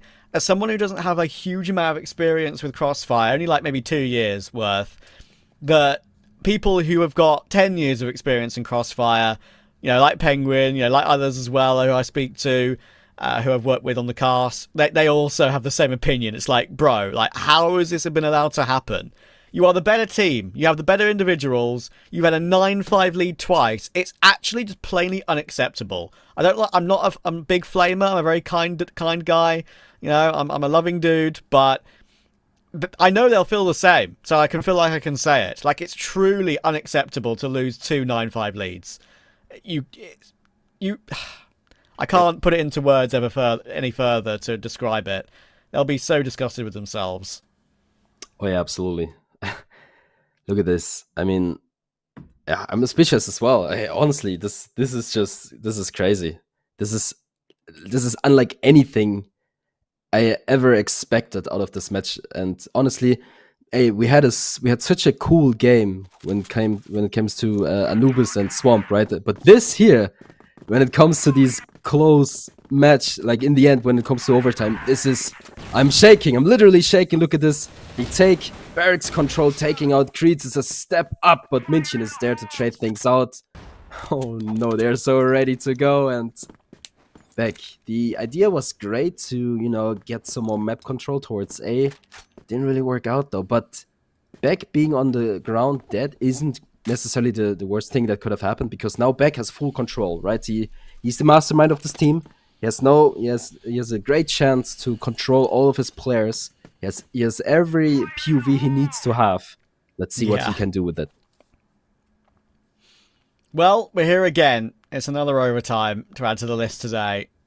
I must be the curse, dudes. It must be me. The first game wasn't a 2-1 like we thought it could be, but yeah, the game went to overtime. We've got a couple here as well. BYK holds the line for one. Kiko will at least manage to take him down on the immediate trade, and there's awesome. Finally, InnerCircle are finding the way. Why couldn't they do this in regulation, dude? They'll be saying this to themselves as well. It's a classic conversation, just not being able to close it out, but doing it when it doesn't matter as critically in overtime. And QJK will not be winning this one. I give him a chance. I give him a good chance, actually. Let's see what he can do from this position. He takes out Kiko. Oh, this is too close for comfort. I can't take it serious anymore. QJK. What can he do from this position?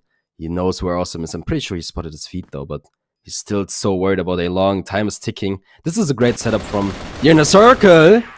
Gensa makes sure they secure a round, and well, it's one round. There you go. But this exact thing happened on map 1. Yeah, exactly.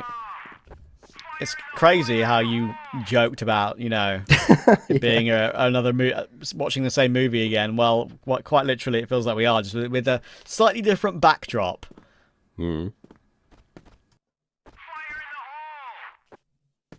Well, here we are. The story is not written yet. Could still go either way, but the fact that it still could go either way is insane. I'm telling you, this is crazy. So, the InnerCircle. They are so no hard feelings, but I think they're super frustrated right now. And coming back from that mindset I can't even put it in words. I think it's next to impossible, but let's see what happens. I am pretty confident that Beck has everything under control. The house is on fire, don't get me wrong, but I think he has something to cool them down.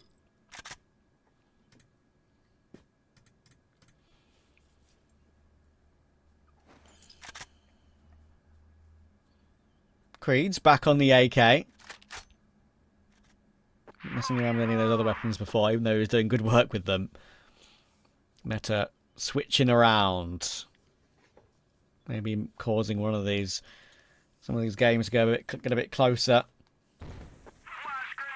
Beck on the line will get taken down by BYK's line. And that's a good opening pick to take. And now they're kind of just peeking this one by one. There's an alert coming through on the other side of the map right now. That is Jin playing long range with that FK, and actually a really good tap on toward QJK. Kiko managed to remove Creeds as well, looking for one more. There we go. Back into a 4v2. And München and Chris are kind of locked out of the site, but they're not on the site yet. Still 30 seconds to go, and they've not committed to the plant till the very last, but it's not going to matter. Chris is kind of caught between a rock and a hard place, I'm afraid. And the hard place will take him down. It's 11-9, but again, remember, this is what happened on map 1.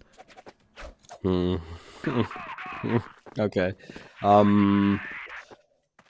Yeah, well, I'm looking for words. The InnerCircle, they won this round very convincingly. I mean, Jinsa with the flank. We have seen it before. It actually was 999. I think it was BYK with the arm.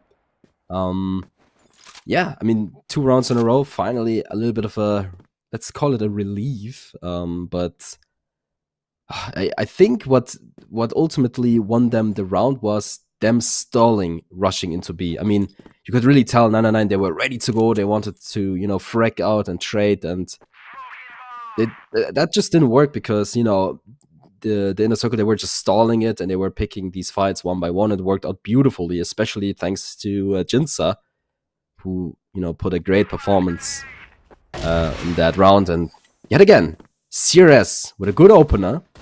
Creeds with the M14. Let's see what he can do. He needs to get these frags done. Jinsa goes down, maybe Alucard as well. Oh, this is not looking good for the InnerCircle. BYK finds one as well, and it's only Alucard left alone in the clutch. He finds one, can not really find a second. Oh boy.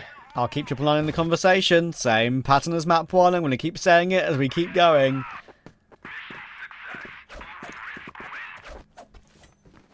I feel, you know, it just feels like Triple Nine are just so chill. Like, they know they're in a position they maybe shouldn't be in. They know they've got nothing to lose, really. It's InnerCircle or under all the pressure to not get an upset loss.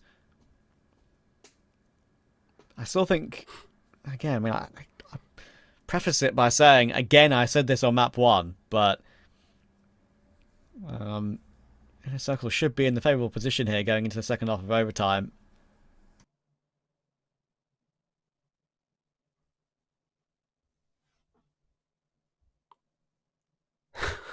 Okay, such a shame. Like, the InnerCircle is such a strong roster, falling apart like this. I mean, it's not over just yet, but the damage has been done. I mean, even let's say even if they win this one and win compound after, the damage has been done already.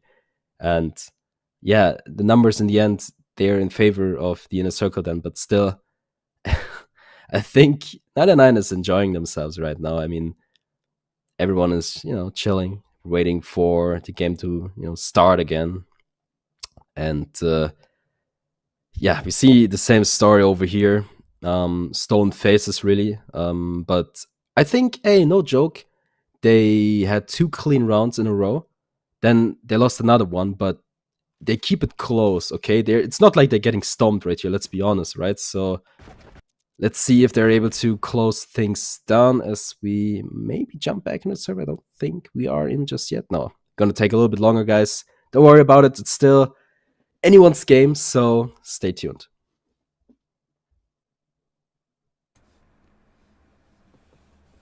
It always feels pretty sucky to have to wait at this stage of the game, though. Very frustrating for everyone involved, I would say. But that's classic Crossfire for you. I hear guns being quick switched. We're going to be back in. InnerCircle 11-10.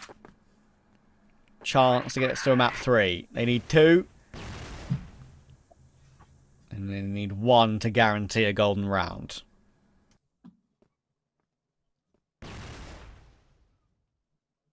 This is interesting. Luckily for the InnerCircle, 99 is not pursuing this push. I mean, they could. It's only Alucard, what means only, but it's Alucard on A. CRS in a very dangerous position here, but also a very key position. But there you go, the push will come through. Almost uncontested. Oh, the CRS spray is almost missing back, but he will go down eventually. And, well, this is what I meant, right? So if the timing is off, they will have a free bomb site A, and this is the case. If they're able to somehow, if Creeds, this is the key position here, if he wins that battle, oh, it's all falling apart. Creeds, good for 2. Alucard now in need of revenge here. He needs to find 2 at least, and this is such a big work for him. He finds CRS, maybe finds QJK, but he will be taken out by a grenade. And this is, oh boy, Trev, I'm telling you, if this is gonna happen again, I don't know what to say. I'm gonna lose my mind, dude. Oh my word. Creeds, that's just a perfect play. He knows they're probably going for that long rotation. Just immediately decides to go for a swing at the perfect time. It's the one click he takes is obviously, or the one angle he takes with his crosshair is the one position where you can double click a couple of players, and that is 2 at once pretty much. 11 all. Map 2, either a 999 match point or an InnerCircle map point again, or third option, that golden round at 12 all. Yeah, this time around, the InnerCircle, they have a clue, and that's because they have so much map control. Look at Kiko A long fully covered. I don't think 99 will pursue this push, but honestly, with the momentum they have, I probably think they will go for it. Not too sure, but don't seem like. I mean, I don't think it's the smartest thing to do right now.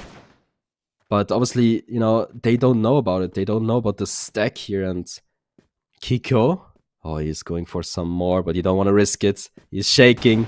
Jinza almost catch off guard. Oh, that was a little bit too close for comfort. It's still going on. They're stalling so much, but look at this. You know, this move from CRS and BYK. Oh, it's all falling apart once again. They're so Jinza nervous. will be taken out. They're so nervous, Pando. Like, you see the way that Beck's, like, refacing on that angle? Like, that's not the confident InnerCircle. That's not the immediate trade attempt that you'd expect from a team of this quality. They're just playing so hesitant and passive. And Triple Nine are taking advantage of it. Alucard's now worried about, of course, a mid-flank possibility. He would be right to worry about that. There is a big flank coming around from Kiko. But 30 seconds, Triple Nine are ready to pounce at whatever time they want. If they avoid Alucard, they should be good. They know Beck could be in the corner. He needs 1 or 2 maybe, but immediately domed by Creeds. Triple Nine are in a 5v3. Bomb's going to go down. Alucard can't just go through the window and fall to his demise. But he's going to have to, because he's the last player alive. He's going to get taken out. It's 12-11 Triple Nine. What is going on? I cannot believe it. Kiko. He had a good chance there, but he's taken out as well. And this is actually the upper hand from 999, and the A-long push will come through. This is a key clutch position here for Beck. And who has it awesome. They will go back. No one will be falling here. No one goes down. Oh, I'm telling you, this is crazy. This is unlike anything you would expect from this matchup, but it can't get more interesting than that. This is the moment for 999 to close things. If they don't get this next round, I will say the InnerCircle take it home, but like you mentioned, they are shaking. The InnerCircle, this is so unlike them. I swear. I know. They played so well the other days, right? But right now, I have never ever seen anything like it. This is the most unconvincing performance. Look, as I said earlier, right? I mean, Penguin picked up on it too. Their opening 2 wins, incredibly unconvincing. Like 2-1 versus PingPongPals against you know Pietro. Obviously, Pietro was formerly on that team when they were on Knights. 2-1 against TBI. That was pretty close as well. I mean, TBI taking up against them, maybe something you wouldn't expect, but they got the win on both occasions. They scraped it over the line. This one, I'm worried that's not going to be the case. Jins has got caught in the corner. Oh my goodness. 5 versus 4. Kiko's low. He's been removed by Creeds. InnerCircle were 9-5 up on both maps. And now Beck probably needs 3 kills here to save this game. He's been smoked off, playing on the corner of it. Minchen will go down, but there were trades available. They are peeking 1 by 1 though. Triple Nine are getting nervous, you can tell. And Beck has not gone down yet. He's found 2 on very low HP. There's still a lurk of BYK in mid. Beck is worried about that, but Chris will get the bomb planted in the meantime. Pistol will be drawn. Surely it's a kill on low HP, and it will be. Awesome and Alucard, 2 of the players you'd want in this position when it all matters, when it has to count here, but it's just not gonna work for them. And InnerCircle have collapsed twice over. Triple Nine have won it 2-0. Now, Penguin, rip up that notepad. What is going on? No way! No way! This is not happening. This is insane.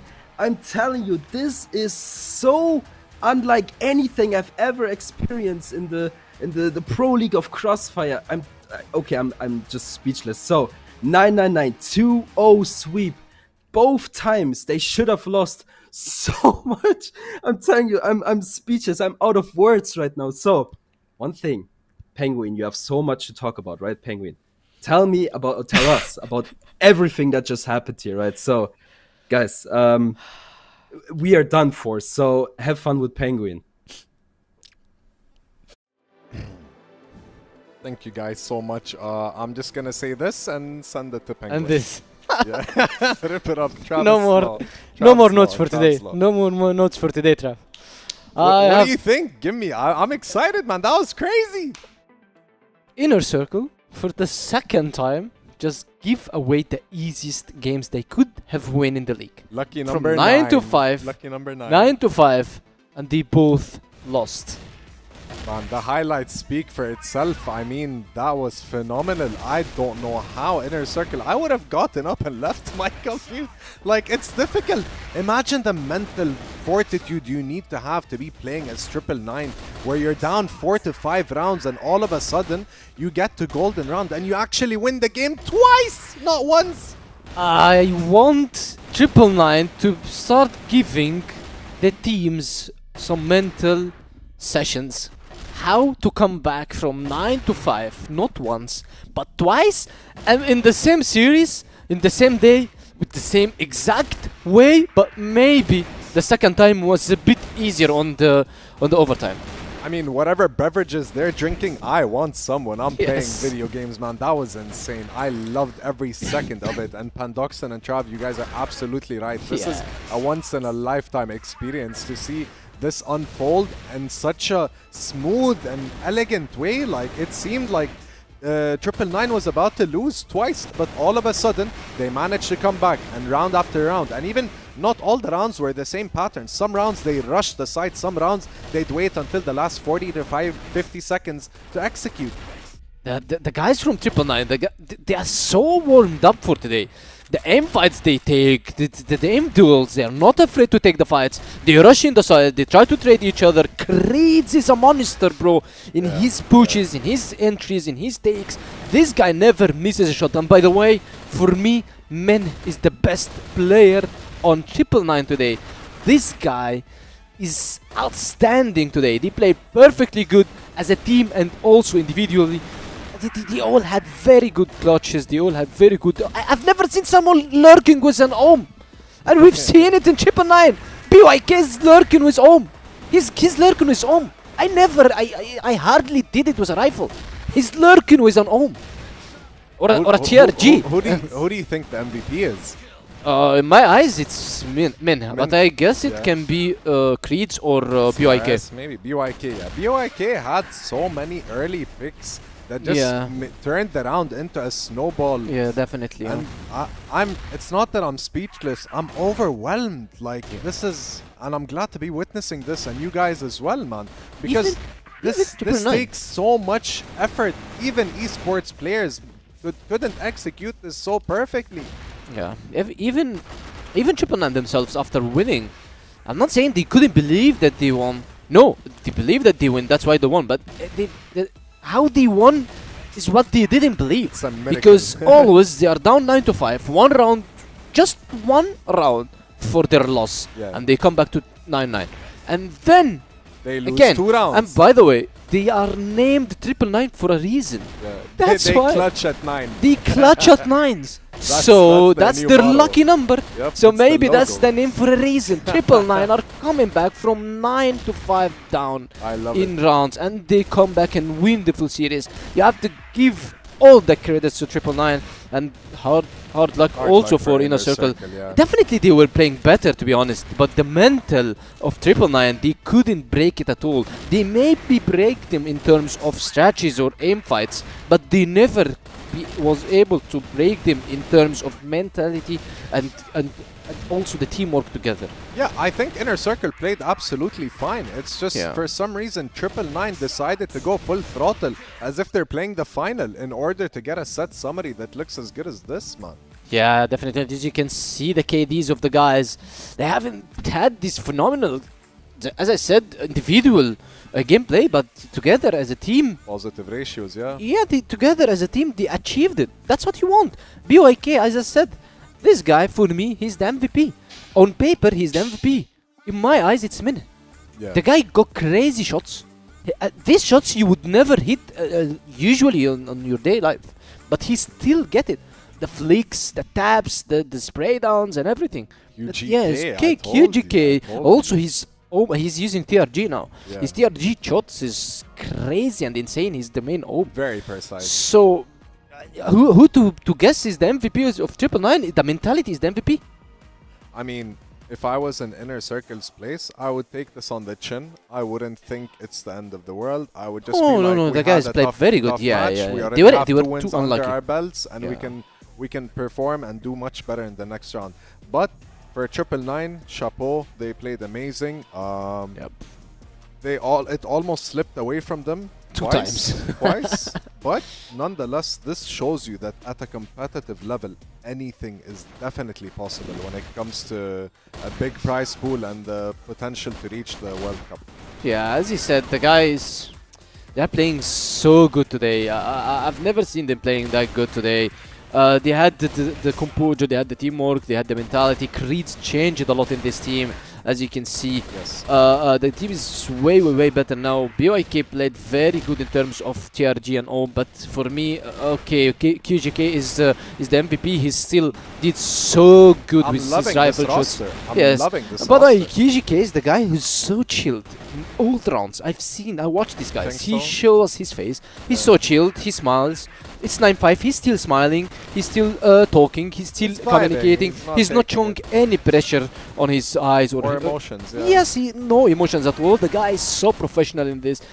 Shout out to QGK as well. And for me, BYK, because this guy did the impossible. He lurked his home and TRG for multiple times. So 999, this is a win they can build on. And for InnerCircle, they have lost nothing, because for them, it's still an almost win. But I want to mention something that that InnerCircle almost lost also PingPongPals, and now they lost to to 999, so they might need to reshuffle their papers. I'm curious when the shotgun's gonna appear, man. Yes, Anyways, sir. I'd like to go to the interview, please, with our MVP for this series, Mr. QGK.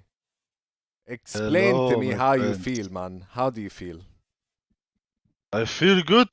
2 times comeback is Yeah. pretty good, yes. Of course. We're all like, I would give you a standing ovation if you could see me right now.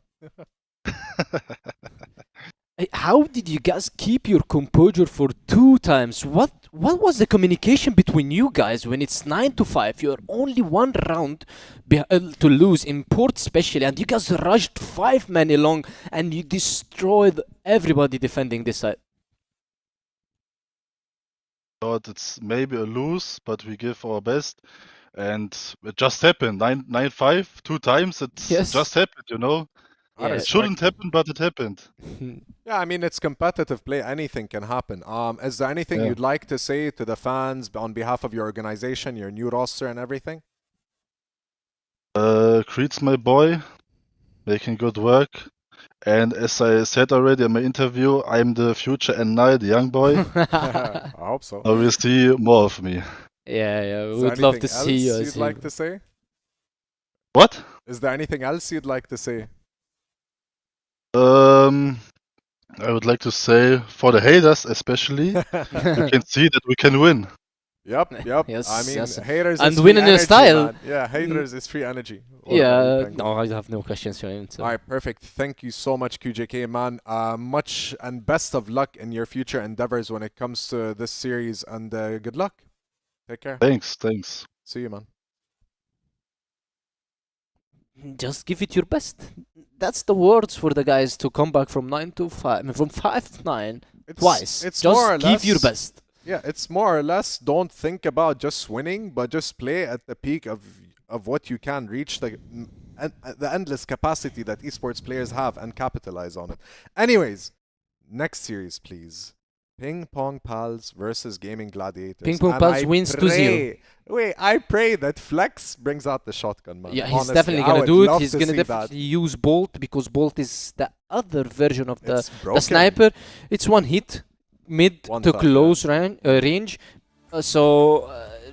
If you talk about historic events and experience and everything Break like it this, down, as you said, GG is gonna be winning 2-0. But no, I say that PingPongPals, they're gonna win 2-0, because so. everything we expected is going in a Everything different is way. reverse, yeah, Yeah, it's it's going in a backwards. different way, so let's go to the different way. PingPongPals I mean, it can feels win like an 2-0. April Fool's with all that's happening, man. It's insane. I love it. Here we're looking at PingPongPals roster, Gainer, MKZ, Petra, LCY, HDZ, man. Tell me a little bit about them real quick. Yeah, we've talked about this roster and how good they showed in their first 2 games. They were unlucky to lose versus TBI, because TBI played very, very well, beating them 2-0, but they almost won versus InnerCircle, just 1 round and 5v3. We don't want to mention it a lot, but these guys, that shows how much effort Pietro's been putting into the team and how good he is building this team. So this roster is very good. LSY, It's his first appearance in the West League, and Really? the guy is already having his name.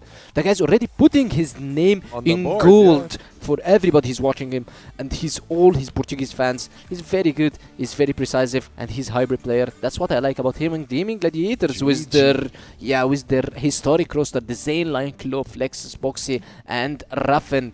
They are stable for like almost 2 years now. The guys are doing very good. They have Spoxy, you know. That's the goal, right? If you have an Yes. organization, you want to have a solid Gaimin 5-man Gladiators roster are with one a of the sub, yeah. best. Definitely, yeah. Yeah, so they are having the same roster. If you have Spoxy, then you don't need to worry about anything. You have Flex, his IGL and Mat calls, and you have Raffen with his entries, Zane with his entries and spray down control, Line Claw with the taps. So everything in GG is ready for them to win. Do you think we're going to be seeing the new weapons? Definitely we're going to be seeing 100% we're going to be seeing EBR, 100% we're going to be seeing also TRG, and I guess also the shotguns for Flex, which is the thing that he likes the more. What about maps and the history? You know, let me know. It's so hard to predict what maps you're going to be playing today, but Compound is a good pick for PingPongPals. They like it. Probably for both, right? Ankara as well, but Ankara usually GG likes to avoid it a bit, so we might not see it if GG decided to ban it. But I guess we can see Compound, we can see Port. They are both comfortable picks for What both about teams. Eagle Eye? Eagle Eye, they both play it, Gonna be but banned, if you right? want to be playing GG versus if you're gonna be playing Eagle Eye versus GG, you might just be trying to suicide, you know, because Yeah, you're throwing. GG's usually is the best team on Eagle Eye historically Their with aggression, Rock, yeah, exactly. with Rock. So you don't want to be playing them in one of their best maps. All right, I want to see the maps and actually try to compare it to what we just said. Sub-base, Eagle Eye, New Mexico, and Caraband. What about the picks? Yeah, Port Compound, as we said, definitely this is the comfortable pick for both teams. Okay, but this is Black Widow. okay. Wait, this is the V2 from the last, I guess. Yeah, wait. From the what? last draft. Yeah. So I guess we're gonna be seeing same. We're gonna be seeing It's Compound. gonna be similar, right? It's I fine, guess we're though. gonna be seeing Compound. Yeah, yeah. 100%. 50-50 Ankara and Black Widow. So I wanna be checking on this V2 because New Mexico still getting banned. Only I Rock. really want to see it in action while I'm here. Yeah, it's only we've seen it in our home. It's only Rock who's trying to usually pick this map. So I wouldn't be putting my money on anyone playing this map because this map usually It's a gamble, right? It is a Yeah. gamble in itself to do that, you know. So we're gonna have to wait and see how this pans out and who's gonna come out on top, you know. At the end of the day, we've seen in the last 2 series there's a better team, better roster overall, but some miracles happen because And of the it's meta shifts. the meta shifts. Exactly. So when the meta shifts, it means that the people who can outshine each other at certain points because of the changes that happen throughout the game, it can cause chaos. Definitely, but we have to mention that the meta changed literally yesterday. Yeah. So the guys didn't have the time to change and adapt versus the new meta. Was there at any point they've played these guns in the past? No, It's definitely completely no. new, No right? one was using these guns because it was forbidden for them to use it. So now Okay. the balanced weapons are here, so they are trying to use it more. By the way, we are one of the first regions to use these guns. Really? Brazilian region is going to be start they're using probably it later. watching and Yes, and seeing also how- the Vietnamese region, they're going to be also using it in the future. So this is something that gives us advantage to see they playing it. Yeah, there we go. So Okay, Compound and Port again. Compound and Port. Yeah, we were right. Yeah, it makes sense, right? Eagle Eye, New Mexico, sub-base Ankara is banned. Why do you think that GG picked Compound? Is it that much of a comfort pick? Yeah, they are comfortable in using this map. And as I said, GG is going to be banning Ankara because they don't want to play PingPongPals in Ankara. Definitely. They've Pietro had is a very good in Ankara. He Yeah. knows how to move his team in utilize Ankara. his team. Yeah. Yeah, so definitely they want to be avoiding it. We saw a new Mexico ban from GG, and as you saw, PingPongPals, they instantly banned Eagle Eye, and that's a very good call from the leader Pietro. That's why you have someone like Pietro to use the V2 in a very good way. So chapeau for He's the PingPongPals core for of the this. team. He's Yeah. the solid core of the Yeah, team, for and this they V2, revolve yeah. around him, and what he says goes. Yeah, exactly. So to be honest, I mean, like it. I like If the V2. Triple P wins game 1, then we're going to a best of 3. I'm pretty sure, because GG is very comfortable on their map pick, and I've seen this countless times. Yeah, they are very confident on their map pick. It's gonna be compound. They're gonna be very good using it. But still, by the way, I You don't never want to know. say it because PingPongPals are very good on compound as well. As well, yeah. Yeah, we've seen how good they played on, but we still don't know by after the meta shifts how it's gonna be played. But I mean, any GG on paper data doing. and analysis and stats that we Yeah, have can we just stripped all the papers. can all go to waste. Now Yeah. we start a new page, a new Yeah, chapter definitely. of Crossfire So West. now I don't need to make analysis anymore because everything we're gonna be This saying is the gonna be totally analysis. different. Exactly. Because the meta after it shifts, all the teams they need to reshuffle the papers. They need to recheck how their strategy is working. But I'm pretty sure that all the teams they're gonna be starting to think of a way how to use the meta in their advantage. Yeah. So the top tier teams, I'm talking about top 4 teams from the past season, they're gonna be starting to improve slightly better and better time by time. Because as I said, they didn't. Exposure, Yeah, they didn't have time to improve. They did the meta shifts yesterday. Now they're playing with the new guns. It's moving the meta a bit, but still they have time to improve. It's just week 2. We have Plenty of 12 time, yeah. weeks Yeah. more. I mean, a win is a win. Any team at this point is trying to secure as many wins as possible because as the meta, like you said, is going to start changing and evolving, then people are going to be secured and they're going to have a game plan to go into these series. So at the end of the day, when it comes to this, now is the time to try hard, not just in playoffs. This is probably more important. Anyways, I'd like to go to map 1, please. Let's take it to our casters and let's see how this goes. Well, it's time for Gaimin Gladiators to uphold the honor of the favorites today. Like, they're the last ones left that can actually get a win. You know, huge props to Swamp and 999. They absolutely thoroughly deserve their wins. InnerCircle will be beating themselves up right now. But Gaimin Gladiators, they need to find a way to not be in that pool. And PingPongPals, Pando, that is lots of P's. Honestly, they've actually not looked that bad this season. They've looked a bit more impressive than maybe we thought. So there's definitely a world here. There's definitely a world here, but okay. For the entire day, we expected certain things to happen, and like Penguin and Kashari said, they all went to hell, right? Every single thing didn't work out as we expected them. But well, maybe this time around. Well, let's see. We have Flex with the M14, so that's something. He's the new addition to Creeds here, it seems. But anything else, I would say, is pretty much what you would expect. But this is a fast push here. Raffin takes down HDZ. LSY looking for anything, but he's fully hiding behind that. What is it? Like behind the bombs? What Like I would say. APC? Wow, look at this. Like a just truck. Yeah, they're just ready to go. Look at this. I mean, 3P completely shell-shot here. Pietro trying to reduce the damage a little bit. He takes out Flex, but look at this. The damage has been done. Pietro low on HP gainer. Maybe he has something else in store. Maybe he has the answer, but yeah, not this time around. Pietro being taken out by the grenade here. Gainer last man standing 20, around about 20 seconds on the board here. Not gonna happen. Surely not the 1v4 plus bomb defuse. So the first round, very convincingly from GG. Yeah, that is a nice one to see. And yeah, we're expecting some maybe slightly goofy weapons on Flex, like we said. Maybe a bit of a shotgun gaming on that little risk side. But we'll see.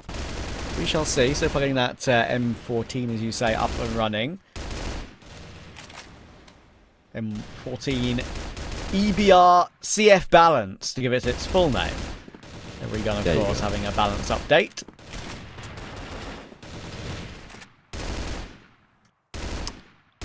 Flex is doing Flex things there. I mean, he's so aggressive. He's still alive. Not sure what's happening there, but they're unable to take him out. It's a little bit weird.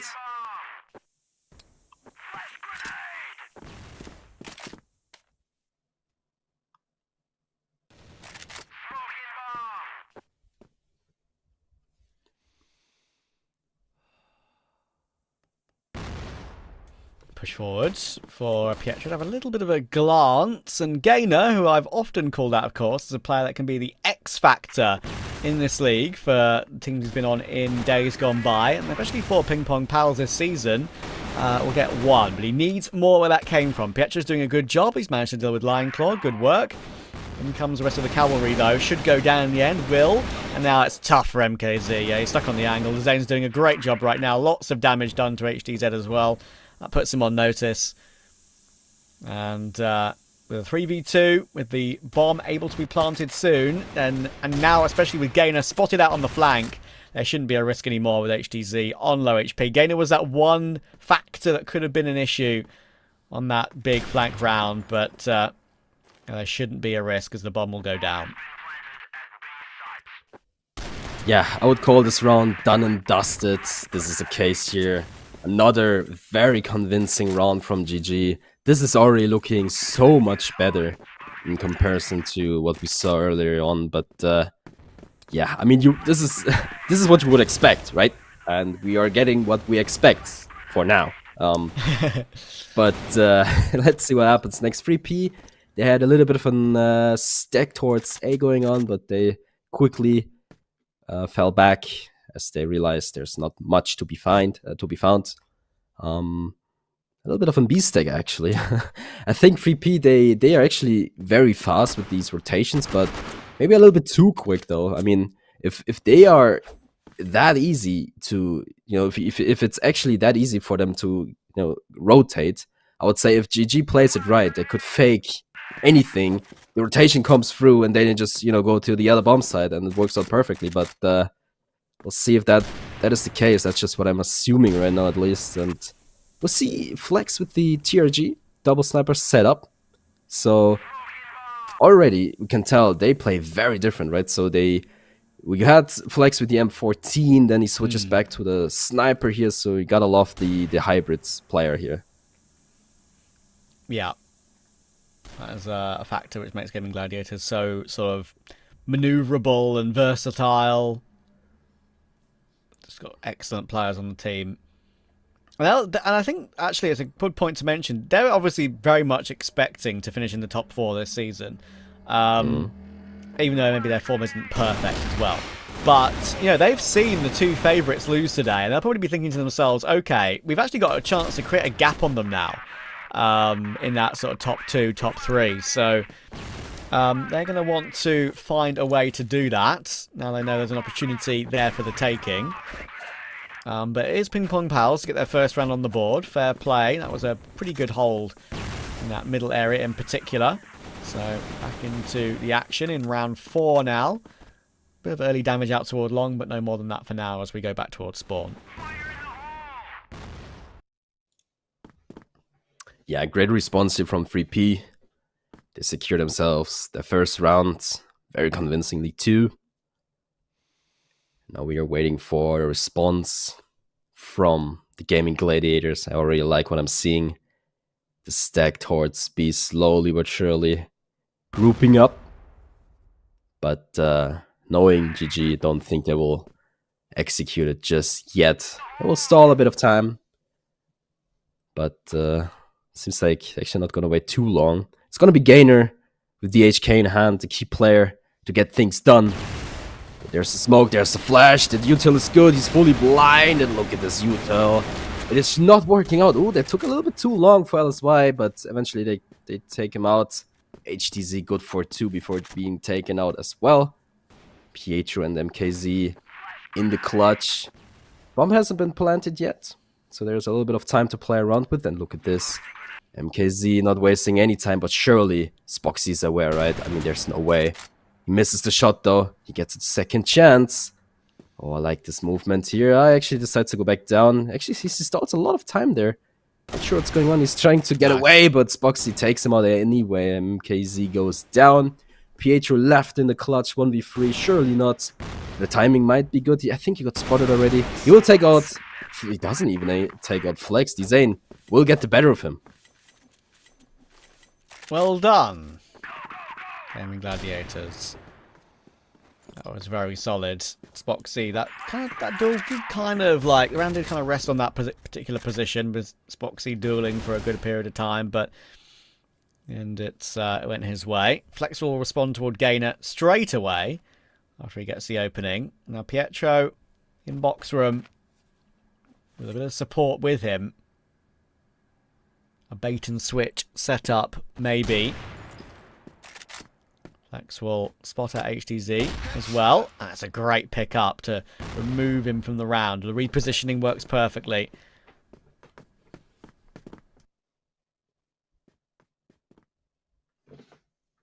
P, they keep it interesting. They respond pretty nicely. HTZ is doing a big part of that. The rest of the squad's fairly quiet so far. I mean, Gainer, obviously, we talk about him a lot, but Gainer can't always be the factor. Look at that Spoxy. Man, HTZ doesn't even... He has no time to respond whatsoever. Pietro now with LSY in the clutch once again. And GG, they make it look easy. They are so ready to go. Comfortable as well, I would say. And remember, this is 3P's pick, right? So you would expect them to be a little bit more comfortable, but let's not judge too early as Dzane takes out Pietro. But yeah, Dzane takes out both remaining players. Keep pushing, guys. Yeah, looking good. Looking good.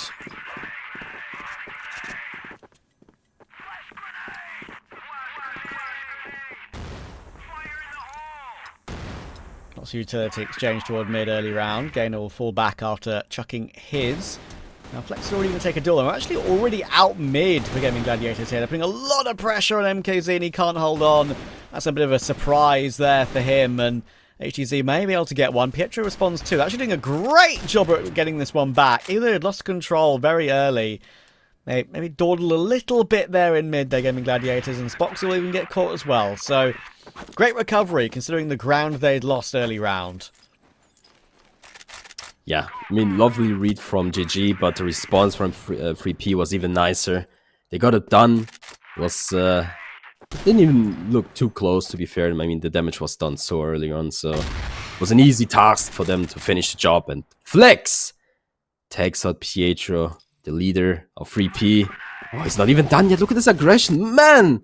Spoxy. Good for LSY. And I'm telling you, these guys, they came to play and they're not wasting any time whatsoever.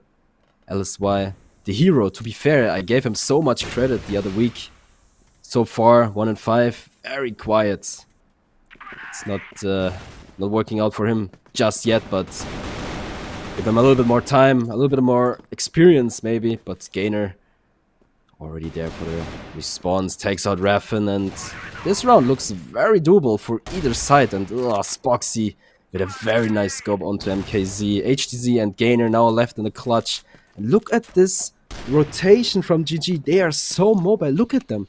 They were mid a second ago, then they take someone out towards the midsection once again, and now they're towards B, and obviously, yeah, the rotation from 3P comes through as well, but eventually they're just taken out one by one. Gainer left in the middle of nowhere, and honestly, I mean, there's a slight chance that he might take this one, but it's just so slim. You can't really give him anything here, and you can tell the bomb will get planted eventually. He will maybe take out Dzane, but the trade is not there instantly. Okay, this gives him the chance I was talking about. Lion Claw very low on HP, and he knows that Gainer looking for anything, but obviously Lion Claw there to secure the round. Yeah, nicely done. Good try from Gainer. Probably did the most he could possibly do in that scenario, considering it's an impossible retake pretty much.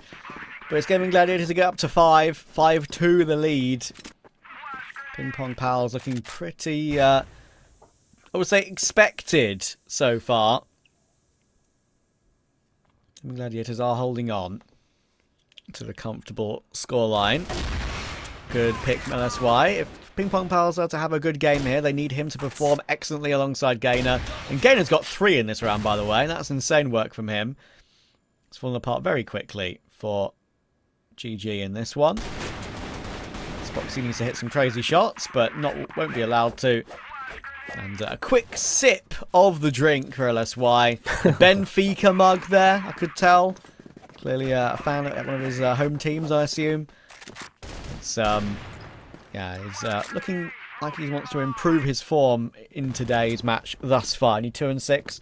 We all know what he's capable of. Yep. One interesting thing, by the way, both snipers, HCZ and Spoxy, still holding on to the Colt, not giving up just yet, falling for the trap. They're not looking for the USP just yet. And look at this aggression once again. Raffin and Dzane, they just jump in, clear up player after player. Huge kill by Raffin onto HTZ, and LSY completely shocked how fast that round just fell apart, and MKZ nowhere to be seen. I mean, the huge wraparound will come through.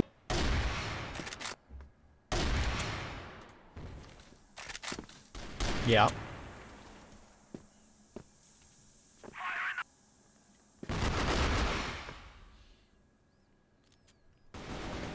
I can see it, don't worry, I'm good. Maybe get a refresh in and you should be alright. There's a knife out, by the way, here for Spoxy. Is he going to get it? He is going to get it on an SY.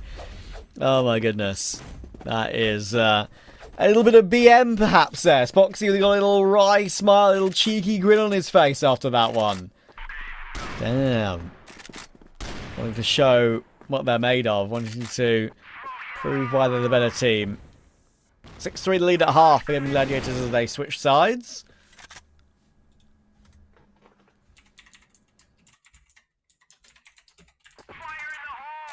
Yeah, sorry for that. Whatever that was, It's all good. It's figured out. All back. So it seems like 6-3, like you mentioned. Very good start here. Let's see. MKZ with a good response takes Flex out with the M4 through the wall. Big kill, big start. 3P in need of a response, really. I mean, we have seen a couple of things happening today, but surely not again. So let's see.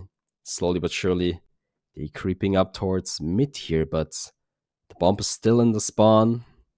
Nothing too fancy, but I like the aggression here from the Gaimin Gladiators, the Zane, and also Spoxy so far up towards A long here. Gives him a very good position, to be fair. I mean, if 3P decides to, push forward, this is actually a very nice spot to sit in if you're Spoxy, but it seems like they are going for that mid push, which is the perfect situation for them. Spoxy, no way in hell you will find anything there. And Lionclaw, you will be catched by surprise, but there's Raffin and Lionclaw. They actually take out LSY, and this is just a back and forth. MKZ good for 2. They will get the bomb secured, planted, the retake, Dzane and Spoxy. It's a lot of time. Oh, Spoxy with a crucial miss there. Would have changed the situation completely. Not gonna happen this time around. Dzane, if he has a good timing here, he will find Pietro. But it's gonna be a very difficult kill to find. Oh, the spray's good, but not gonna be enough. Spoxy left alone now. Look at these damage. The damage is so good, but it's not gonna be enough. Gainer takes him out. Okay, still in the conversation. Chance hit now to keep the gap close. Back to 6-4.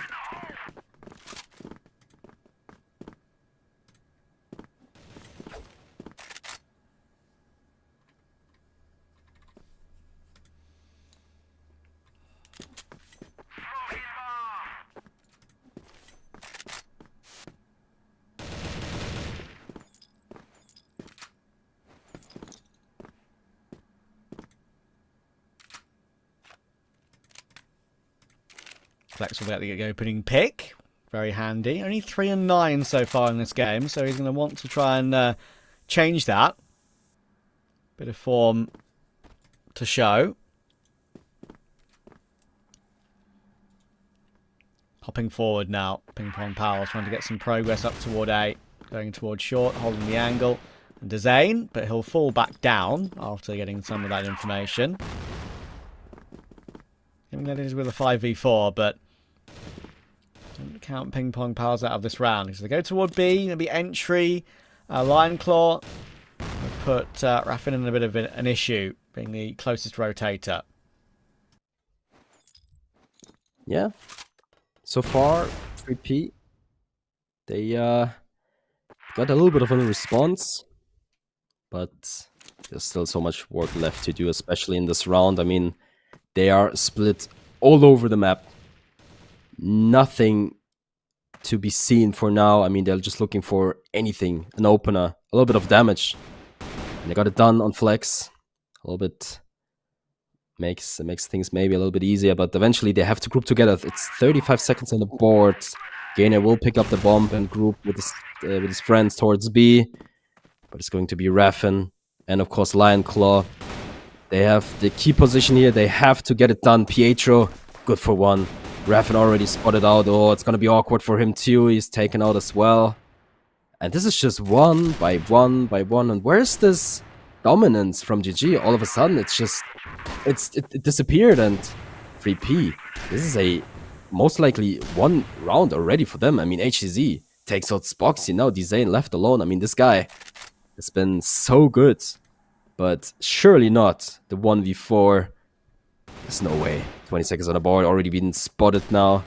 Dzane, do what you can do, but make it fast. Yeah, he gets taken out by Gainer quickly, and yet another round for 3P.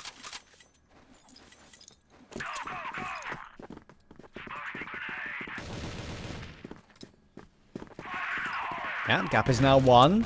Nade stack already to stop any aggression coming through, of course. So if a Gaimin Gladiators player went for something there, they'd be out of the round without even getting a shot. But Spoxy has to respond. He will to remove Gainer. Once again, Gainer does his job to get a quick 1-for-1. He's 12-8 in this game. He's very often got at least one kill in these hectic situations. It is round 12 now, obviously, and he's on 12, so he's got that 1 kill per round.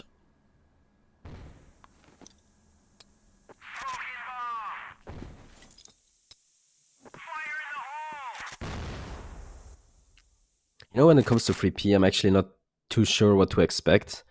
You know, they lost to the InnerCircle. It was a close match, though, but then they won against Anubis 2-0, and then they lost against TBI 0-2. So I don't know what's going on. It seems like whenever they have an up day, they win. But as soon as, you know, things start to crumble a little bit, they just lose. And right now, I'm not too sure. It's a back and forth all the way. MKZ takes out these players so convincingly, but Lioncore and Raffen still dancing, still breathing. Well, at least Raffen is. But he's taken out as well, eventually, HTZ with the USP. And this is what I'm saying, like, the dominance from GG just disappeared. And look at these smiles, he's laughing. I'm actually happy to see these guys pop off, but what is going on? Yeah, again, it's starting to get into that territory again where it's confusing, almost, what's going on here. I just haven't found anything on Global Risk. Again, not the first time we've said that today about different teams in the league. Flex is going to find Gainer first on this occasion, though.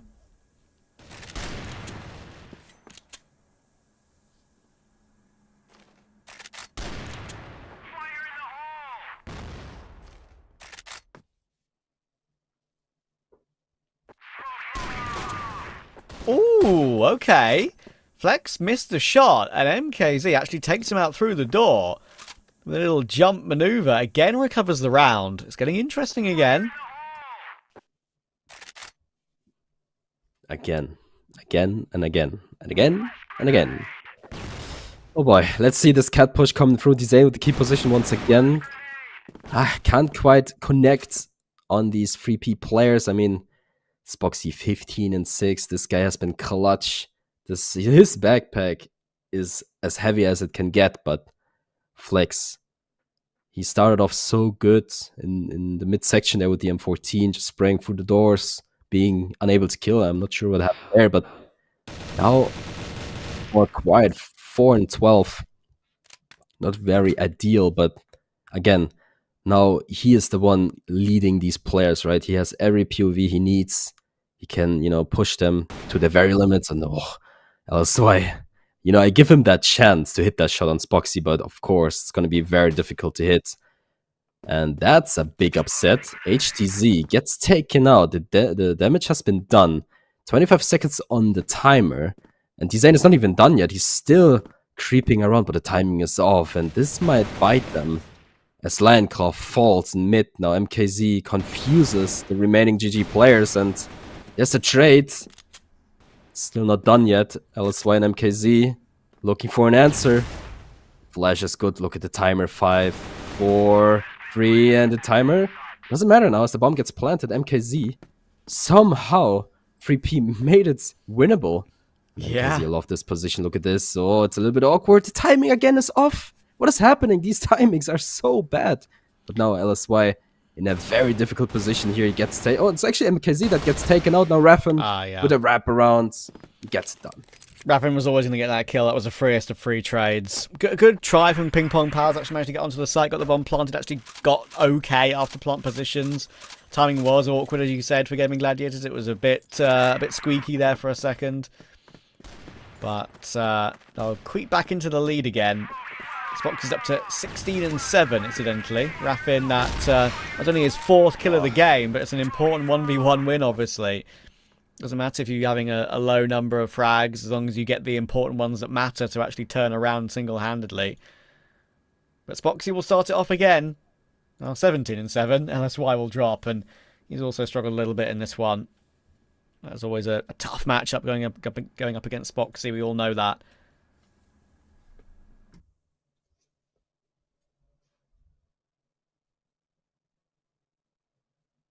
Yep. Look at this Lion Claw in the key position once again. The angle is good. Gainer gets the better of him. Clean tap. The H key proves to be very promising though, as even Gainer found himself with this gun. It's very, very cool to see how much a gun can change the outcome of a match, right? We saw it with Swamp. We see it with 3P here. Gainer doing so much for his team with this gun. Yeah. Yeah, I mean, it is just pretty interesting, right? I mean, I'm very curious to hear like what other talent feel about it as well, like other casters who will obviously be coming in tomorrow and over the course of the weeks. Like they're going to come back in, look at the results, and say, "Wait, what's happened? The form book is literally on its head. Why is this happening?" And then they'll see the weapons being used, and maybe we'll gather it. Sure, look, it could turn back around again, and once these top teams actually figure out what their favourite option is. But we'll have to see. Flex will get taken down there by Pietro. That's an important kill to take. It means that the B bomb site is open. There's a very long rotation coming in from Dezane. He's a bit too far away to really do anything, I would say, in this situation, because Spoxy's going to have to wait with the sniper. Can't exactly go in with that alone. It's going to have to be Dezane to win a few duels, and now Pietro spotted him out on that tough angle, so it's going to be hard to clear him from this position. Pietro's just wasting time, doing a good job of doing that as well. Actually, HEZ will go very aggressive, and now Dezane has a chance to get past Pietro, but no, he won't let him. We're back even at 7s. Yeah, gotta love these close fights. Very, very close rounds as well. 3P, they managed to finally step it up, make it more competitive. And gotta say, I love what I'm seeing. I mean, GG, obviously the team to beat here, 100%. But so far, I think if this continues to be the case, if it goes back and forth all the way, I don't think we necessarily will go to overtime. But as soon as one of these teams gets the momentum for just like 2 rounds, I think it's over. It's done and dusted, but still looking forward to that as Flex, once again.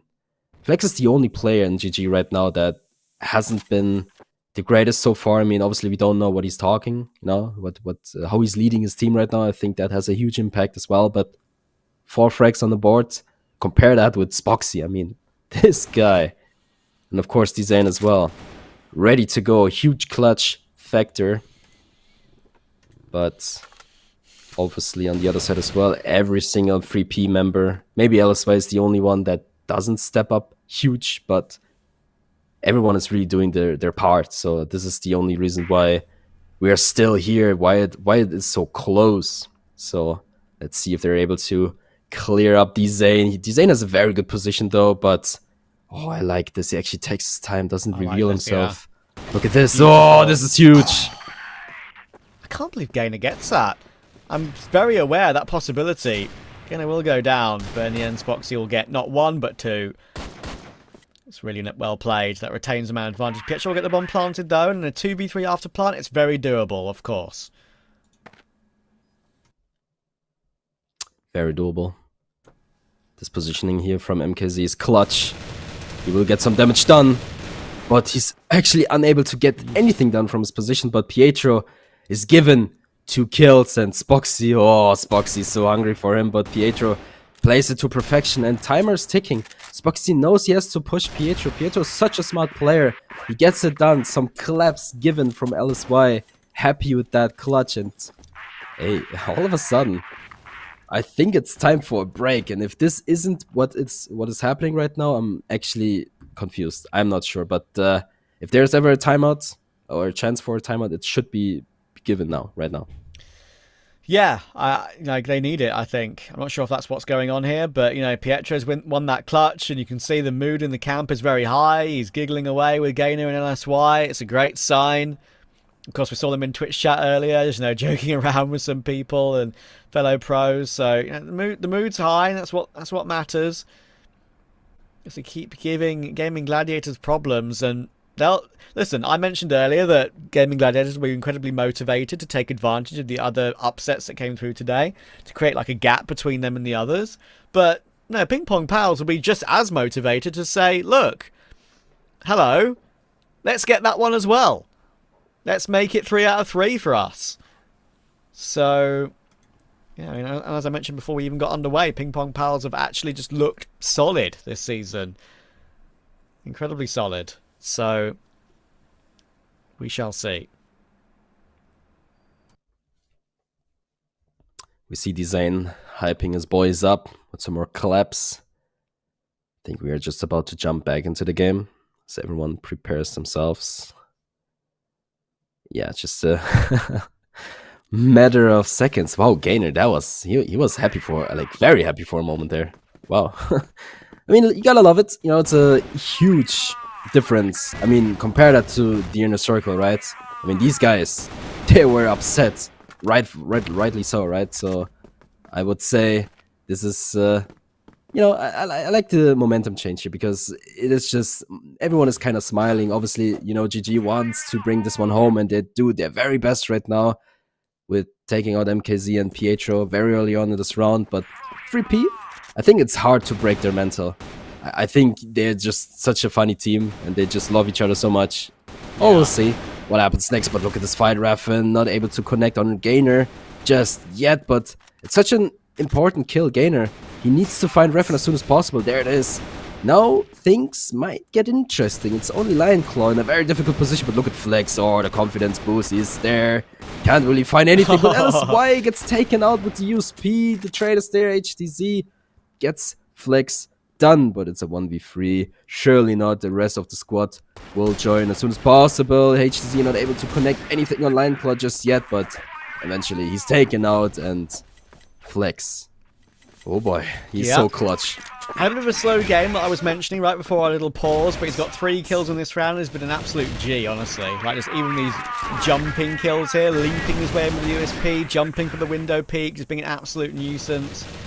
It's a really great play. A lot of bullets through the smoke towards Long, and actually it's a Zane to get that kill as he helps out, and a reload will come through. Eventually they both drop though, and HTZ survives on a sliver of health.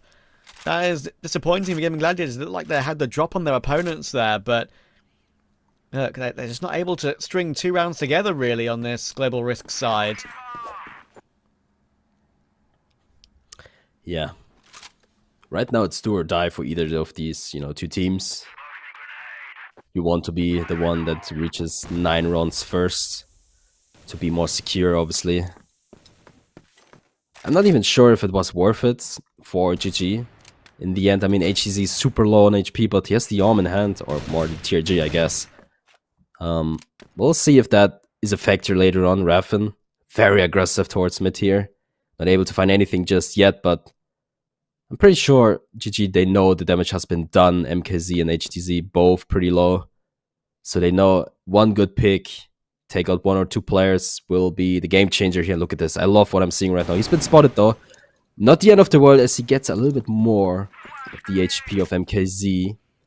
But still nothing to work around with. I mean, MKZ is not able to find Spoxy. I mean, he doesn't have to take that fight, and now all of a sudden it's falling apart. I mean, the aggression there in mid, maybe that just wasn't it. And now Gainer, this guy, I'm telling you, he's been so clutch. 3-1 with the HK. I give him a fair chance, but He needs some timing here as well. I think he spotted Raffin as well. He can't really find the bomb. There you go. Now he has it. And he's freely to plant it. Yeah, he will get the bomb down, though. I think he's got a great chance at this now.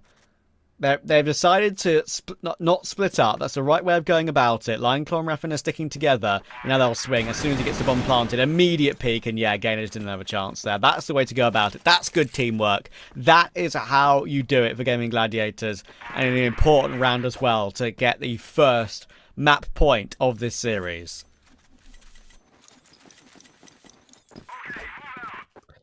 GG. They push it to number 9. With some extra fries. So just a couple of seconds here. Flex not able to get the first pick. Still not backing off though. Very aggressive towards Elong. But it's not gonna matter too much. I don't think Pietro will push this further. He'll just wait for the smoke to disappear and maybe take barracks control, but actually decides to back off, which I think is the better call to do. The better way to secure the round.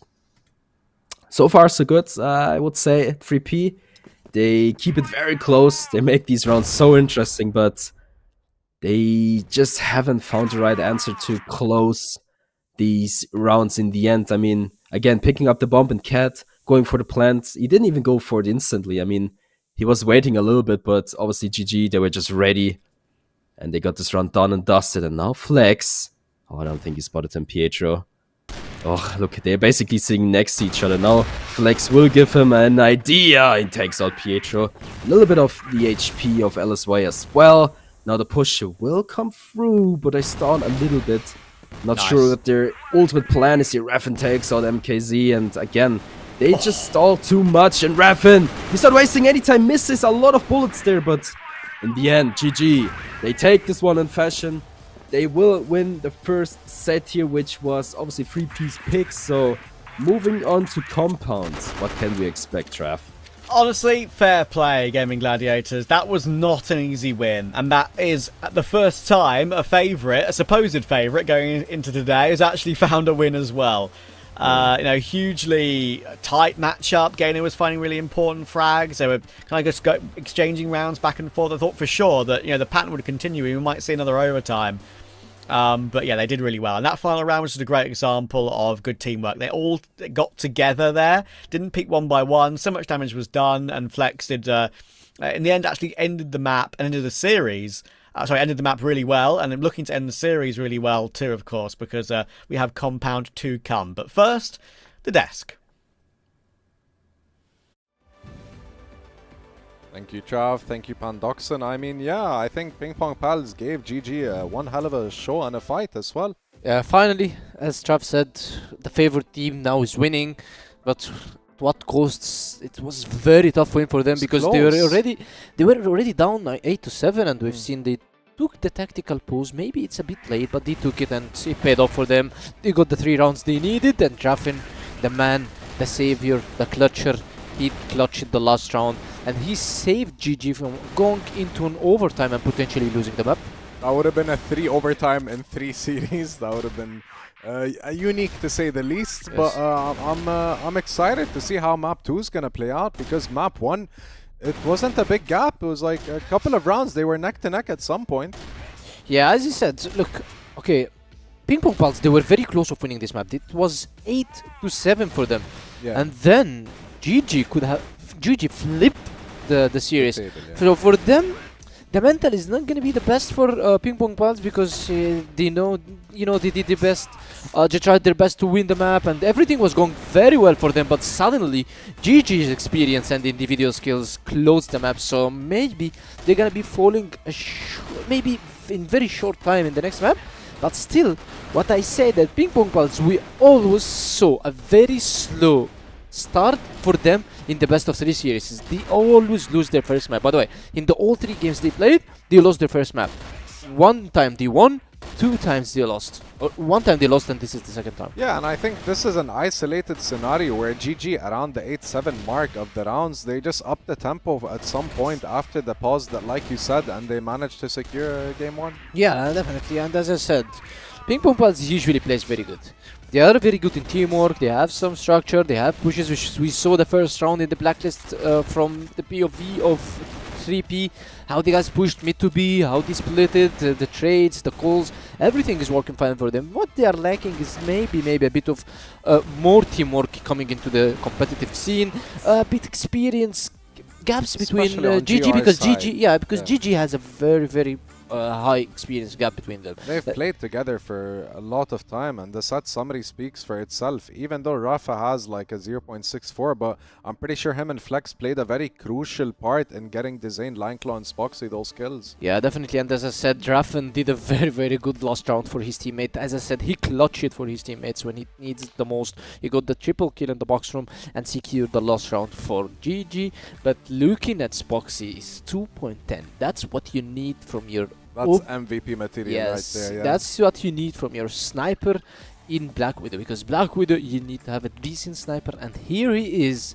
Spoxy is delivering. Not to forget about also PingPongPals. The guys played very good, especially the gainer hit, and he get every headshot that he wants, and the guy's very precise of his HK. Very accurate. Yeah, and I mean for Spoxy, to speak about Spoxy, I think in some of those rounds he was the not just first blood, but he would get the kill that matters, that either helped them defend the site or play offensively. Yeah, definitely. And offensive side, Spoxy is very good. He knows how to get the pick. He knows how to clean the sites for his teammates. So he's very good in getting these picks. He can predict where the enemy Yeah, is, exactly. That's his experience. Yeah. That's what his experience is built for.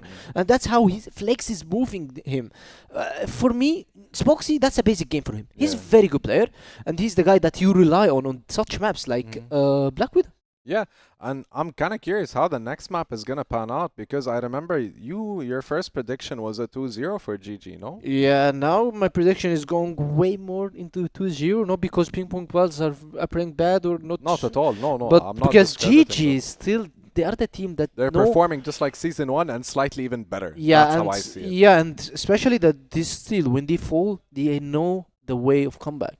They take the tactical pause, they come back, and they do not struggle that much. They struggle for a time, but they can just crawl back into the top, and they can close the series for their favor. That's what we have seen in Black Widow, and now maybe we're going to be seeing it on Compound, especially that Compound is their pick.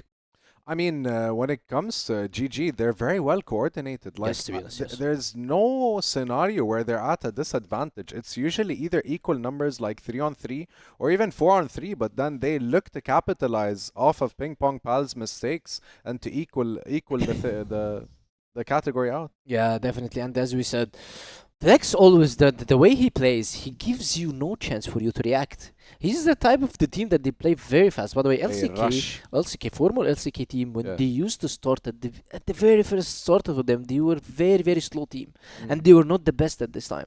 But now when they changed their play style, with the Zane hopping into the team, also Rafin coming into the team, they changed their play style. They started playing very fast, and now they are getting the wins. Prediction for game 2? 2-0 for GG. 2-0. All right. I think PingPongPals, there's still some hope for them in this series. Let's take it away to our casters, please.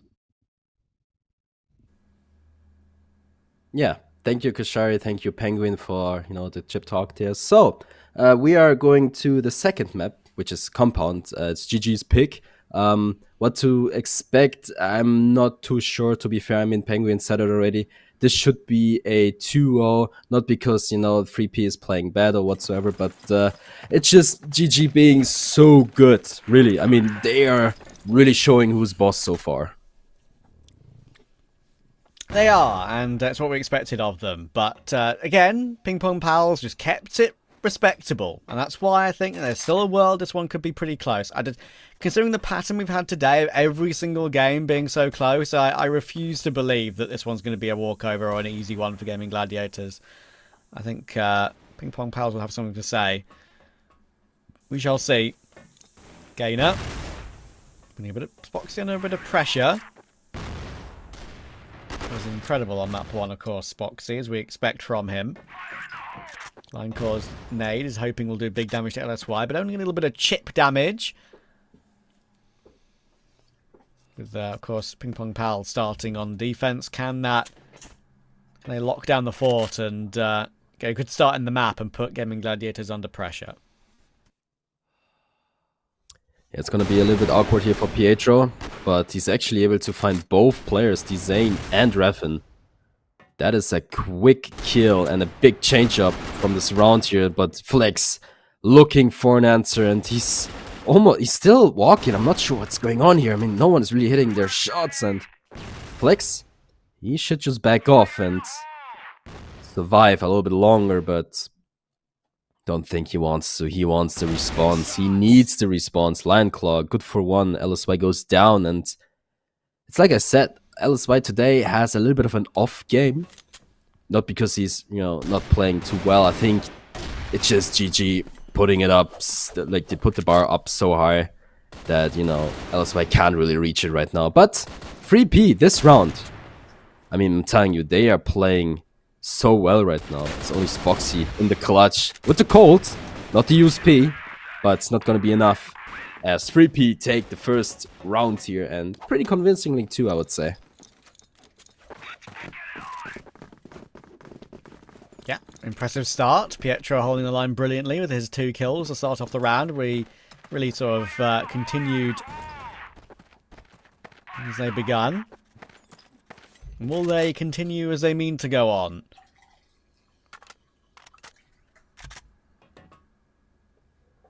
First minute of the round here, unlikely to have any action really with a setup for both these two, unless an opening pick comes through from the likes of Flex.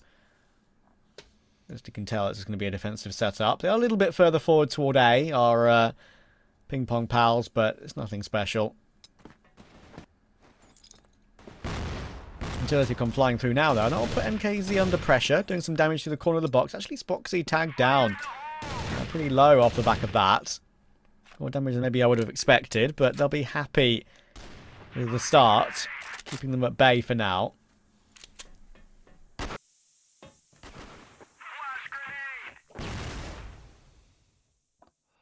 LSY on the arm. Interesting. A little bit of a change up. Maybe he gets the better idea with the arm. And look at this. A quick rush towards the jar side of things for GG. And look at this. No one's even spotted him so far, I think. Raffen wraps around MKZ, takes him out. But now the pressure is on. Oh no, Spoxy takes out HDZ, and Flex has a little bit of an issue here finding Gainer through the smoke, but eventually takes him out. LSY, good for the trade, looking for the insane ace clutch, but surely not, as Spoxy continues to be so good, to be the carry of his team, and the tier G for him seems to be a very good weapon of choice, man. Yeah, seems to, I would say, of all the sniper players that we've watched today, I think is it all but one have switched over pretty much. So, at least from what I noticed, maybe I'm a bit off on that one. Maybe all but 2. But still, I think maybe that's the one main change.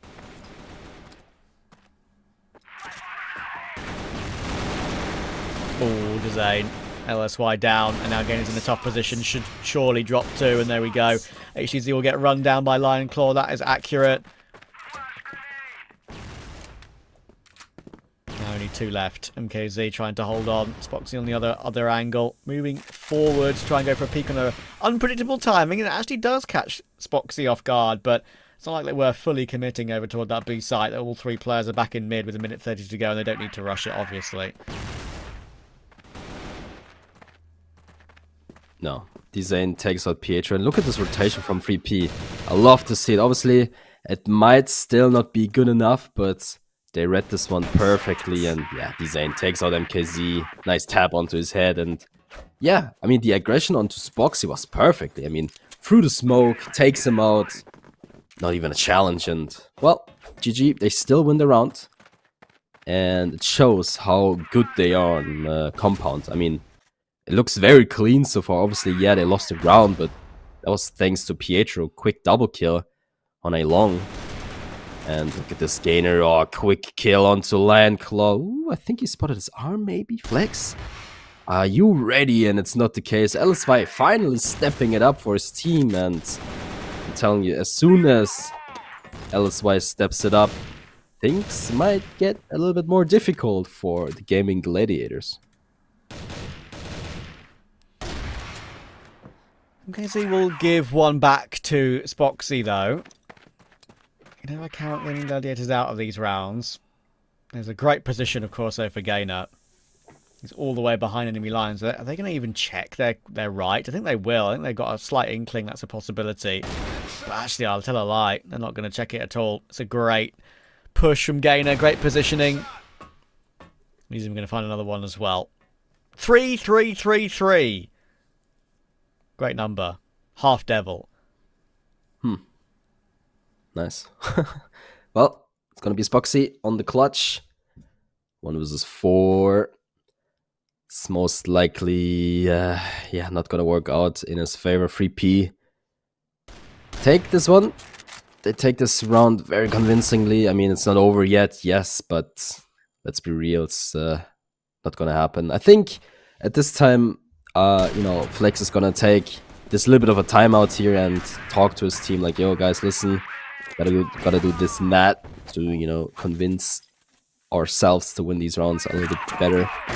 But Gainer here was absolute clutch. I mean, his positioning here was perfectly, the aiming was perfect as well, and it is just it's looking good so far. I mean, again, Pietro had a good round there with this double kill. Now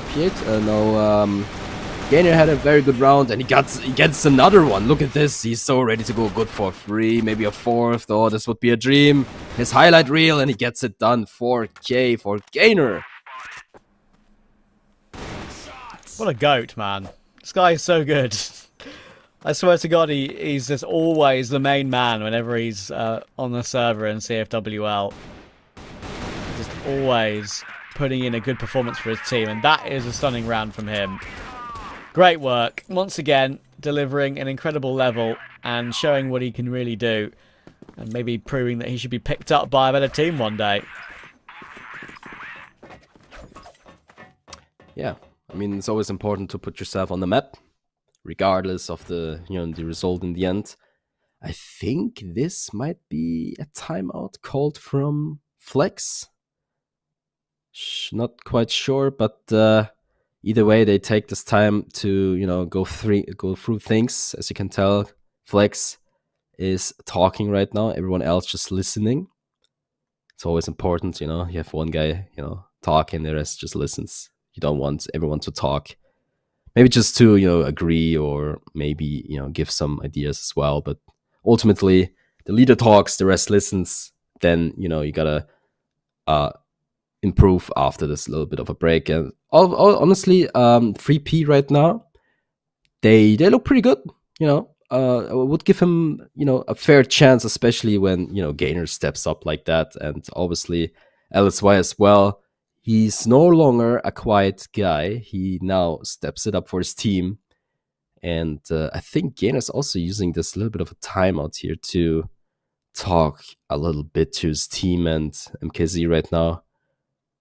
Looking for some conversation. So right now, I would say I love these close corner fights because towards Belong, it's always nice to see who is going to be the better, who's the winner of the, I don't know, like close fights or whatever. And I would say it is looking, quite competitive for either of these two teams.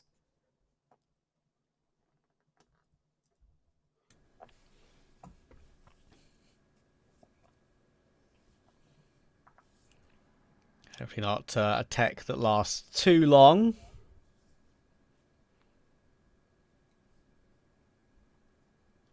All we can do is twiddle our fingers, really, for now. As the zone is.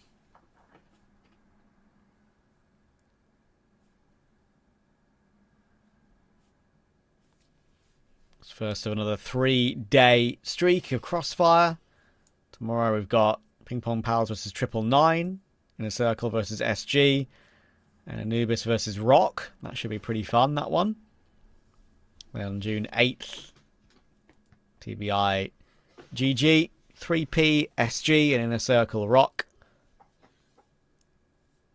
So we're going to have all the teams in the league, of course, playing over the weekend. TBI only playing one game this week.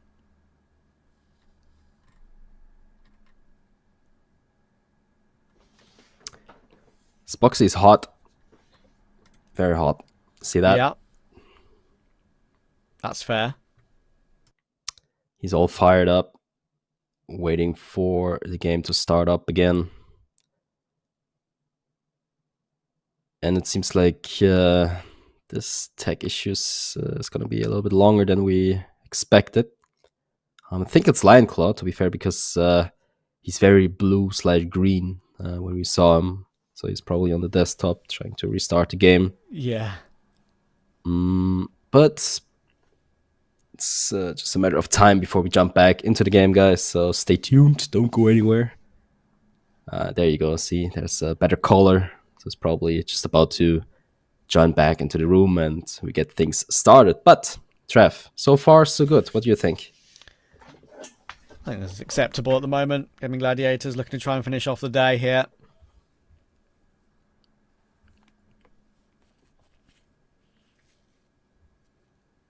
And I think they'll... it's not going to be the easiest win in the world, obviously. PingPongPals are not a pushover by any means, from what we've seen from them so far this season.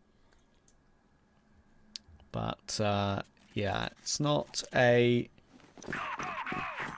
never an easy game for either.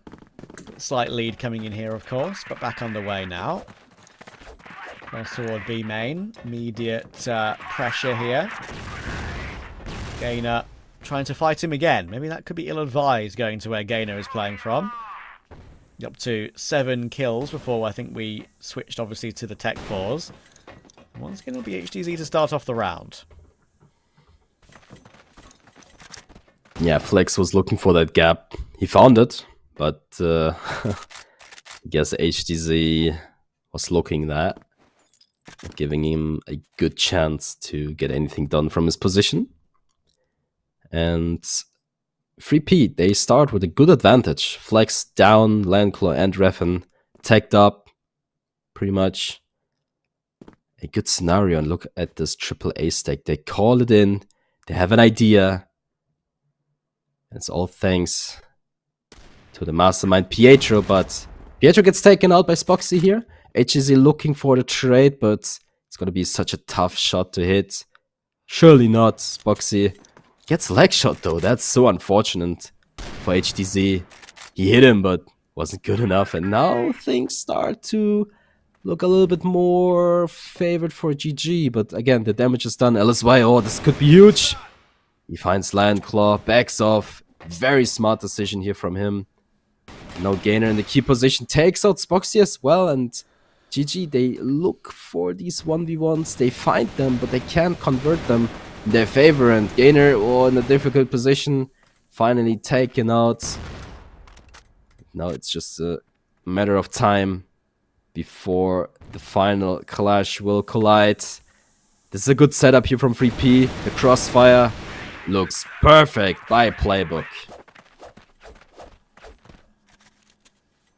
Yeah, no way in. No way in for Gaimin Gladiators. Good hold. Spoxy. Not hitting the heights of map 1 just yet. A long way to go. Flex going very aggressive early round here. Gainer, are you ready for this one? Yes, you are. That is a freebie. Flex going in super deep there. Of course, fighting Gainer, who's pushed into a B main. And again, they're willing to go even deeper off the back of it. Gainer just loves that W key, but finally he'll get punished. And that's why getting taken out as well removes both players from the B side of the map. But they're not going to run straight into B just yet. It's an open site, but Raffin's on the off angle. Will fall back away. Could still get caught, but no, he's all right. C4 still dropped in mid. Damage done. But it's a 3v3 after all. And now, of course, they're going to have HDZ over toward B to help out, knowing that site is not doesn't have any more defenders on it. So it's back more to an even round again. Gaimin Gladiators did not take advantage of those opening 2 kills, really. No.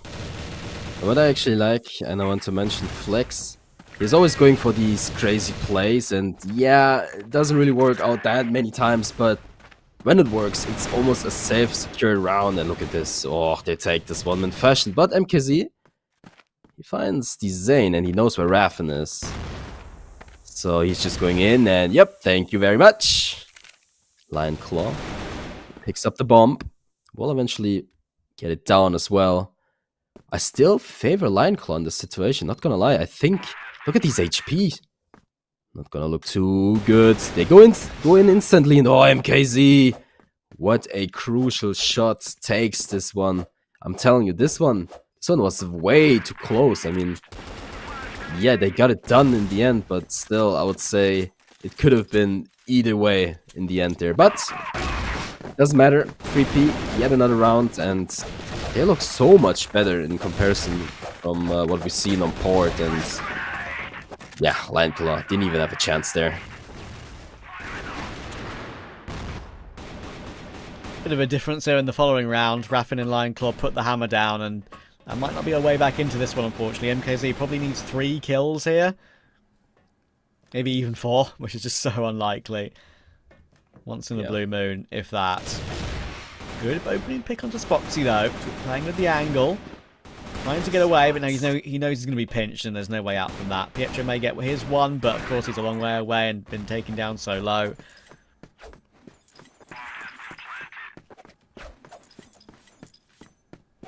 HP for Pietro. Won't be happening, and maybe we'll actually just take the opportunity to have one of these 30-second tack timeouts that aren't actually a tack timeout. Yeah. I mean, to be fair, this is the right thing to do right now. Just take your time. Didn't really work out in your favor. It doesn't matter. You still have some rounds to play with. A little bit of a comfortable pillow. And yeah, I mean, obviously GG, they know it. They know this round is theirs. They also have some time to talk around a little bit. But yeah, good round from GG. A very convincing one too. I mean, they were so fast, and this is what you would expect from them all day long. But 3P, they keep it so close, and honestly, I'm not sure what to expect for the second half. But there's just one more round to go, and I think there's a game plan for either side, so let's see what happens. HTZ is super aggressive. Does he expect Spoxy? Yeah, I saw him there. A huge info play. DZ looking for the wraparound. Doesn't find it though. HTZ takes him out. Gainer. Good for one. Good trade there. But HTZ, I mean, the cold out, ready to go. Flex drops dead on the floor. Spoxy and Ref and last man standing. So much to work. I mean, they need to find 4 players or get the bomb down somehow. And look at the setup here from 3P. Sure, they leave mid open a little bit, but they get the info as soon as, you know, there's anything to gain. And look at this Pietro, good positioning. Finds Refin as well. And yeah, Spoxy not gonna, you know, clutch this round. Surely not. I mean, if he does, this would be huge. But I would say this is a very good first half for 3P. Yeah, he got spotted as well, so just a matter of time before he goes down, unless he finds the clutch of the day. Surely not.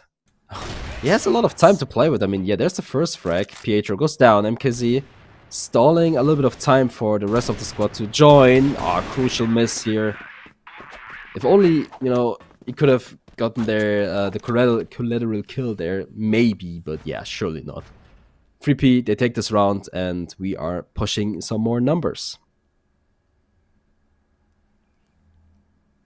Yeah, I think I'd be quite happy if you're PingPongPals right now. It's a good position to be in going into the second half. You know that Gaimin Gladiators will respond, but there's definitely a chance at a map 3 here, which I'm not taking anything as a surprise anymore after the day we've had, but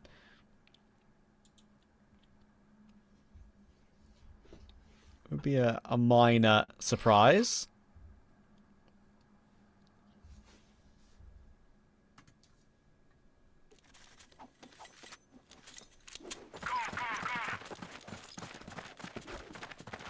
Here we go. Can Gaimin Gladiators recover and win this game in 2? Nade stack, as we so often see, of course, at the early stages of a compound round, does do good damage to LSY and Gainer. Lion Claw in the key position. Spots a lot of these players. Needs to back off now. Not quite able to. Good flash here, but Pietro not able to get anything done. And look at this aggression. Flex! I'm telling you, Flex is so ready to go. A little bit of an off timing for MKZ, and yeah, this run looks so much better already, but it's not done just yet. LSY, good grenade onto Lion Claw here. Dizane gets a good position. I'm not sure if they spotted him. I think they did. At least they have a clue. HDZ, if he's able to find at least one, this would be huge. Misses a culture shot, gets dinged. He's already out of the picture. Drops down. Hey, this is perfectly played by them. I mean, they gave him no chance whatsoever.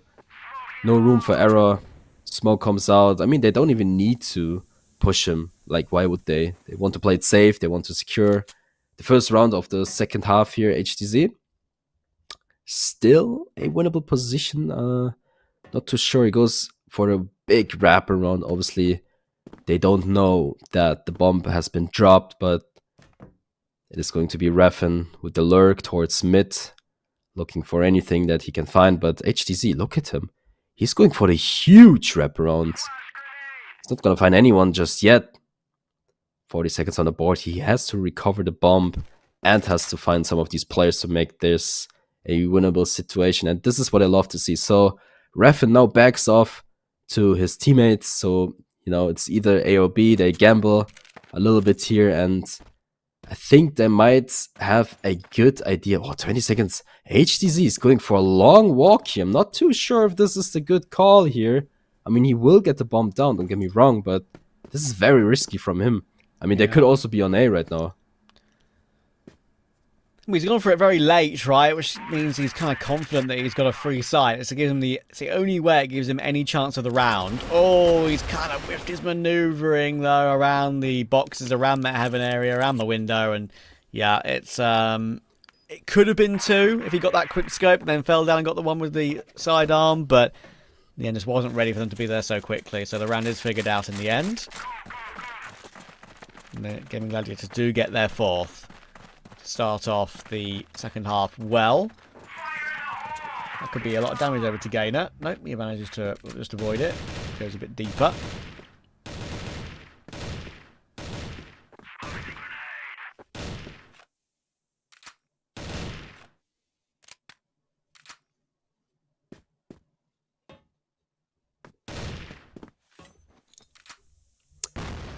You know, what would be funny now? The Gatling gun. Don't ask me why, I was just thinking about it. I mean, yeah, but before we went live, right, we were talking about the new weapons that have been changed or added or whatever. You sent me the list, and like I saw that, and I was like, wait, surely that's, surely that's absolutely impossible to use, and apparently it is, but still. Yeah, I mean, I don't see a scenario where the gun would be a benefit. I mean, even if you just spray through a wall, there's just no way. If it has a 100% wallbang, maybe, but I don't think so. But it's just funny to have it in the mix. We will see it one day, trust me. One day we will see it, but not today. When someone wants to troll when they're 9-0 up, maybe then we'll see it. Yeah. But no trolling now. This is fully serious.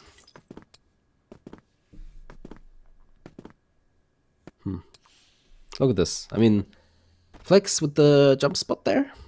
Not able to find anything just yet, but 3P, time is ticking. They have to get something, or they will just, you know, drop that to the floor eventually. There's a little bit of a fake from MKZ here towards A long, and GG is buying it. They have a triple stack towards A. They could still go either way. I mean, it's up to Lionclaw here if he finds Pietro or not, and he does a perfect job of stalling this one a little bit, but look at this. A is fully covered by players. It's just a matter of seconds before something's about to happen. There's a trade. Dizane, good for MKZ. It's got back and forth. Gainer with DHK, good for 2. And Flex not able to connect anything there. He finds HDZ. It's not going to be enough. But Lionclaw, the clutch master, gets it done. And look how much it means to Refn. He knows his teammates. He can rely on him every day, every night. Yet another round for GG. I mean, it was a little bit awkward there for a second, but I think 3P, they stalled it a little bit too long. It's funny, right? First game of the day, we saw as an absolute masterclass from Famous with the HK. We're not... while it's been showing up well for a couple of other players who I'm sure who watched that game and was like, okay, I'll try it for myself now. We know how good it can be. I mean, Famous said himself in the interview afterwards he's surprised not many other people are going straight for it. Yeah, I think no one's made it look as good as he has so far. That's for sure. Yep. He was just getting countless multi-kills. But we shall see how that transpires, of course, over to tomorrow and the day after and future weeks in the league.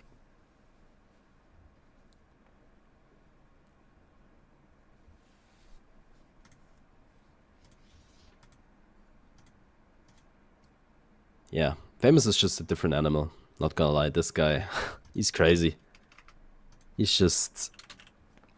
I think a while back, I think it was last week actually, Penguin called him the best player in the world. I'm not too sure how much I agree with him, but I will definitely put him up there somewhere.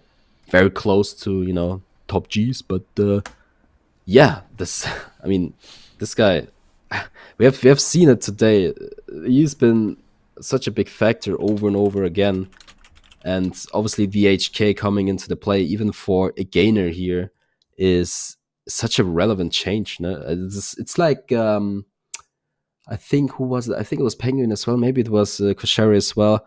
They talked about the meta changes, right, and how much teams prepared for it, or they didn't, I guess. And right now, upset is definitely possible. I mean, I don't know how much of an upset it would be if 3P takes this one, but I still think it's a cool change to have these close matchups because of all these weapon changes.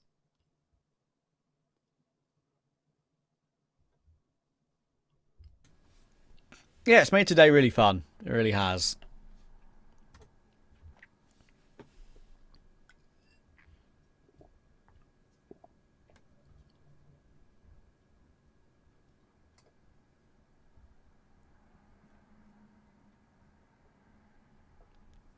It's giving it a fresh look. Fresh look.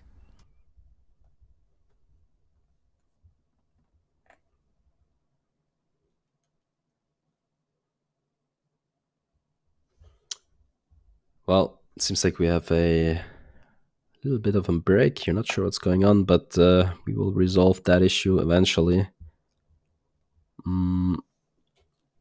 But so far, so good. GG looking very prepared. Landclaw a little bit tired, but not the end of the world. I want to see more action from LSY. I remember last week, he was the star player. Not one, the star player, right? And obviously, the rest of the squad also putting up these numbers, but especially this guy. I told you that he can be a huge difference maker, and so far, yeah, I would say he had his moments. Obviously, not the same as last week, but yeah, you gotta give him a good chance. He's so new to the league and everything around it, so just a matter of time before this guy becomes a very good player.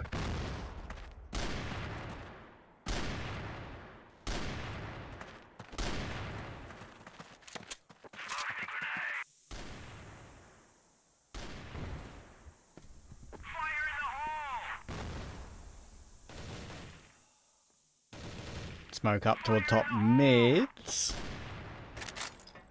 Angle being played with by Spoxy, now only one behind again. You can hear the amount of spam coming through from the TRG from HDZ. That's the amount of bullets in the clip, like you mentioned to me, right? Just a change up from the Orm.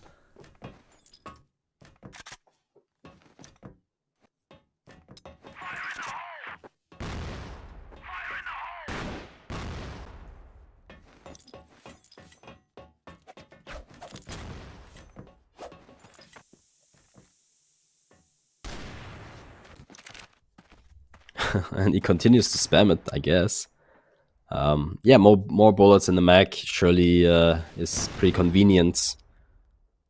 But let's see how much it matters now, as 3P are looking for a quick mid go. Not even a smoke or anything. Zane fully opened, finds Pietro, but Gainer is there to trade him out. Not just a matter of time. Spoxy, good for one as well. That's why goes down. The damage has been done. Look at Gainer and HTZ, and even MKZ has a little bit of damage. So, Let's see what they can do. 45 seconds on the board. GG not entering A just yet. They don't have to before the bomb goes down. There it goes. 40 seconds now on the clock. GG, they need to have the perfect timing here to collapse onto all these 3P players. And Flex, he's spamming that gun pretty well. I mean, look at this. It's not really connecting to anything, but the sound cue is there. Maybe it confuses them a bit. I'm not sure what the game plan here is. Flex jumps in with the USP, and look at this. Oh, it's just a disaster. 3P. Nice. All these players go down, and they put these numbers to break even. And now we are pushing.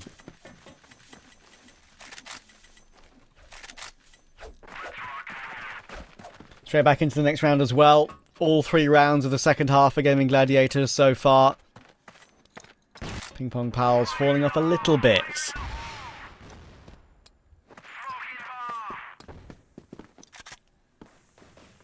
Foxy will get the opening kill of the round as well toward Gainer, and that can be an incredibly important one, knowing how impactful he's been with his multi-kills, especially in that first half, but a little bit quiet on the second half. Here we go. Dezane's gone down there. That's a way back in. Foxy's found one, and Flex is going to get completely caught off guard there by Pietro. On the rotation, he didn't expect him so far forward at all. But it's still tough. The B site might be open, but Gaimin Gladiators are hot on their heels right now.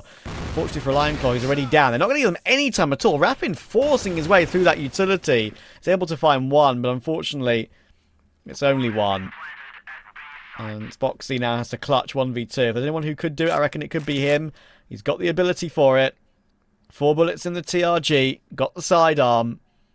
29 seconds left on the bomb. Trying to see a gap through the smoke. Trying to see if he can spot one. But these angles are so tough to find when it's a sniper. There you go. These duck and dive headshots. And Pietro plays it correctly. And hits the shot. Yep. Repeat, take this one pretty convincingly. I mean, it was a very cool and nice one-tap from Raf, and he just jumped in onto the bomb side B, tapped the guy, and, you know, got traded eventually, but still very cool. Frack. Landclaw, once again, with a lot of information to play around with. But not gonna be the decisive factor here. 3P, is it possible? Are we going to port or not? I mean, it looks like 3P has an idea. And, you know, GG is looking for an answer. But not too sure what to expect. I mean, they keep it close. I mean, the first game was already close. 10-8. Barely. GG barely gets away with that one. And right now, 3P. They could get it done. Just a little bit more. Don't really see any M4s from GG, by the way. More AK and TRG power. Would love to see an M4, but, well, not this time around as Raffin goes down to Pietro. And Lionclaw, very risky here. HDZ misses the shot. This could be a crucial mistake from Lionclaw if he goes down as well.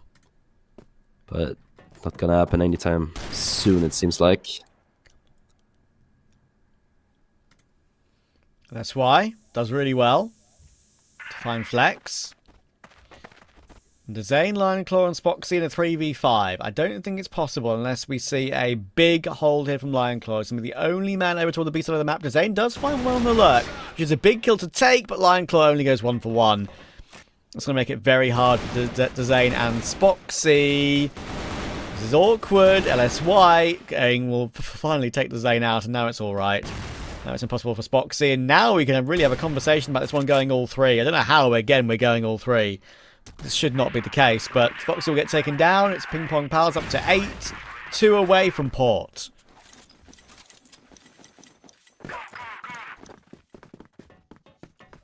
Yeah, you know, for a second there, I thought GG might come back, but the read from 3P after the kill they got on Belong, they knew, okay, the bomb site should be free to take.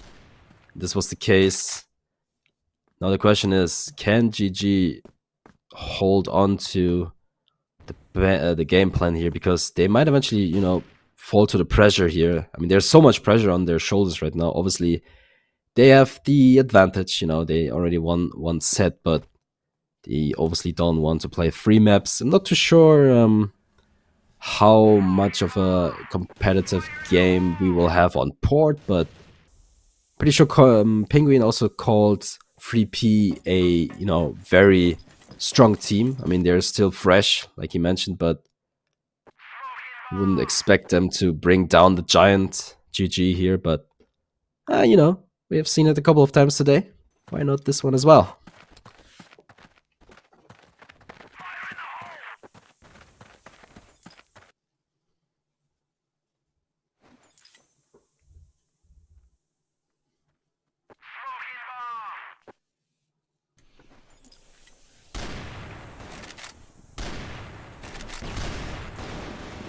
Lots of bullets being put through the smoke. Zen will get a quick 1-for-1. Oh, and Lion Claw, that's a big whiff. That's frustrating for him. 3v3, Spoxy and Flex have to deliver, and Flex is doing that right now. Oh, actually almost perfect cross-sell placement for the next, but didn't get it in the end. But Spoxy's going to run in, and now he's got Raffin in support as well. HTZ is stuck on the site, but still gets one more kill. He's dancing around, and Spoxy's not finished off HTZ yet, and a reload has to come through. Suddenly, HTZ can reposition and regroup. Bomb, of course, is in an awkward spot.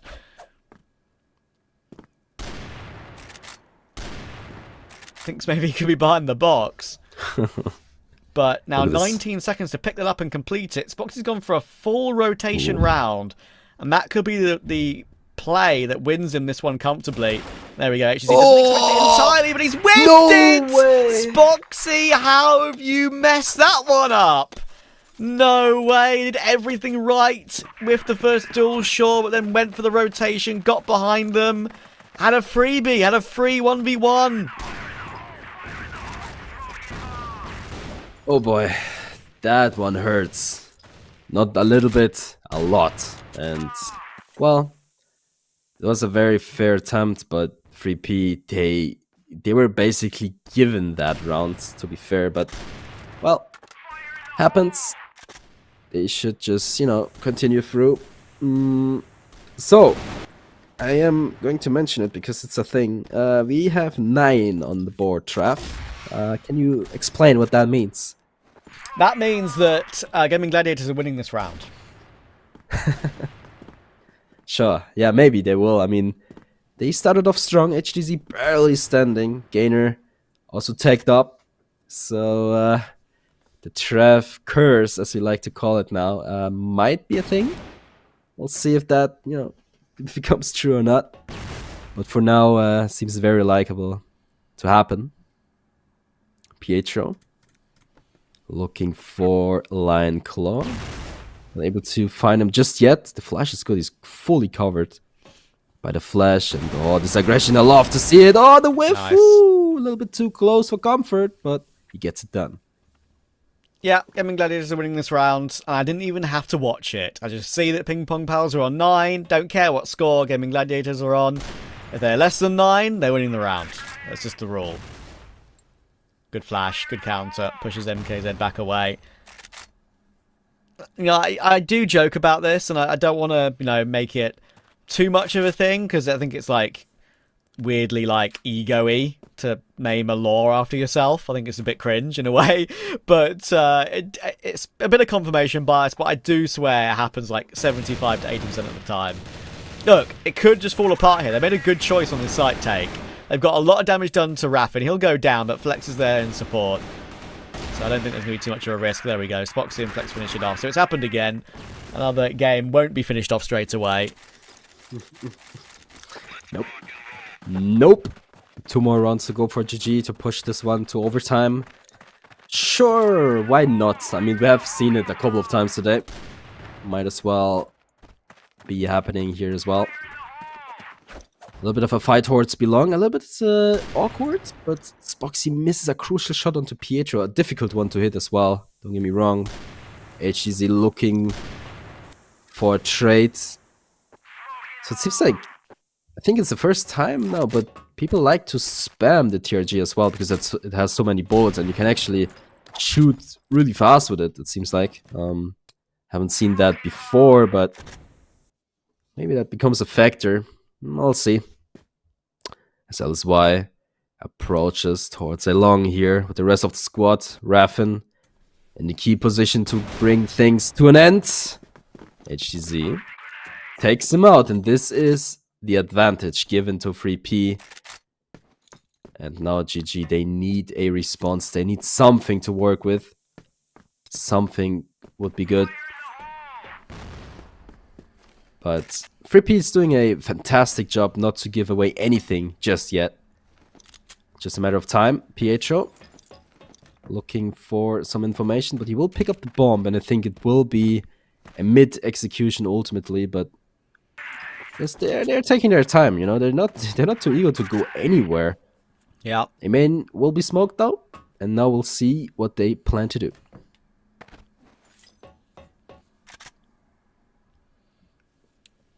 PingPongPals have another chance, and this time I've got a 5v4. It's not usually a comeback that comes all the way back, I would say, to overtime. It's always just that one round. We've seen two of those happen today, but it's not going to be happening on this occasion. They've completely wiped them out on map 2. Again, Pietro is fired up, and his reaction says it all. I feel like, again, this is an example of PingPongPals. I mean, it's a really good system, trusting in each other, having some great individuals, and just better than some of their parts, which is always a good way of describing a team like this, I feel. Well, at least we didn't push overtime. To be fair, I mean, I wouldn't be surprised at all after all these games we had today. But yeah, there's going to be a 3P taking this one in fashion. They made it look very easy towards the end, I would say. Obviously, it was still a very close fight, don't get me wrong, but they get it done. Set to win, and we are going to Port, guys. Port is going to be very interesting. Again, I mentioned it earlier. Not too sure who will be, you know, who have the upper hand. So we just have to wait and see what happens next. And guys, don't go anywhere. We go to a break. So see you soon.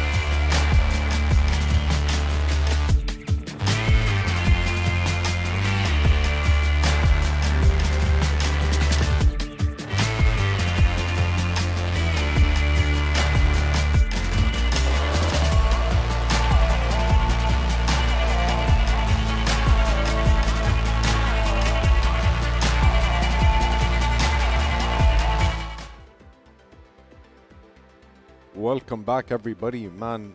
What a sequence of events that led to 3P winning GG, man. Yeah, they definitely played very well in the compound game. We've seen the strong performance from 3P that they always showed us. Yeah. As I said, 3P, it's a habit now. They always start on a slow map. They lose their first. In all their games, they lost the first game. And then, some games they won, and some they lost. For example, they won versus Anubis, but they lost versus TBI, and they lost versus InnerCircle. But the only game they didn't go 3 maps is TBI when they lost 2-0. So PingPongPals, they have experience of the best of 3s. They have always been found lost in the first map, and then they were able to come back in the second. Yeah, I mean, even all of the series that happened today, it's just been shocking, to be honest. You'd always look and be like, okay, GG's the better team on paper and in stats, but all of a sudden, and I love Petro's game style, man. When he's playing on attack side, he's so patient. The site is entered within the last 30-40 seconds. Yeah. They waste all of GG's utility, they fall back, they try to get a pick if GG shows any signs of aggression, and then they capitalize on it. Yeah, definitely. That's how Pietro playstyle is working. He's usually the guy who's waiting for the mistake from the enemy team. He's usually the guy who's playing very patiently, waiting for the enemy team to do anything out of the book. But then he hits the site on the last 30 and 40 seconds. But it's a very precise push for them, and usually he has some kind of lurks. It's Pietro on B long from compound, or it's MKZ on A long. So usually the gameplay, the game style of Pietro is the same that he used to do in Unnights when he used to play for Unnights. So it's just a matter of different players, and now he has more skilled players. He has Gainer, one of the best players in the West League right now, and he have LSY, a young talent that's his first time in the West League, and he's still performing very good, and he's the hybrid player that he needs in his team. HDZ as well, 1.4 KD, the guy played very good, he got all the kills needed, and he won one of the most important clutches versus Spoxy when he was 33 HP in the servers, and then he flicked Spoxy and Spoxy missed him. So that shows how PingPongPals won this map. Yeah, I mean, I'm kind of curious how the last game is going to pan out. If I had money to bet, I would put on 3P at this point. Yeah, maybe 3P have now a chance, because the guys now, they're going to be playing port. Yeah. GG, yeah, they're strong on port. They know how to play port, but PingPongPals also, and Pietro especially, he knows how to play port. Studied it, of So course. maybe we can see a reverse sweep coming from PingPongPals. But on papers, you would say that GG can clutch it at the end of the day, and they can win the full series. But based on how we saw the first and second map, but the first map also was very close. It was 10-8 in favor of GG. Yeah. So it wasn't a stomp, and it was 8-7 in PingPongPals, but only the experience who closed the game for GG. I think the entire day there wasn't any stomp in particular, you know, Except for Swamp. except Swamp, yeah. But that I would say it's an isolated scenario. But let's take it back to what we were talking about. I mean, great performance from 3P, man. You can tell Petro has done his due diligence when it comes to keeping this team working together. Yeah, especially when it comes to late round calls, Yeah. it's so pressuring for him. When it's like 2v2, If you're playing with him, definitely everybody's gonna be pressured. But him taking the responsibility that he's gonna be giving the right call in the last 30 seconds for you to hit and win is definitely one of the most things that maybe It's a makes him a talent. better It's a player than talent. others. Yeah, It's a talent, definitely it is. exceptional talent. Yes. That not all IGLs might have captains or coaches, you know.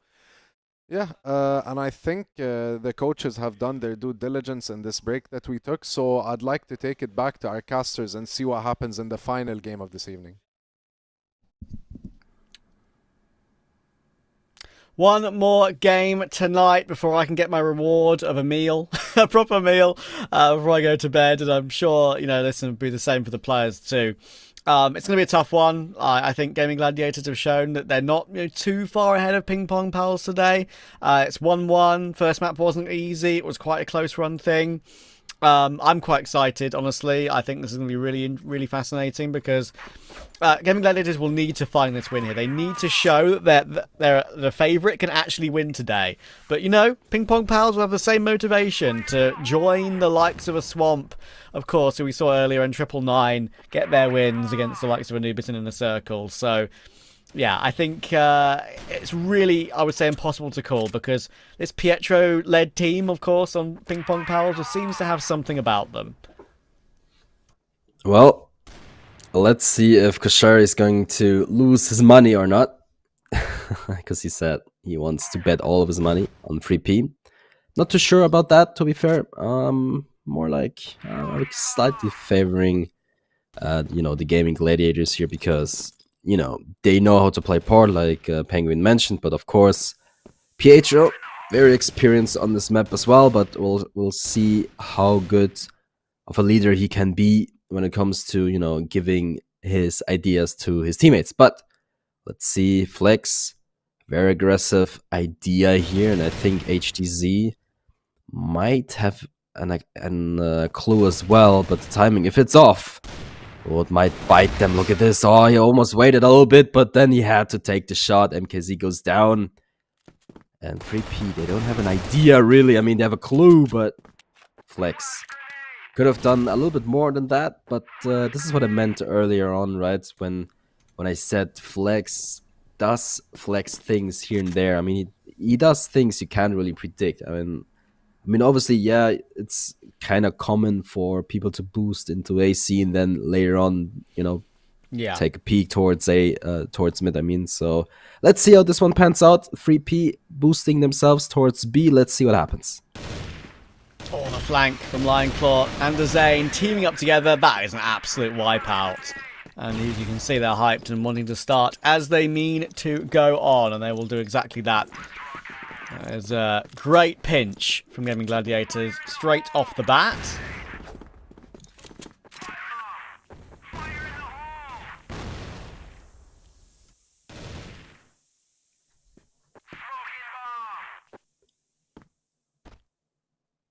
Ooh, this is awkward.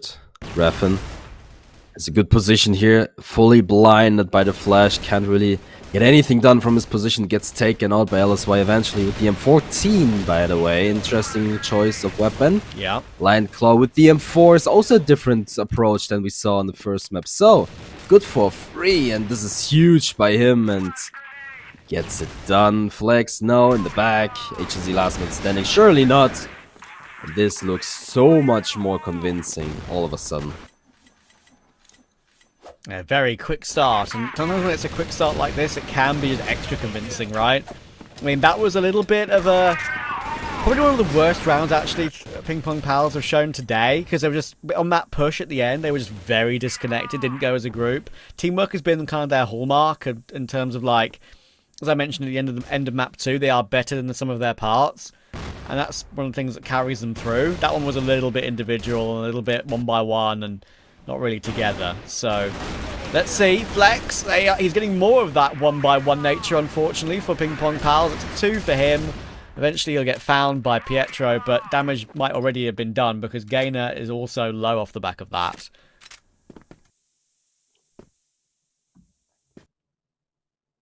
Love to see it.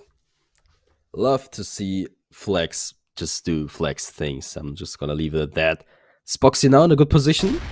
If he's able to find Gainer, look how quick that is. I mean, not even a chance. Wow, HTZ goes down as well. Spoxy good for 2. Pietro left alone, the leader. He's not been able to convert any of these rounds just yet. I mean, Lion Claw 5-1 and Flex as well 4-2. Everyone is really stepping it up. And if this is the case, you can't basically lose, right? I mean, it's impossible if everyone in your team is, putting these frags on the board. And look how safe they play. This is insane. I mean, 4 versus 1, and they're like, we don't give you a chance at all. I mean, they want this one to be theirs. And yeah, it's just a matter of time before Pietro will go down. Surely not. I mean, we have seen multiple rounds like that, and not a single one has been converted in the end. So Pietro now in a very difficult position. Raffen is taken out. Maybe a second. Okay, let's get interesting for a second. 14 seconds on the board. Ooh. But the double swing comes through, and yeah, safe and secure for the Gaimin Gladiators. Yeah, the only way Gaimin Gladiators lose that is if they're the ones to make the mistake, right? Like, it wouldn't be Pietro doing something ridiculous. It would be them just not peeking him as a 4 or as a 3. They do actually give him a couple of 1v1s at the beginning, and Pietro does pretty well here to find that first kill pretty quickly and then dive in for the second straight away. But in the end, he was always going to get double swung on the final 2 players. So it's all good. 3-0 start for Gaimin Gladiators. 4 on the board and 5 on the board for Lionclaw. Actually, Flex on 4 as well. 5, 4, 4 between those three. Can you tell that's the last map of the day? I'm getting all my numbers mixed up. Flex is going pretty aggressive here in this following round as well. On top of the box, on the little alleyway, ducking and diving. He has a little bit of support, but he can't stay here forever. Don't do it. Because there is a timing. It's almost like he wants to make the move, you're right, but that would be the end of his round if he did. Don't do it. He's thinking about it. He's thinking about it. And I love 3P's patience here. They know something's cooking, and there's the jump. The flash is good, but I think Flex actually got fully blinded there, so it wasn't really the ideal outcome. But yeah, finally Flex is stopped. No more Flex jumps and whatever he did in this round at least. So 3P, they start with an advantage. Maybe they will be able to find their first round, but there's still so much work left to do, and they're spread all over the map looking for anything. Not this time around, as you know, the Gaimin Gladiators, they play very reserved in the back. They don't risk anything just yet, and it seems like 3P slowly but surely make their way towards A, and I love this play by Lionclaw. Oh, if the timing is good, he takes out one of these players, but HTZ is good for him. Takes him out. He's in with a quick headshot. That's clean. Onto Pietro, and yeah, this might be it, but there's still a little bit of work left to do for Spoxy. This timing, the flash is good, but MKZ should be aware of this. Oh, LSY goes down, and what a way! Spoxy, this is insane! That might be shot of the day. We've seen some incredible taps from Famous earlier on in the first BO3, but look at that. I mean, that is unbelievably fast. I appreciate production showing us a couple of slow motion shots of that. That was wild. He's starting off the next round as well in incredible fashion. That for a singular kill, that's shot of the day. That was no shadow of a doubt there. They were probably going to win the round even if he died there anyway, but he was aware of the possibility there was one. He took his one and flipped back for the second in triple quick time, not double quick time. Unreal. And they won the next round pretty comfortably as well. So they're feeling it right now. And that CFS 24 shirt that Spoxy's got on, he wants to go back there again. Yeah, I guess everyone does, right? I mean, wow. I'm not even over that shot yet. I mean, that reaction, insane. I mean, in the spectator POV, it always looks a little bit more crazy than it actually is, but I think even from his POV, that shot is insane. So seems like we maybe have a little bit of a pause. If I'm not mistaken, Pietro is gone, or maybe he's hiding in that pitch dark room. Not quite sure where he went, but yeah, definitely a little bit of a shock for 3P, and they played pretty well on compound, but now things start to go GG's way, and if this continues to be the case, I think this should be a quick map free, but let's not judge too quick. Maybe this tech pause here, or this tech pause here will make the difference here, but also they are giving GG a time to talk things through, even though I don't think it's very necessary because everything is working just fine. As we jump back into the game, 5-0, GG are leading the way. Yeah, pretty clean so far. They'll be delighted with the start. And their individuals have stepped up. Reminder, Spoxy, I'm pretty sure before that little break, was on 9 kills. If my memory serves me correctly. So, keep counting as he goes on in this one. Flex trying to put pressure on LSY and gain it in toward Ali. Oh, that's actually LSY has come out on top on this occasion, and he needed that. They need any opening frag they can take. Yep, but it's gonna be Flex once again, so not the end of the world. Oh, Spoxy a little bit more patience, maybe. But Lionclaw takes his position. I love this. I'm in love with this position right now, because it will be the decisive factor in a couple of seconds here. But Lionclaw, very patient. I mean, he has Spoxy covering his back, but eventually Spoxy can only take out one. So let's see what happens. Not quite sure. Look how patient this guy is. He's still holding on to it. But eventually he has to back off. He has to. There's no way he's gonna keep on holding to it. And look at this mid push from 3P. Will happen anytime soon. Let's see.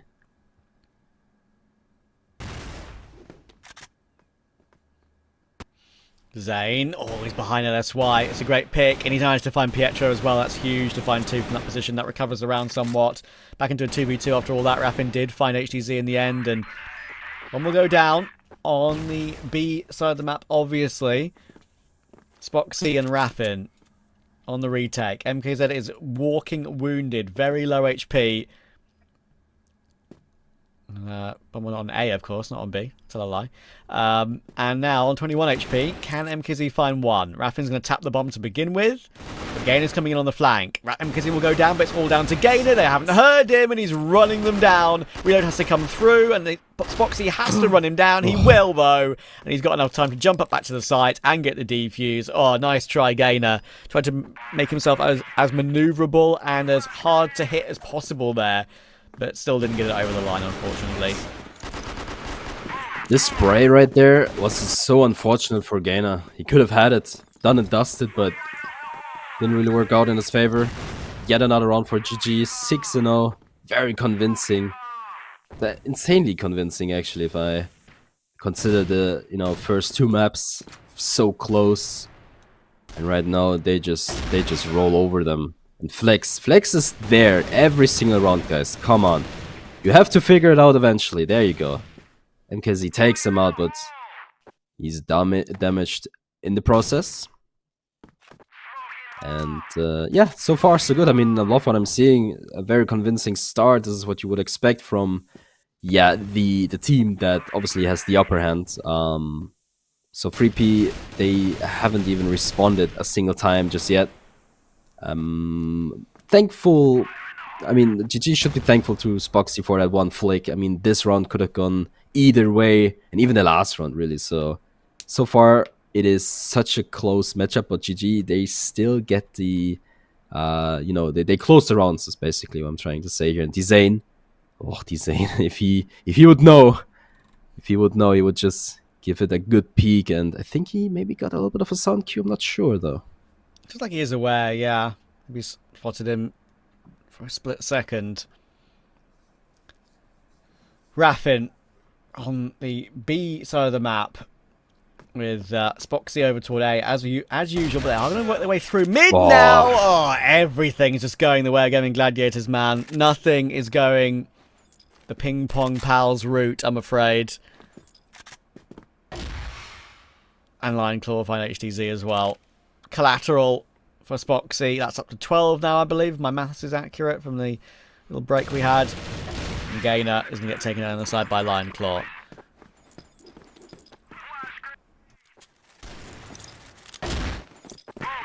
This is still surprising. Not sure why they are still fighting Flex in AC. Shouldn't be a thing, in my opinion. But, well, 7-0. A potential 10-0, if you ask me, but let's not go there yet, because it's very unlikely. 3P for sure will respond back eventually. Oh, this is a little bit awkward. This is interesting, Raffin. Oh, timing is good. He gets one. It's not going to be enough. The push will come through. Good flasher from the Zane. Oh, that tap onto LSY. I am just so... Oh, I'm flashed by this game. It is just insane how he's able to find these headshots that way. And the bomb is dropped. So 3P in a big mistake around here. And yeah, it's just falling apart right now.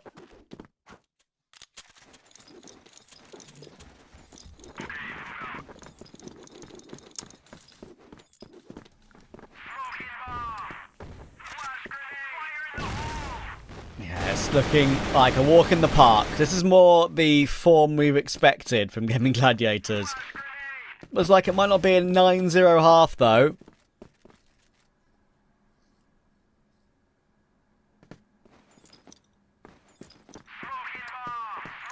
Good opening couple of kills. Lots of damage done, but Gainer and Pietro will survive, and they'll get away with a 5v3.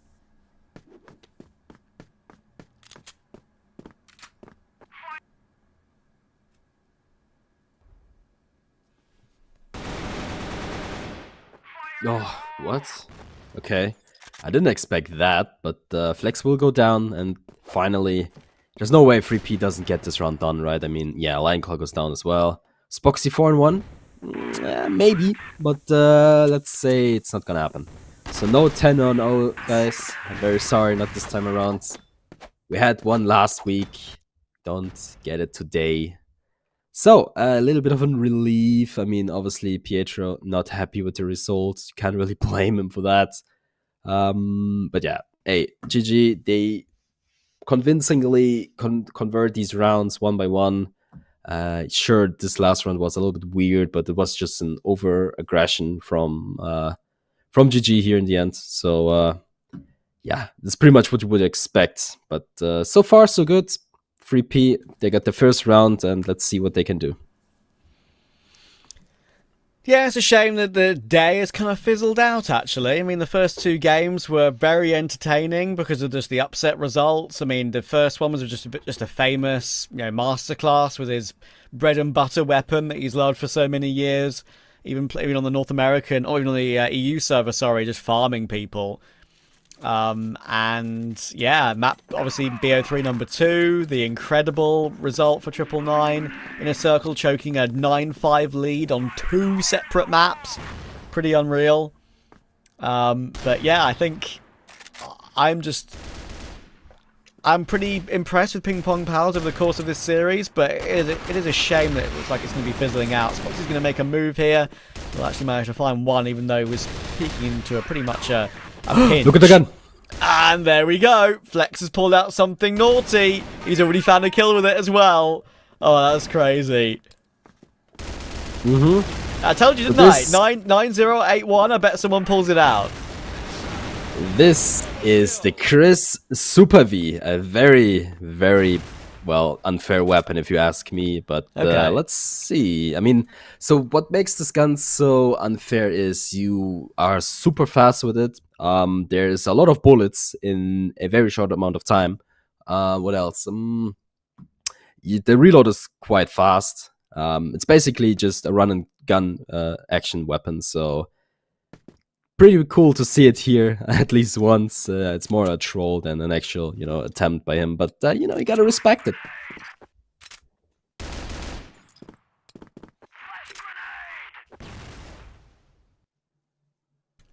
Listen, if there's ever a time to pull out something cheeky like that, then there it is. There it is.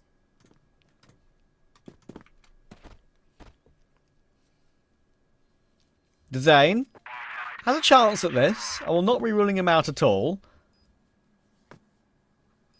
1v2. Get another twice. What is the head of one? Trying to tap them through the corner of the railing. Spots one, but in the end it's just too much for him. So PingPongPals will keep on rolling. Still 2 for Gaimin Gladiators required.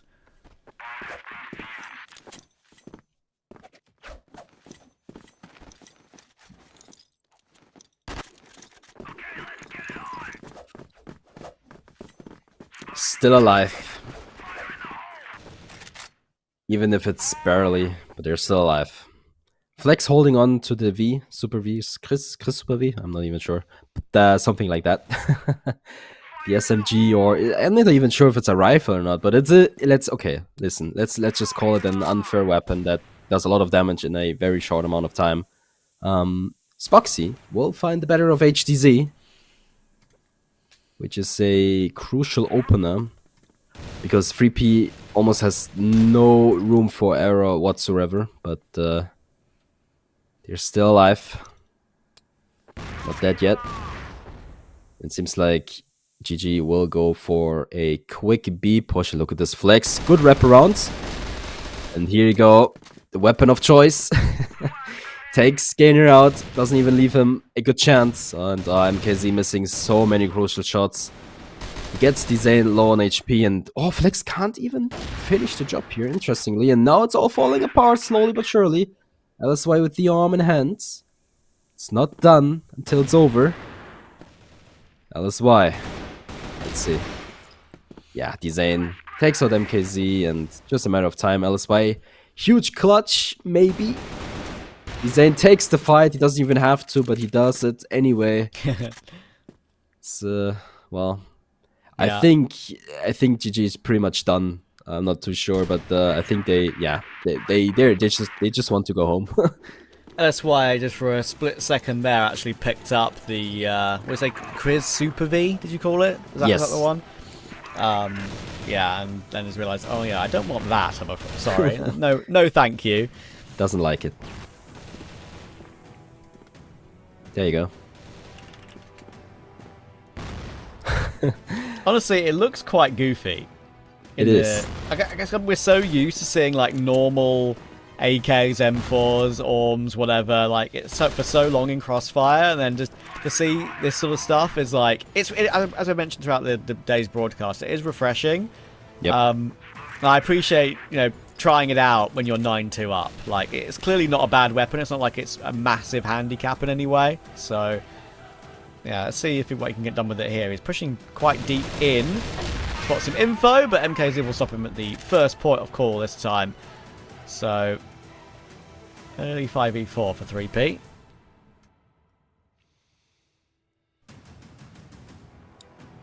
The rest of the squad still playing seriously. Nah, don't get me wrong. I mean, the Chris Super V is obviously not a good weapon here in the scenario, but it's still a weapon you can win rounds with, so it's not the end of the world. Yeah, I mean, even if Spoxy does that, you could just run out with your knife, I think. But yeah, Pietro will go down. The Dream is still alive, but it's slowly but surely falling apart. But Gainer still trying his very best. Can you find a second? Not this time around. He's still alive though. Still looking for the trades. He gets it done. Design goes down. Spoxy last man standing.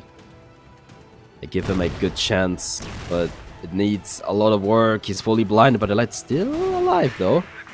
Yeah, LSY takes him out. They're keeping some rounds. They're pushing some rounds. They don't want to lose just yet. And this is the favoured side, technically, right? On this map, so... I guess. Slightly. Yeah. No, it's not massive. Oh, and there's the pick. AGZ will go down. They're now going to put a lot of pressure on this A-bomb site. I feel there are 4 players here. They got that flex lurk once again with the naughty Super V. So we can put it to practice. That's why dropping down. Needs 2. Good chance at it. Spox is in the corner. Oh, how's he got away with that? That's a crazy kill, but they're going to win the round anyway. Goodness gracious. MKZ with 3. Brilliant hold. He's even going to make it 4 as well. One of the plays of the day there from MKZ. Great stuff to keep PingPongPals alive. LSY even managed to refill his cup. Stay hydrated, guys. Always interesting and important as well. Spoxy yet again with a very sharp shot onto HTZ. They want to get it done. You can really tell. They're just rushing and... Okay, Flex. Come on, my guy. Don't do that. Uh-oh. Oh. Yeah, there you go. You deserve that. MKZ takes him out. Well, they're still alive. It's they're pushing to the end here, but again, MKZ Pietro looking for an answer, but this time it should be a done deal. Foxy finds him with the USP. MKZ last man standing. Guys, it was a very fair attempt, but in the end, GG is just the better team on port. Yeah. What is there left to say, Trev? I feel like today was a very cool day, especially the first 2 games. Yeah. The third one was a little bit slower, but still a very fair match to watch. So you can end it here. I will do, my friend, yes. I mean, that was honestly one of the actually more enjoyable days of Crossfire that I've covered, especially those first 2 BO3s. I mean, honestly, they're wild, crazy results, crazy clutch moments as well, especially the the end of end actually of both series, I think, were worth rewatching even at some points. So many close rounds back and forth. This was a normal result. Finally, we've ended the day with some more normality, at least. Fair play to PingPongPals. Even in this game, was not a walkover, really, for Gaimin Gladiators at all. They did themselves justice, did PingPongPals. Again, another example of them doing fine in the league, just not being able to get a W, really, over the line. Hopefully they'll be able to figure that out, of course, over the course of the next few matches. And we'll see that, of course, tomorrow. But, of course, it's up to Kashari and Penguin to close out today's broadcast. Thank you so much, Trav and Pandoxin. I wish you guys a good night. Thank you for being a part of this. I love it. I'll take it to Penguin first. Any highlights, anything you would like to enlighten us with? Well, the map went very quick for GG. We saw 8-1 At some point. first yeah. half. What's wrong with Port? Usually when one of the top tier teams, when they lose the second map and they go to Port, they win in a very fashion way. We've seen ROC doing it I versus know what's wrong 999, with 9-0 and then 10-0. And now we've seen it 8-1 and just maybe GG played some fast rounds on the blacklist, lost 2-3 rounds and then they came back. We've seen the first Chris Super V kill for Flex. He signed on the ground for this kill. And yeah, GG experience as well ends the game. I Big love the Pop diversity of tried. guns that we got to witness, and Yeah. I have to say, Spoxy, man, Spoxy played phenomenal Yeah, as we've always. seen the flick Very on April. talented individual. When it comes to not just flicks, he got a 2-tap, man. You saw that right here. That was insane. I didn't even see the cursor. Yeah, same. That flick, that's some that next level flick signed the win experience. for GG. Yeah, that put the nail in the coffin, to say Yeah, the least. definitely. Yeah. So, and then GG, they were the favorite team. As Trav said, finally, one thing we expected is going the same way. One of the favorite team is now winning. GG claimed the win in a very hard circumstances. Looking at the first two maps, 10-8, and then losing the second 10-7. So, PingPongPals, they still show a very decent performance, but Definitely, they yeah. can't close games yet. This is something they need to be working on, and no rush. This team, the next split, they're gonna be closing more games. It's just a start for this roster, and they're still doing very good. They're still doing a very decent performance, and they are acting on how much games they played together. It's very good performance based on what we saw. Yeah, I mean, speaking of 3P and Swamp Gaming, they've been playing phenomenal in Yeah, the league, and definitely. it looks like they're here to stay. They're not messing around, man. They've been competing with some of the titans of the league who were in the top 4 in Season 1, and they gave them one heck of a fight. Yeah, InnerCircle. We've seen them versus InnerCircle, Anubis, and they won them. Yeah. And now it's GG. So they played 3 top teams from Season 1. Only ROC they didn't play till now. And That's if gonna be they a will tough be one. able to win versus ROC, that means that they're a very good team. But going back to GG, well deserved for them. Expected win, we would say, but PingPongPals gave them a It was very good closer fight. than I Yeah, expected. Yeah, it they was gave them a much fight. closer than I expected. Who Yeah. do you think the MVP is? Well, it's Boxy. Spoxy, yeah. I mean, Yeah. why am I even asking that question, man? Uh, I am a big fan of players like Spoxy, Snake, Famous, these individuals who really stand out, not just with the but they secure kills in the first 10 seconds of the round, and that just Secure pivots clutches. the as well. game. It pivots the game in a way that it's hard to recover from. Yeah, and yeah, as you said, it's hard to recover from such a flick from Spoxy on it up when you just no one just can try to get on it up while he's there. He's always getting the flicks, getting the entries, and Yes. also dropping, killing the second and third.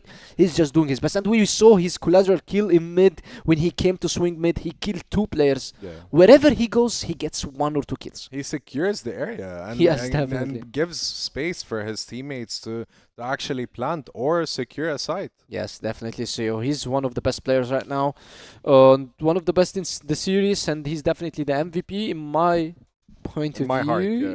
Yeah, in my point of view, because maybe one of the other guys we've seen a very strong performance from Design. He played very good as Yes, well. Rafa as Also, well, Rafan as well, Lion Cloud, all the players play good. Maybe Flex didn't have a very good first map, but he came back on second map. Yeah, And he on did get third, a he couple was- of good kills yeah, and on entries, third he to was- say the least. Yeah. Yeah, and he used few guns and he gave us some entertaining That's kills. fun. I Yeah. respect that because he saw that the game was Boring a bit. was going too. It's going too fast, right? Like he's like, okay, let me explore and experiment. I'll play a submachine gun. I think that's what it is in a map that has a lot of long distance shooting and secure the corners. Yeah, 3.6 KD for Spoxy.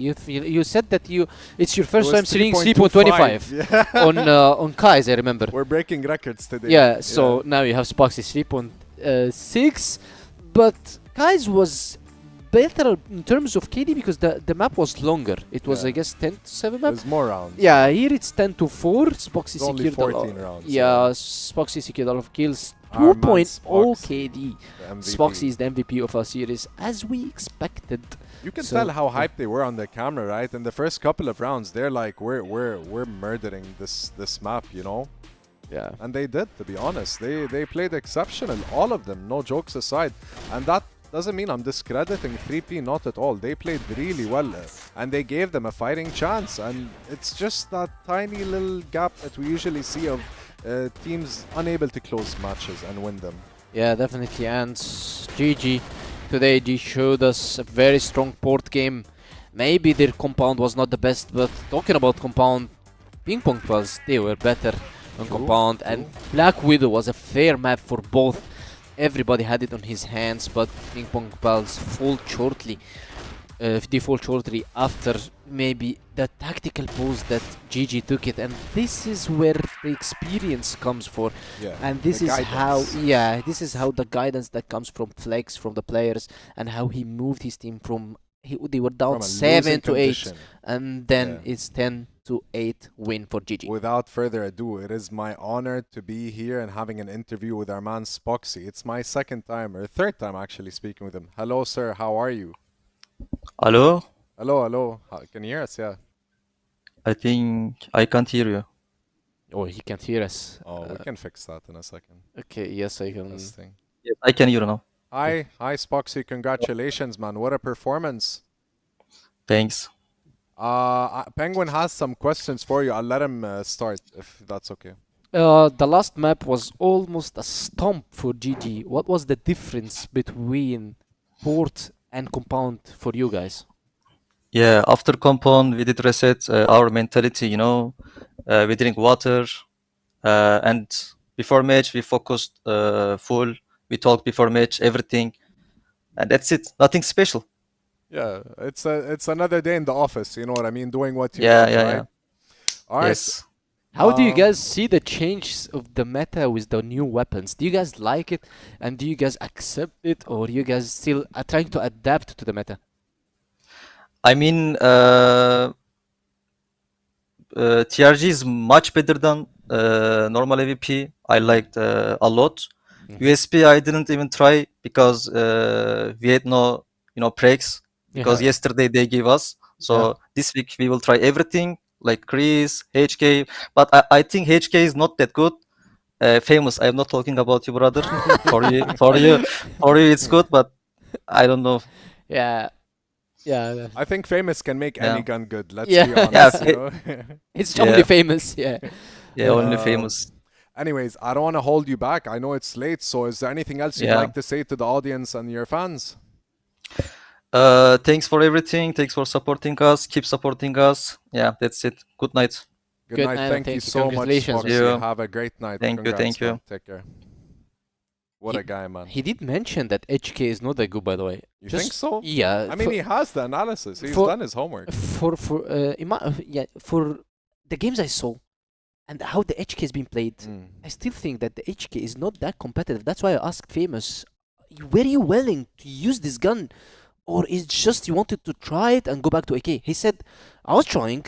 If I failed, yeah, but Famous, as you said, he makes every gun better for him. Yes, exactly. So that's why I asked it.